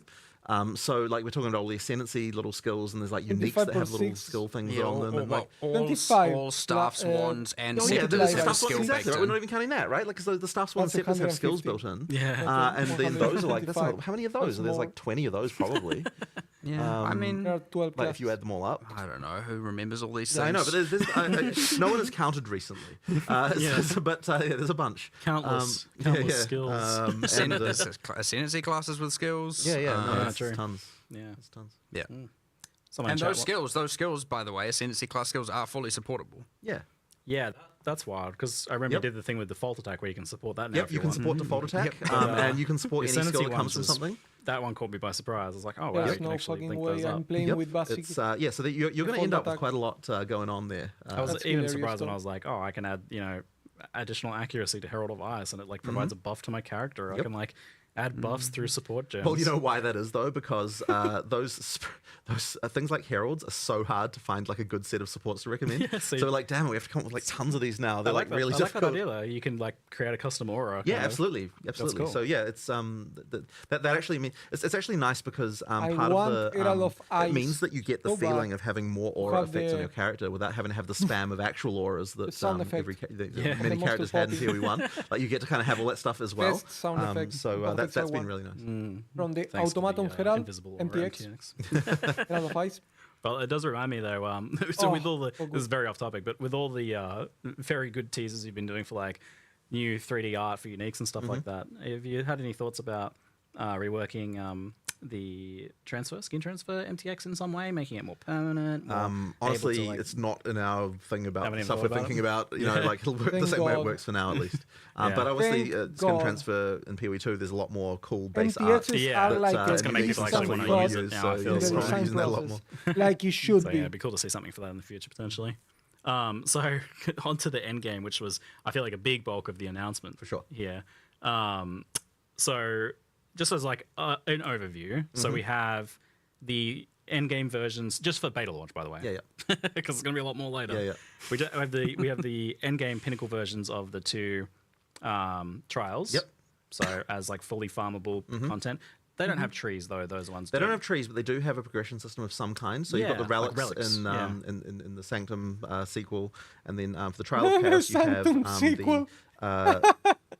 the inscribed. They are all calling it ultimatums have get Sanctum. mods, They cannot help themselves. from the end. So when you kill the final the final boss of that, which is alleged to be the Trial Master, then you alleged, then he'll drop items that can then have mods on them to make the trial itself harder. And there's also some pretty interesting ones on there that we actually were going to put in the video, but it was starting to get a bit long. Which was that you've got the thing which where you've got the bets that you can make of put up 13 exalts, and then you might get double that back if you're able to complete the thing. So those are some of the mods that can spawn on there, and as well as mods that make the actual trial harder as well. So there's things like that as well. So yeah, those two have those kind of like different outside the Atlas tree, because they're not really part of the Atlas. Like you'll get keys for them while you're playing in game, but technically speaking, they're kind of like they scale to end game, but they're not like sort of part of the whole Atlas. You don't like play them there. Yeah, so they're their own distinct endgame exactly, too. exactly. So there'll be 3 roguelike dungeon things that will be sure. Like Or I mean, I wouldn't say 3 roguelike dungeons. I will say there will be 3 trials that have various mechanics that are that was close. different. Yeah. But then of course you've got the 4 kind of what I guess would say sort of I don't know. We actually need a name for what are we calling the things that are icons on the because they were called leagues, but they're not really leagues. It doesn't really make sense to call it a league exactly. that is what we call them internally. We just refer to them as like there are 4 leagues that you have that appear there. Doesn't really work anymore, does it? I don't have a good idea right now. Yeah, we probably have actually named it. I just don't remember what it is. Right. And then you've got the kind of boss hunting kind of element as well. And then the kind of, I guess what you would say is the pinnacle of the kind of boss hunting thing is then, you've got the cities with the lieutenants and then the Uber Act bosses. And then above that, you have the pinnacle boss who we don't want to spoil. Although I did show you a little bit about it just in private before. But that one's gonna be hard. Like I know you're cooking up some pretty difficult mechanics there. It's fun. That's the fun stuff. Because now you don't need to worry about if people can't progress through. It's not a progression blocker. You can just kill them. It's a progression blocker to difficulty to the higher difficulties though, because once you kill that, of course, then you get the increase of the difficulties, and then it's like, okay, now try it again, but way harder. Okay. And then there's four levels of difficulty for each of those for each endgame system like that. So yeah, oh my God, apart the from streaming the is going trials, to shit the endgame again. trials, everything has like its own distinct passive tree, and oh my God. progression through them is also by doing them. Yes, exactly. Yeah. So we really want to prevent the situation where you feel like you allocate points for a specific content, and then you feel like you can't do the other content because you're kind of wasting the points that you've got. And we kind of band-aided that in PoE1 by adding multiple Atlas trees as a way. But I think the solution is much better, where effectively you can progress all of them, and you can either do just all in one for a while, or you can just do each of them as you come to them, and just add them kind of piecemeal. But either way, however you want to do it, you can make progress on your character. I should say in your league for all of those, because the progress and all that stuff is, of course, for the whole league, not just for a single character. Yeah, and previously we used the Atlas tree, I would say very much so, to make sure that we were doing the type of content that we wanted to do. Yeah, so now it's not so much about finding the content, because that's what the tablets are for. Now it's more about improving your ability to sustain effectively. Like you're going to want to have those points to sort of get sustainability for the next level up, and we want to make sure that there is sustain if you're doing engaging with those mechanics well. But effectively you do have to actually to get sustain at higher difficulties. You will need to be able to be making smart choices in terms of allocating and using the tablets correctly and that kind of stuff. Like it is part of that sort of story of all of that. So that's kind of the main thing with that. Yeah, this idea of sustaining the content you want to do by doing it is a little different to how it's been in PoE1 all the time, where it's like you had to fuel it by going back to maps to, right. get your delve juice. I mean, you're still doing maps ultimately, in terms of but effectively, as long as you're doing the content that you that you want to do, you should, and as well, and making it harder. So your build has to be good enough to be able to sustain it. Those hard, then you will be able to sustain that stuff. And if you want every single map to have a breach in it, that's absolutely doable. By using the tablets correctly. Yeah, so the Atlas passive trees and the trees for each of the distinct types of content is about scaling the reward and difficulty primarily. Yeah, absolutely. And what does I saw on the Come on, don't die. Don't die on me. For each Don't- nodes, it said like increased difficulty. What does that mean? It's somewhat arbitrary and asymmetric, but it will feel like, for example, some of the difficulties will actually change the boss's skills and how they work. Wow. Generally, they'll increase like the level of the area, right? So you get the general monster and life scaling, but arguably to a player that's arbitrary as well because they don't know how that scales. And in other contexts, it might be more of certain monster types, less of others, and stuff like that. It is generally, so the small nodes will increase difficulty of the meta content, whereas the notables will increase the reward of the in-map content. But when I say difficulty, that is reward as well. So an example of how this works is like, let's say the boss has 6 uniques it could drop, or 5 or 6 uniques. It can drop 3 at difficulty 0, then at, say, difficulty 1, it can drop, maybe has increased level or higher item level, some rarity. Now also that when I say rarity, also do note rarity does increase the grade of items, not just that's wild. making them yellow or orange. It does make them better yellows or better no, not better oranges. Right? But it does affect, it affects other things about items than just the rarity. Yes. And so, cool. when I talk about just getting rarity here, I don't want people to, and PoE1 players in particular, to think, they're just going to go from yellow to more yellow. Yeah. So anyway, and, maybe the next tier will add a unique to the pool, like a more, I closed it. what we hope will be more valuable unique. And then the next one can do a bit more rarity, something else maybe, introduce a different unique perhaps. And then the last difficulty introduces something ideally, without giving away exact specifics of them, more in the line of a modular unique item, say like Megalomaniac or like Forbidden Flesh and Flame from PoE1. So a unique item that is like ideally very powerful, very chase, but has a lot of different combinations. Watcher's Eye is another good example, right?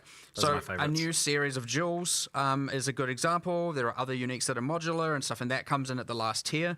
And so you want to really be getting to that hardest difficulty so you can be getting... This conversation about rarity is super nice because having like a bunch of rarity almost all of the time is like very useless. That's why people always go for quantity. But now that the items scale not only the rarity, but the mods tiers will make rarity way more useful. And now it will compete with quantity. I'll do the difficulty stuff later and I'll just farm it at this difficulty. So, and I think that's a much better way than than some of the systems we've used to scale that in the past. And the nice thing is, of course, with difficulty is that we can effectively use whatever scaling levers we want to make that more difficult without necessarily having to, like because we could have been like, oh, you increase difficulty, it's like 200% life or something like that. But by effectively being a bit more vague about it, we can actually like specifically tailor the difficulties of the different tiers, like with more specific changes. Yeah, this like multiple projectile thing you shoot has more projectiles. Sure, and that kind of thing. So just whatever we feel works best for making this particular fight more difficult. It seems like there's a lot more players to kind of discover experimentally there as they progress. For sure. In what ways they're getting harder, and that is going to be different for different players too, where like a different build is affected by a difficulty change more so than others. Potentially. And that's an interesting question as well, I think, where how much are you guys pitching these sorts of distinct endgame pieces of content at being like completable by the same build or by encouraging players to make a different build that's better at certain So this is a very difficult one, and it's something that we've discussed a bit recently, is like the harder you make, the harder. No! Jonathan! Come back! Less content, the less builds will be considered viable by the players, because effectively, like, a build's only viable if it can defeat, like, the pinnacle boss at difficulty 4. Like, that will be kind of the general perception. So we have to be really, like, I actually don't know necessarily what the right answer here is. Yeah. Like, we have the ability, I mean, maybe you feel like you do, but I don't think you do. I wouldn't say I'm 100% confident on it, but I'll have a go at it. Look, there's going to be iteration here, because what we'll see is, like, if we find that, like, there's only, like, some particularly abusive, like, only the most abusive stuff is possibly able to defeat the hardest content, that we might have to dial it back a bit. Yeah. But it's going to be a bit of experimentation, and it's very hard at this point to be able to pitch that, because we don't have the crazy history. PoE does not have the history of PoE1 to be able to, to know kind of what, like, what is the right life value to have on a difficulty 4 pinnacle boss? Like, how do we even know that at this point, really, without, you know... That being said, though, like, the bosses are a lot more skill-based and tactical, right? Like, at the end of the day, the gear is, to some degree, necessary because no one can really make no mistake for some amount. And at the end of the day, it has a lot to do actually with people's skills. For example, you can bust the HP of a monster to 1,000,000, but if you are Ben, for example, you're gonna win the fight. So it's gonna be a very intricate, especially when it comes to some of these with dodge rolling. Like I'm trying to emphasize that quite a bit. To tweak the life of the monster, the damage of the monster. Not to say you must block, but yes, dodge roll is a pretty key mechanic here, and I'd say we're certainly upping the emphasis on using it and using it well as you get into these higher tiers.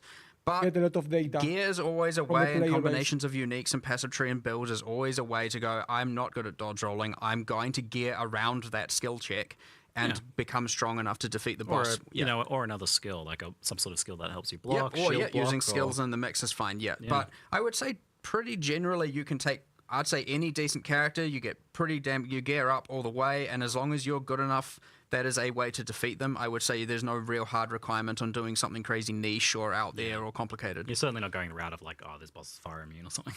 Oh, no. Thanks. No. We've been through that already. Yeah. Excellent.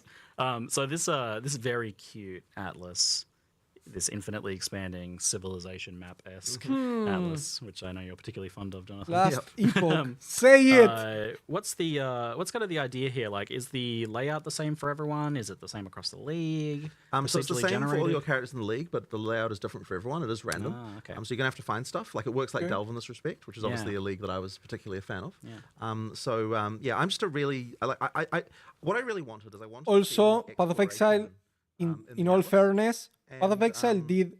It's something that we sort of tried to do with the Atlas and PoE1. Did synthesis before last epoch, and synthesis works this way. That's it's not only last epoch. epoch. One of the reasons I love actual Path of Exile too. And so that's kind of where this was coming from. And at the same time, it's sort of solving various other problems that we've always had, where one of the things that's really cool to do is to be able to have... A lot of people didn't like synthesis back in the day. The part of building them up. There's always a problem where I actually like it. Differences between in-game areas in a system that works like PoE1 does, then effectively that's the only map people like whatever the best map is, that's the one everyone will run continuously forever. So effectively, we wanted to try and make sure that you actually had an experience that had more variety while still retaining the whole I get to play the content that I want. So ideally with the Atlas we kind of get that we've got in PoE2, we get to kind of have both of the best of both worlds. We get to make sure that there is some variety. You feel like you're exploring. But because once you've run a map, that's run, and now you have to move on and do it and find another one. It's not just like just play one map again and again and again. But yet the content can be added to it. You can do things if you like the particular maps, because there are biomes and you can see them from far away. You can be like, okay, I know there's a particular desert map that's great, so I'm going to go for deserts, and that's fine. You can do that kind of thing. So you've both got controllability, but also the ability for us to kind of make more variants. You get a lot more very high satisfying spikes. Yeah. Where for example, you get more variables where you just have, there are 4 towers really. You've got a good tower cluster, and you've got really good maps in that range. So there are maps. So in Path of Exile 1, for example, the range is effectively say, how do I quantify this? Say 350 monsters up to 700 monsters. Yeah. Whereas the range here is 300 monsters up to 1,500 monsters, much more drastic range. Now those numbers are arbitrary, but it is approximately the representation of the range. Obviously you then modify it and add more to it and all of that. So you will have some maps that are extremely good with Delirium, and some maps that are way better with something more like Breach. Yeah. Because Delirium enhances the monsters of the map, whereas Breach entirely adds the monsters. And you will even have things where there are maps that are way more magic monsters, way more rare monsters. And so you probably want that with, pick your league of your choosing and whatnot. You have all these variables that are at play, and so you all of a sudden find a really good set of towers with some really good maps and radius, and then you'll get really good tablet modifiers, and then you'll get really good maps with really good prefixes, and you want to just combine all of this and you obviously instill them all, and you corrupt them all. And there's the corruption influence. We didn't show that, and so did we? then there's the corruption influence on them. And it's Fuck. like, okay, like... It is possible for there on one map to be many, many mechanics stacked to the point of craziness. So it sounds like the juicing is definitely there. Well, yeah, I mean that's important, right? I mean, like Juice, that's part of the juice, Kiwi experience. juice, But, yeah, 100%. But how much control do you have as a player though over min-maxing your just exploration of the Atlas map? So effectively, can you do better in some way?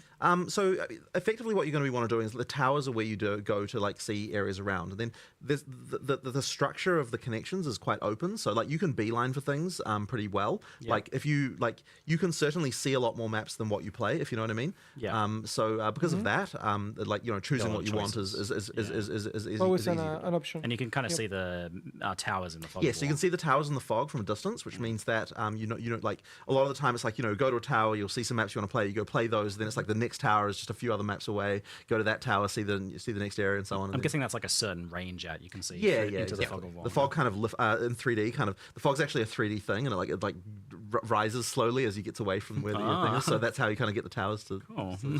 So you might see a cluster of towers off somewhere. Right? Yeah, absolutely. You can see that. It sounds like this is like potentially an infinitely expanding map that is going to be by the end of someone's league quite big. Yes. Yeah, So we actually need to add a fucking search insane. feature. I don't know if they've done it yet for finding specific maps that haven't been run yet. Yeah, we have a few things. Like around. there's a button you can press and it like goes to your last map round, one that goes back to a home base, and one that goes to some of the special, more iconic things you find. But we certainly need more.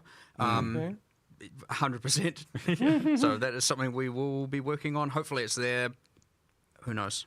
And so Waystones have a tier, but they don't have specific maps on them anymore, which obviously shrinks that whole map pool thing down substantially. What sort of impact does that have? It'll make the map stash tab a little easier to manage.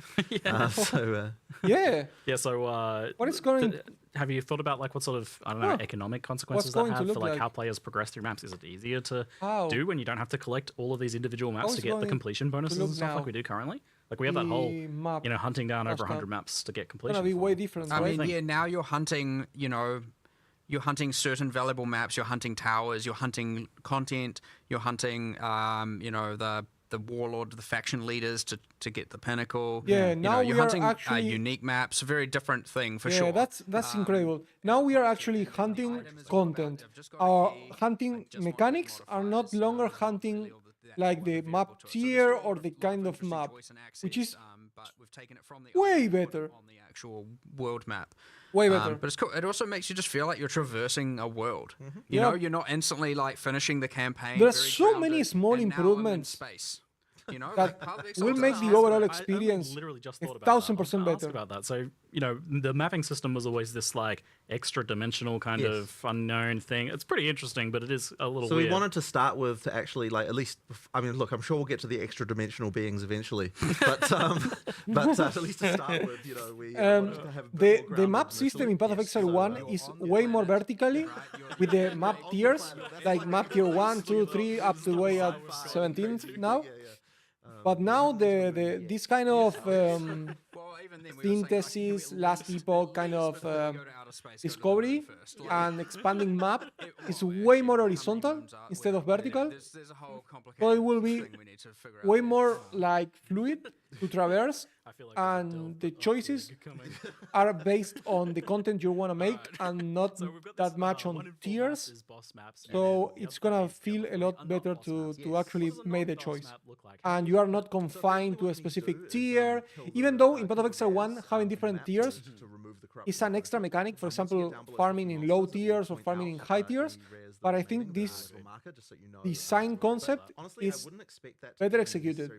We're gonna see obviously with time, but I really like this change. You want to clear the maps to find the rares anyway, because those are the one those have good drops, and effectively the only reason that you would need that marker thing is just occasionally you get some slightly weird degenerate layout where there's some side bit you didn't notice or something like that, and then that's where you have to go. So generally speaking, you'll be able to make your way around and kill them all. The goal of the player is you're cleansing corruption from the world, you're bringing order back, you know, stuff like that. So you even get the thing on the map where you're like, you know, if there's some corruption-y looking stuff around the map, when you complete the map, that gets purged away. You know, so you feel like you're reverse painting the map a little bit. And you're you're cleaning up. It can actually be quite satisfying as you're like changing all the nodes from one color to another, and you're like, yeah, This reminds me of when we have Shaper and Elder in the Atlas, and we were like hunting them to gain the influence and create the rings. The boss combat mattered enough, like in order to actually balance it that way. Stressful. It's too much. Like it actually is. Like, you know, you spend too much of your time fighting bosses. Yeah. So effectively, if that's what you want to do now, you can do it because there's bosses there. You know, like when I say 1 in 4 maps is a map boss, that doesn't mean that 1 in 4 maps you play is one, because you know obviously you can pick what content you're doing by exploring around. You're picking your pathing and your path. Exactly. So effectively, if you want to hunt the bosses, then that is the thing you can do. If you want to just like do some mindless grinding for a while, you can do that too. And what it means is we can actually make the bosses way more rewarding. They can drop way more items than they were going to because of the fact that there's not one at the end of every area, right? Like we can actually, and the fight is substantial. You get a lot of drops. So that actually is something. And they get their own tree. And they what? Oh yeah, I don't know. Right, you mean the boss killing tree? Yes, there's a tree for boss hunting. Sorry, I thought you meant every boss had its own tree. And I was like, geez, did you do some design while I wasn't looking at? Not yet. No, wait, stop. Whoa. Too much. Jeez. That's like a year 3 feature. Yeah. Okay. We'll keep that in mind. Yeah, so there's actually like I do love that there's a boss hunting because I'm super into that. There's a boss hunting tree that you can fill out as well. So how do you get points on that? Like, yeah, so effectively, I mean, well, you can. You get a lot of points for the core tree. There's a core tree that affects all mapping. That all of things like pack size, quant rarity, and you've got multiple keystones that all can work together, and all can. So I think there's 3 of them. One plays on like corrupted maps. One plays on like prefixes and suffixes, and I can't remember what the other one does right in this very moment.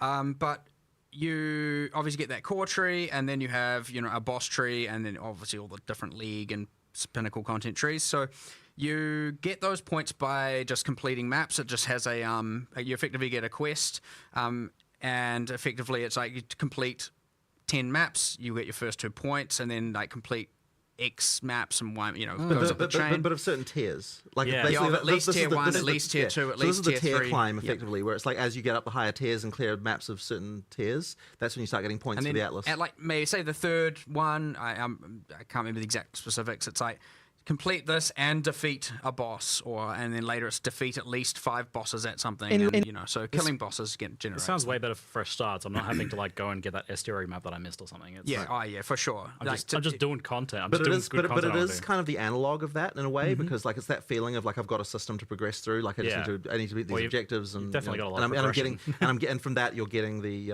the Atlas passive points and so on. Cool. So yeah, that's kind of the idea.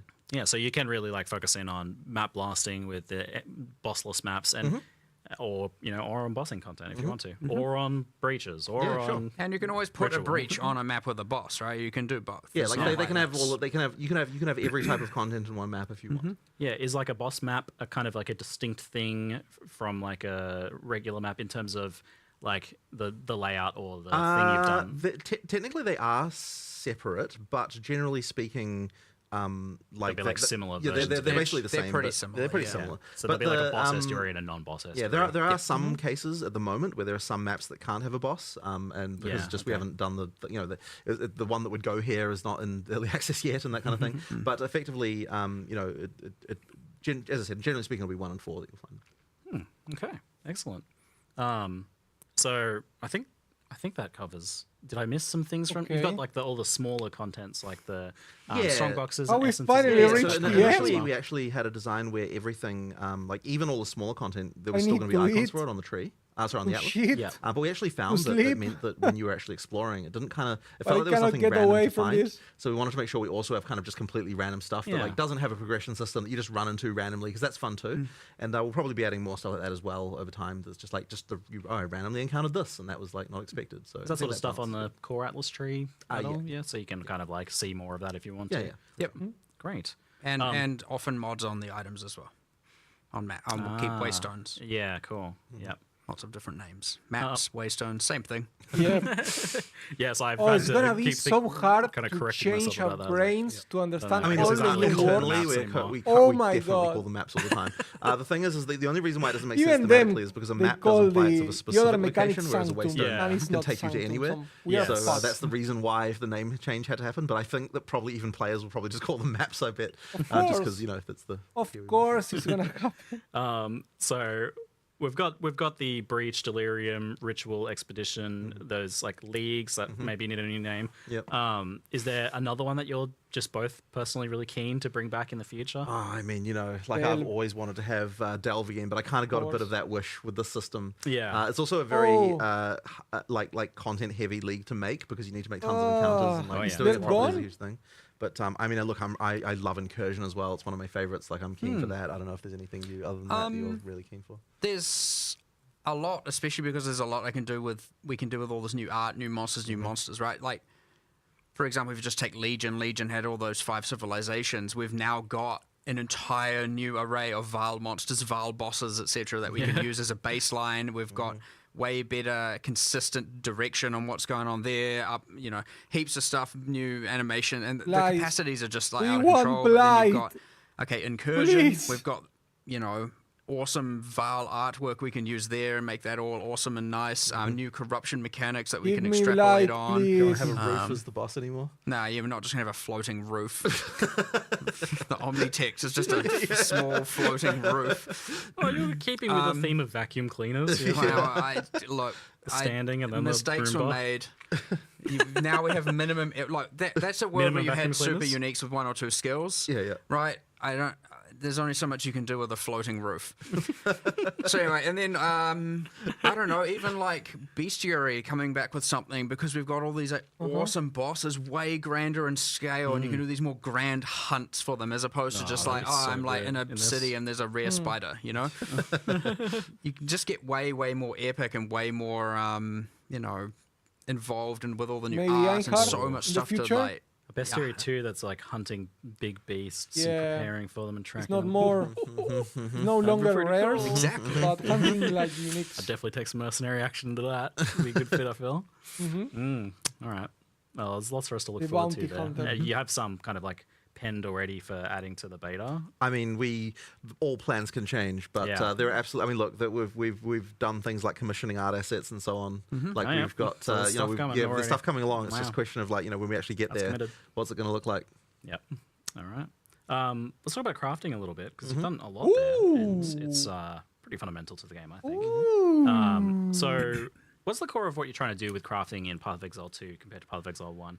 Kind of noting that you've really kind of stepped back from the idea of like reforging an item many times or scouring it. So we really want to make it so that you're finding crafting items all the time. You're using those crafting items way more often than you were in PoE 1. Yeah. That you're like the game of like picking something up, like seeing what I could modify it to, not the and actually crafting equipping bench. those items is just happening way more often. And there's so many subtle changes around this, like in terms Let's of just wait. We're gonna wait. just like the way that the base mods scale and items and the like things like that, like all the stuff to kind of make it so that as you find new base types and new things, like you've got a reason to craft them.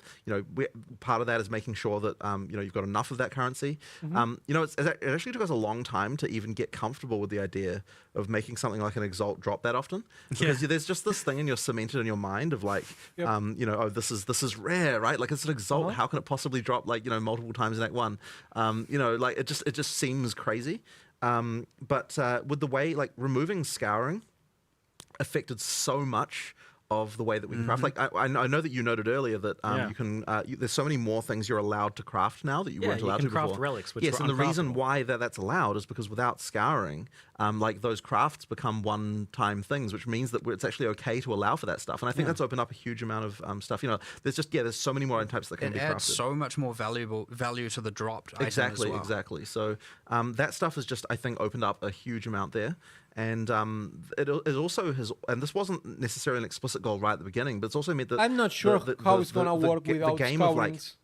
I'm just going to click, Like, click again and again as you my crafting fail, session is no the longer roll, really the meta. just spam re-rolling. Yeah, exactly. Like Ugh. everything kind of is something that you want to be able to use. You a are few still times. reforging and metacrafting things. Oh yeah, You've yeah. got We've still got stuff annuls, like that, right? We've you've got annuls and you've got chaos that does but that stuff add is remove. higher up. Like that's Yeah. kind of more of a later game It's not thing. Yeah, exactly. Because you have to think about it after each time. Like, will I improve this? Will I make it worse? Yeah. So yeah, there's stuff to do there, and like like the metacrafting that omens can do. Is also very interesting. Like, there's some pretty powerful stuff there. But once again, we introduce that stuff later on, and so effectively we want to, I guess for lack of a better word, democratize crafting at early levels. Like, make sure that everyone's able to do that stuff, while having the more advanced stuff be kind of a little bit later. We certainly had a goal at one point where I was like, we're talking with Rishi, and I'm like, if every single time we're doing alpha wipes or getting the stuff to play, I am like, if I am not seeing and hearing about people using exalts during Act 1, then we have failed, and we need to drop more of them. And so we ended up, like, I would say honestly, in the last month, we have like over like 8 to 10 times the amount of currency dropping, and there's the cool things about it as well, which are the subtle things, like a boss is way more likely to drop the higher tier currencies and stuff, because again, rarity affects that as well now. So you're like way more incentivized to go and kill bosses to get them, and there's heaps of awesome stuff around there. But we're actually now finding people are exalting gear during the campaign, throwing it on weapons and building weapons from scratch that you find are very good. Transmute, Org, Regal, Exalt. That process is like... Transmute, Org, Regal, Exalt is like a thing that you're doing often. And like enjoy, and when you find good bases, that and you seems do way stuff more like that. I can speak to interesting. that experience. So I've played probably 6-ish hours. I'm It most of the way reminds me through a Act little 2 bit on of, my mercenary, and I've early found maybe Harvest. 6 or 7 exalts. When I Harvest took came a out, ring and from it like was a 1 super blue stat broken, ring that had a nice roll, but maybe we a nice did life roll or have a something. lot of fun with that and mechanic crafted it up to 6 because we were property crafting rare, and I crafted a through the, crossbow that I campaign. found with good sockets that had a good That's damage roll in it, and I perfect. took that to 6 properties with multiple damage mods, and I'm like, each time that power was going up, and so I was doing that. It feels good. I felt like the bottleneck was Regals, which was actually kind of interesting because I don't know if that's intentional or just luck, because I did really have to think about which blue items were good enough to take to a rare, so that I could then put my exalts on them. So you get more of those by disenchanting rares. Yeah, they so are effectively- farmable. So they are farmable, which is completely intentional. We want to make sure that, like, if you don't have enough of those, like, so generally speaking, it's like you're going to want to keep, like, I feel like once you get like more than like 5 or 6 transmutes, then you stop disenchanting blues and start selling them instead. And the same thing can be true also for regals, where it's like, okay, once you've got more than a certain amount, then you're like, okay, I can stop having to disenchant this stuff and kind of switch over. But the nice thing is like when you don't have enough, there is a way to get them, which I think is really important. And the same is true with the socket currency as well, where it's like, when you don't have enough, you can start salvaging. I know you were telling me you were buying stuff from the vendor with sockets in order to salvage it. Them with my my methods, my degenerate ways. So that stuff, it's just really nice to have for people to have the ability to, to get that stuff when they need it.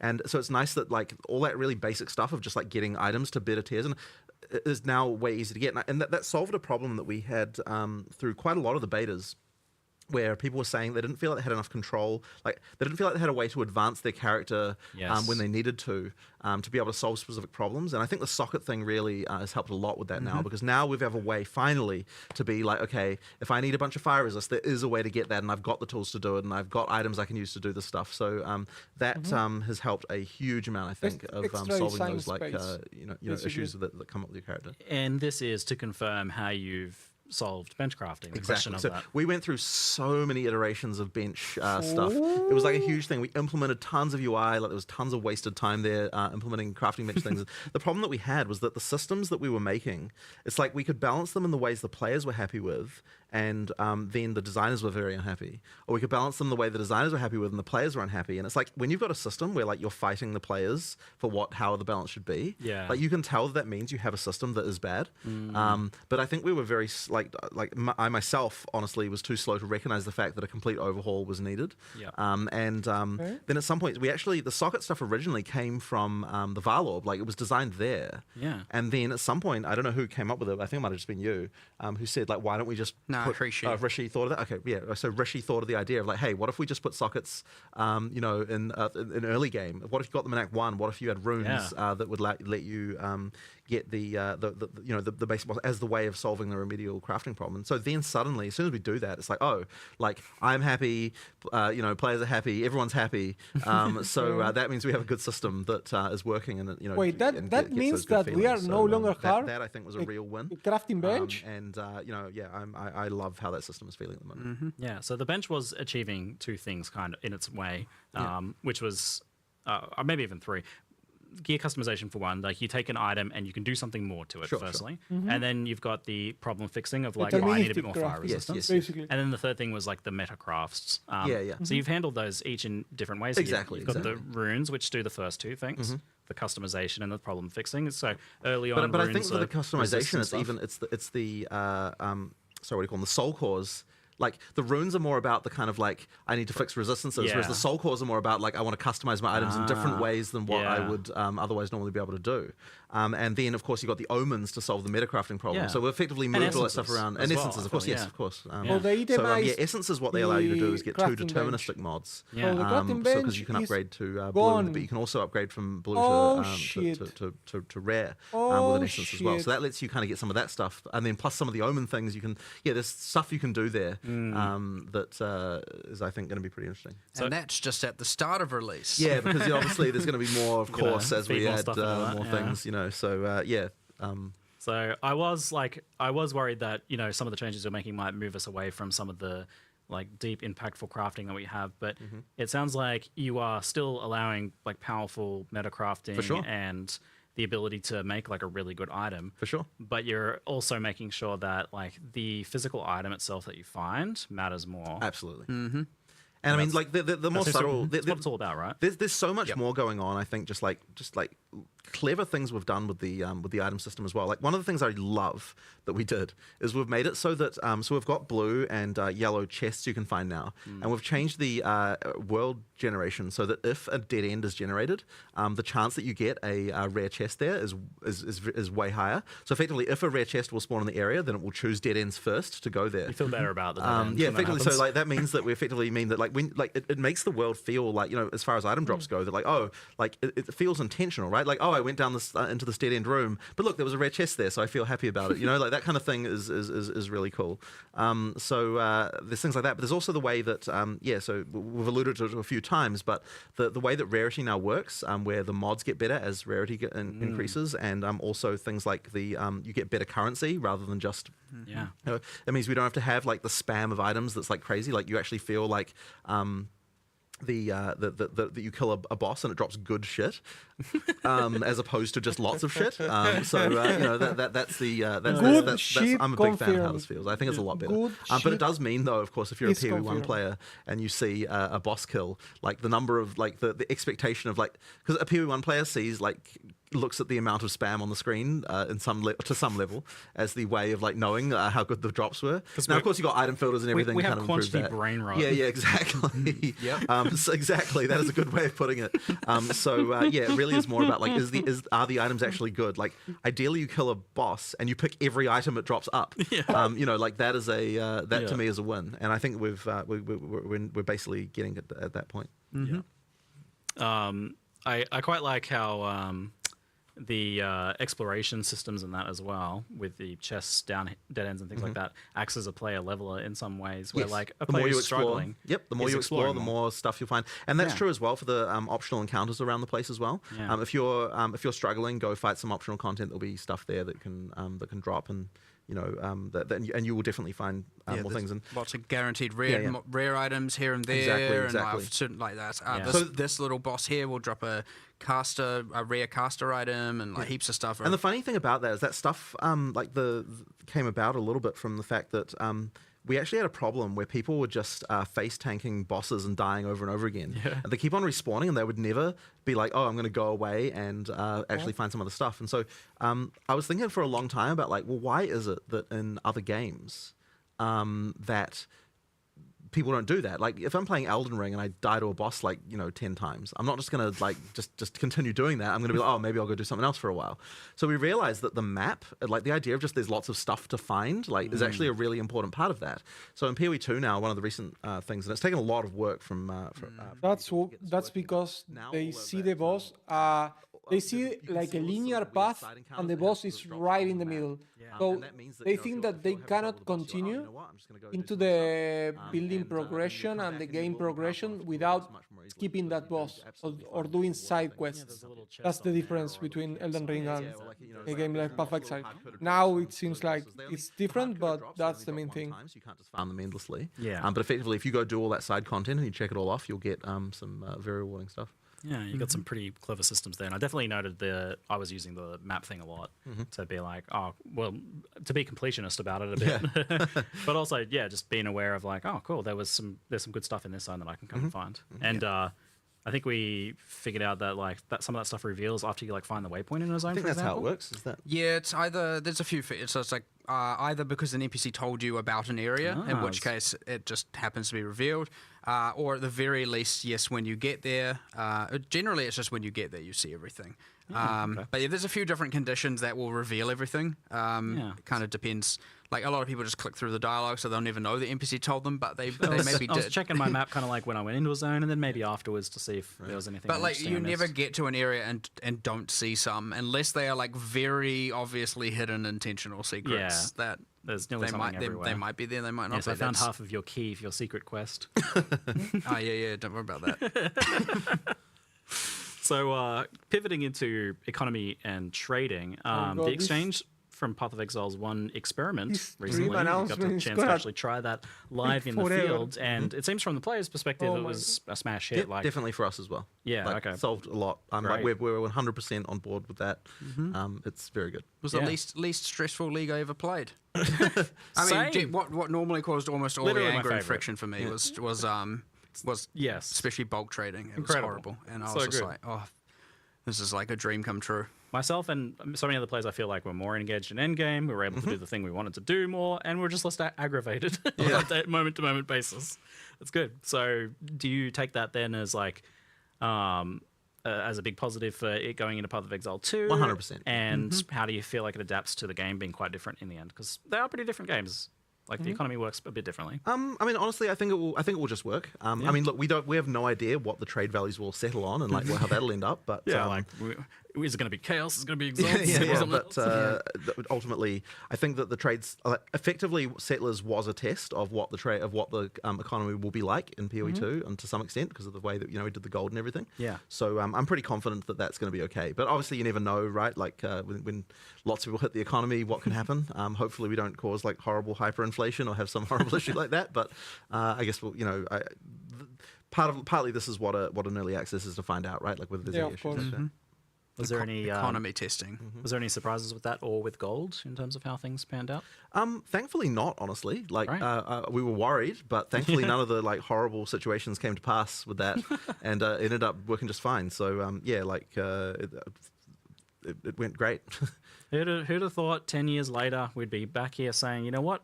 Gold was a good idea. Yeah, you just had to do it right. Exactly. Because I remember 10 years ago, we're like, this game's brilliant. It has no gold. Stupid gold. But the funny thing is I don't think we would have arrived at the way gold is now if we had it in the first place. Like the non-tradability of it, like using it as a sort of marker for how much play you've done. I don't think that we would have ever had that way if we hadn't arrived from here. So I think that path dependency kind of did matter. The paths we weave. So, how likely then, based on just how successful it is, are you to want to expand the exchanges capabilities to like other things like maps or waystones or even gear? Well, I mean, look, I'm interested in this, but I don't think it's necessary right now. So we're not going in early access, at least. We're not going to launch with any expanded stuff in that way. But I guess I do want to sort of see how it works, and I'm interested in potentially trying something like that in the future. I just don't like. The currency exchange was like 90% of the problem. Yeah. And so fixing that like fixed a lot of the, like it seemed like we would need to do more initially, and then maybe now it's seeming like maybe we don't, but I still want to experiment with it potentially. So I'm interested to see how it goes. But the currency exchange definitely helped a vast amount. Those were the annoying trains. Yeah, they were for sure. They were. Yeah. definitely. Great. So we've had some, so this is a tricky question to answer, especially if we could just scroll down. Okay. Yeah. So what are you aiming for in terms of Path of Exile 2's kind of like personal player economy and progression? So how much resources you're acquiring, how you're using them, but also how much are you getting from trade versus from yourself? I mean, this is a tricky question, but I mean, I think that really the feeling of like being able to trade is super important. So being able to get that stuff, I think, is good. Like, not everyone wants to do that. You need to be able to progress through the game well without having to do much trade. But I do think that, like, you know, look, it's definitely going to be the case that if you're playing in a trade league, you're going to have the ability to accelerates it accelerates you everything, very significantly, and that's the case, and it will continue to be the case. And Yeah. like, we are a game that embraces trade. Yeah, right? well, Like, I think the DNA of Path of Exile 1 is very much that, like, it is a game about economy and trade. 100%. And So, yeah. for some people, getting rich is their main motivator. Yeah, 100%. So effectively, yeah. So I mean, that will absolutely be a factor. And look, like, I think that the feeling of that will probably end up feeling quite similar to PoE1 in that regard. Yeah. I think that's what, you know, that's the type of game we're making. Yeah. Do you think it's that said though? Do you think it is in some ways better for a solo self-found sort of experience? I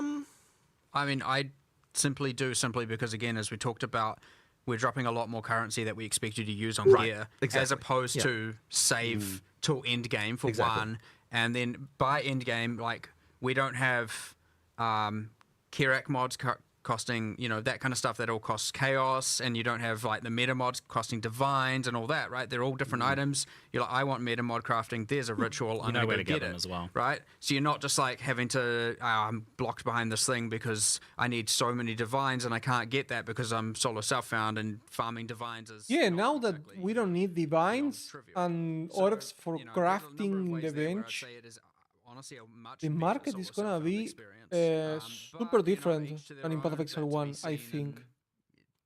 And there'll be a I've never thought about that one. Presumably, even potentially. That's 100%. It is our intention to have. Yeah, that's gonna happen. Like, what's gonna be the for your first round, honestly. the most expensive and most used currency for trade now that we don't have the crafting to set the prices for divines and exalt like it did in the past. Actually, hang on, wait. In Couch Co-op Hardcore, I never thought about that one. You can't walk away from your friend. No, we put you back. You to put you solo. back to solo. Okay, great. That's Good. That's good. Good to know. It's like the other. But way. you just- You have to have a mourning period of about 30 seconds. Right. before you But you're move. just like, all right, you can go home now. We're like, go. See ya. What do you do? Yeah, that's a devastating moment.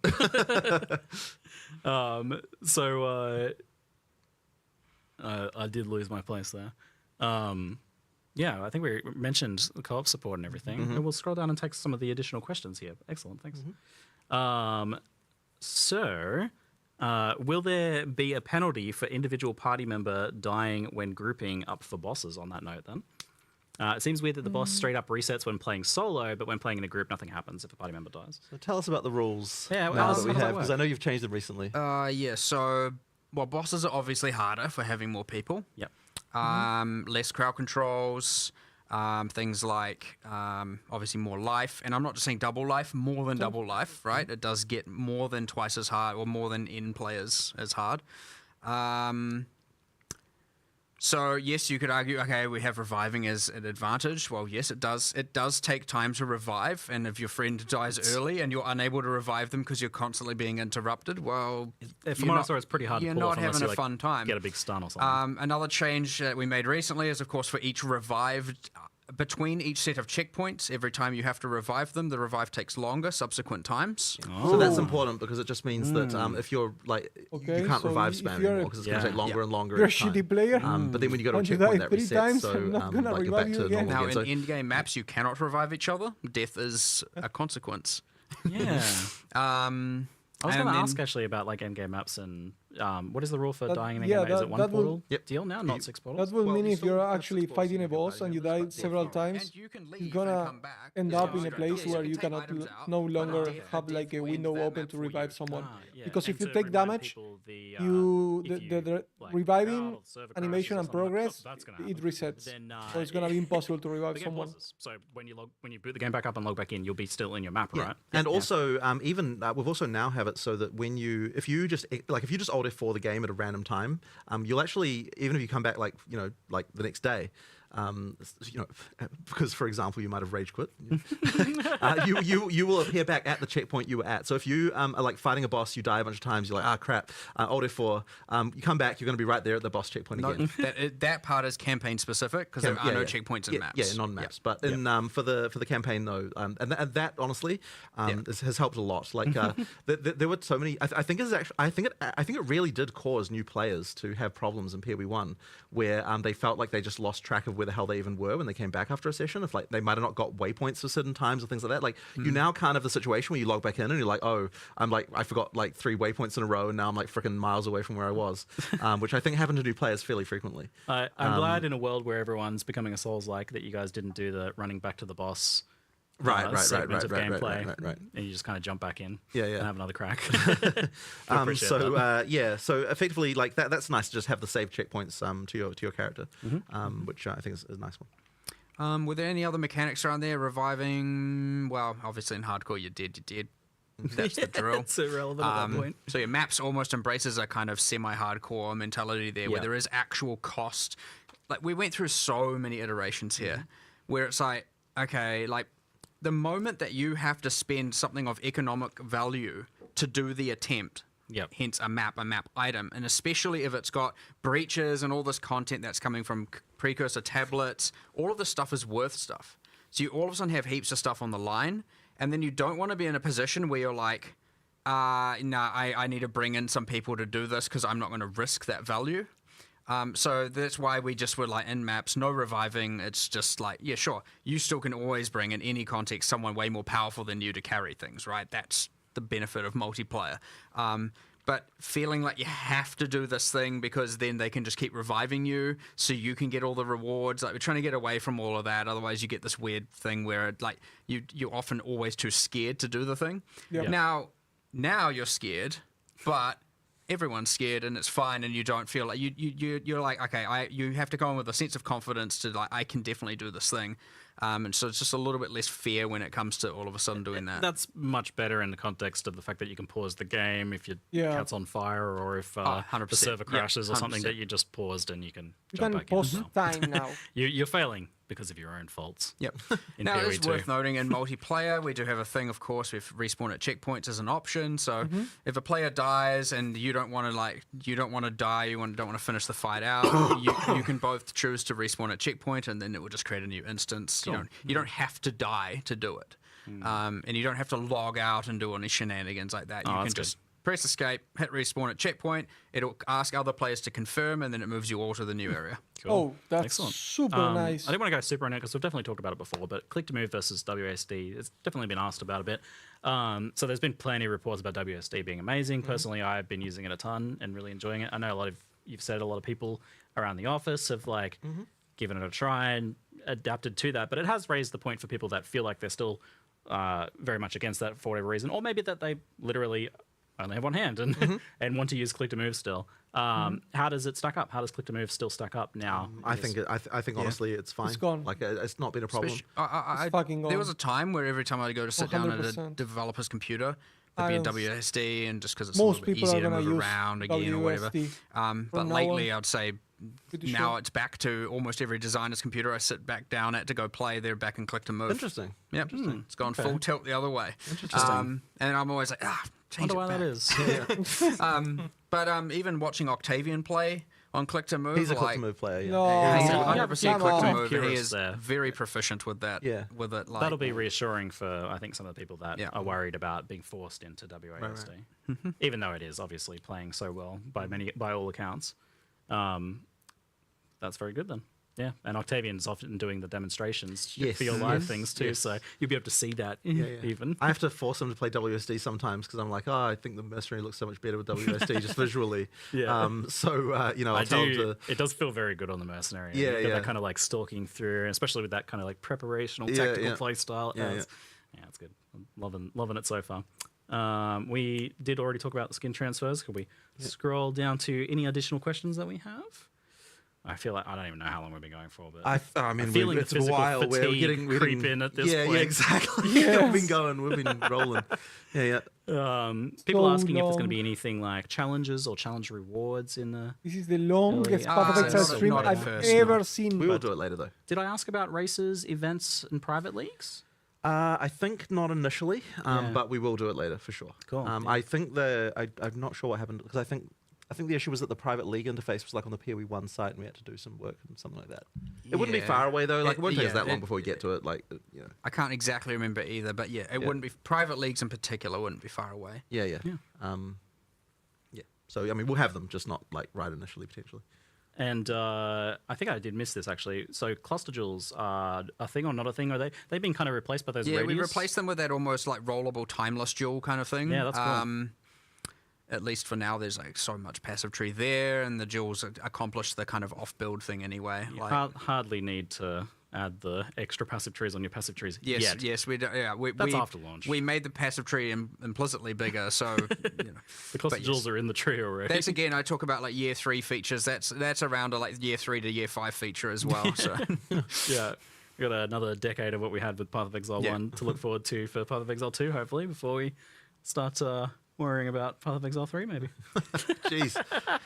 My God. Just to start thinking, about that. a little while. We Chill, bro. so I guess to just finish us off for today, then. Do Oh, you guys have a thank recommendation of what is the Yes. best class to play in the beta? Finish. I mean, that's a Please. very hard one. Honestly, like so There's so many choices now. there are. So let me. Well, okay. If we're going by the numbers, Oh, yeah. if we go by player satisfaction reports on per class, we break it down Yeah, from the I beta. mean, this is good technical information here. Then that means the monk is very interesting because the monk is the class that dies the most often. But it's Yeah. also the class that when people play it, they have the highest satisfaction That's level by a very, fascinating. very Wow. tiny margin that compares the others. That's fascinating. Yeah, I mean, it is like glass Interesting. cannon, you know, like it's very fast, but you have to, Yeah. you I have mean, to retreat and move in and out. I So, fell in love with the monk that's, playing it. It looks like it's gotten a little better. yeah, even, that's so. interesting. But I think if you're a new player, then the mercenary, if you're like used to shooters and stuff, I think playing the mercenary could be a good win. Like I really love that class. It's I don't really know. cool. I've been loving the mercenary, Yeah. but to me, it feels like you need to really be considering each engagement a lot more. It's a Yeah, bit more Maybe. tactical. Maybe, and I don't know. Like considered. I like it. I don't have that I really ability like to that one. correct if you But make a mistake. honestly, like I mean, I go through favorite classes all the time. Whenever I change to play a different class, it becomes my favorite. That's my current favorite. So Bloodweight. you know, it's just whatever Nice. whatever I'm playing tends to be the thing. So yeah, right now I'm doing a mercenary playthrough, so that's probably why I'm into that. But yeah.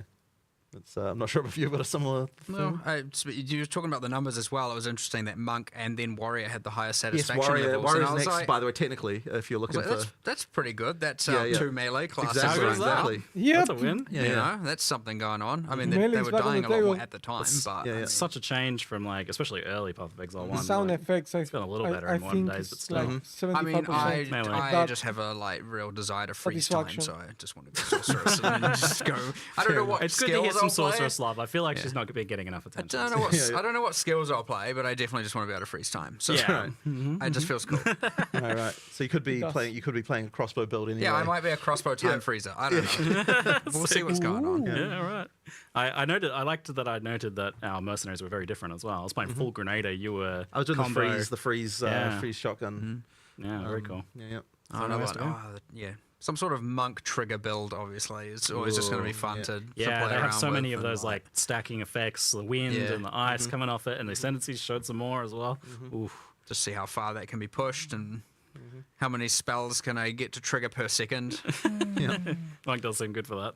Alrighty. Well, thank you very much for your time, both of you. you. For I don't even know how long. That was a mammoth session. I think we're coming up to 1 o'clock here, so there's still, you know, there's still lots to talk about, but I think we just need some time to digest. For sure. Yes. I need to sleep. Thankfully, we didn't have everyone saying patch notes when this time. So good. So that means we can actually have a conversation. Oh, there's no pressure. Wrap it up, yeah, boys. exactly.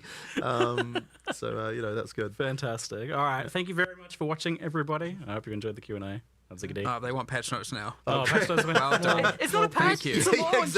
Exactly. Where's the launch notes? Yeah. Okay. All right. Where is Righteous Fire? And No, thank you very much. Thanks heaps. Appreciate it. It's been an epic journey. It's kind of surreal. And it's only the start of another journey, really. So That's it. yeah. Can't wait to play. It's cool. I mean, I'm going to go play more now, but Yeah, it's true. Sorry. Yeah. I got to go fix bosses going up elevators and. sorry. Yeah. I'm just pre-bug testing. So. All right. I assume we've faded out and cut. Hopefully. You never know. Hopefully. Oh, finally. Oh my god, it finally ended. Oh my. I'm destroyed. Holy fucking shit. 5-hour stream. And I think it was like 4 hours only for the reveal. This was one of the most. This was probably the longest Path of Exile announcement / video / trailer / whatever that I've ever seen. This was like twice or thrice the amount of time dedicated to a video that I've seen, honestly, in Path of Exile. But the amount of information that we got is fucking insane. Like the leaks, the ascendancies, the changes, the interactions for the map system, the flasks, the crafting, the cinematics were fucking amazing. I don't know, 2 million things happening during the stream. So I think tomorrow we're gonna do like a TLDR version, like a small recap, because I'm gonna probably upload this video that is like 5 hours. Nobody's gonna see it.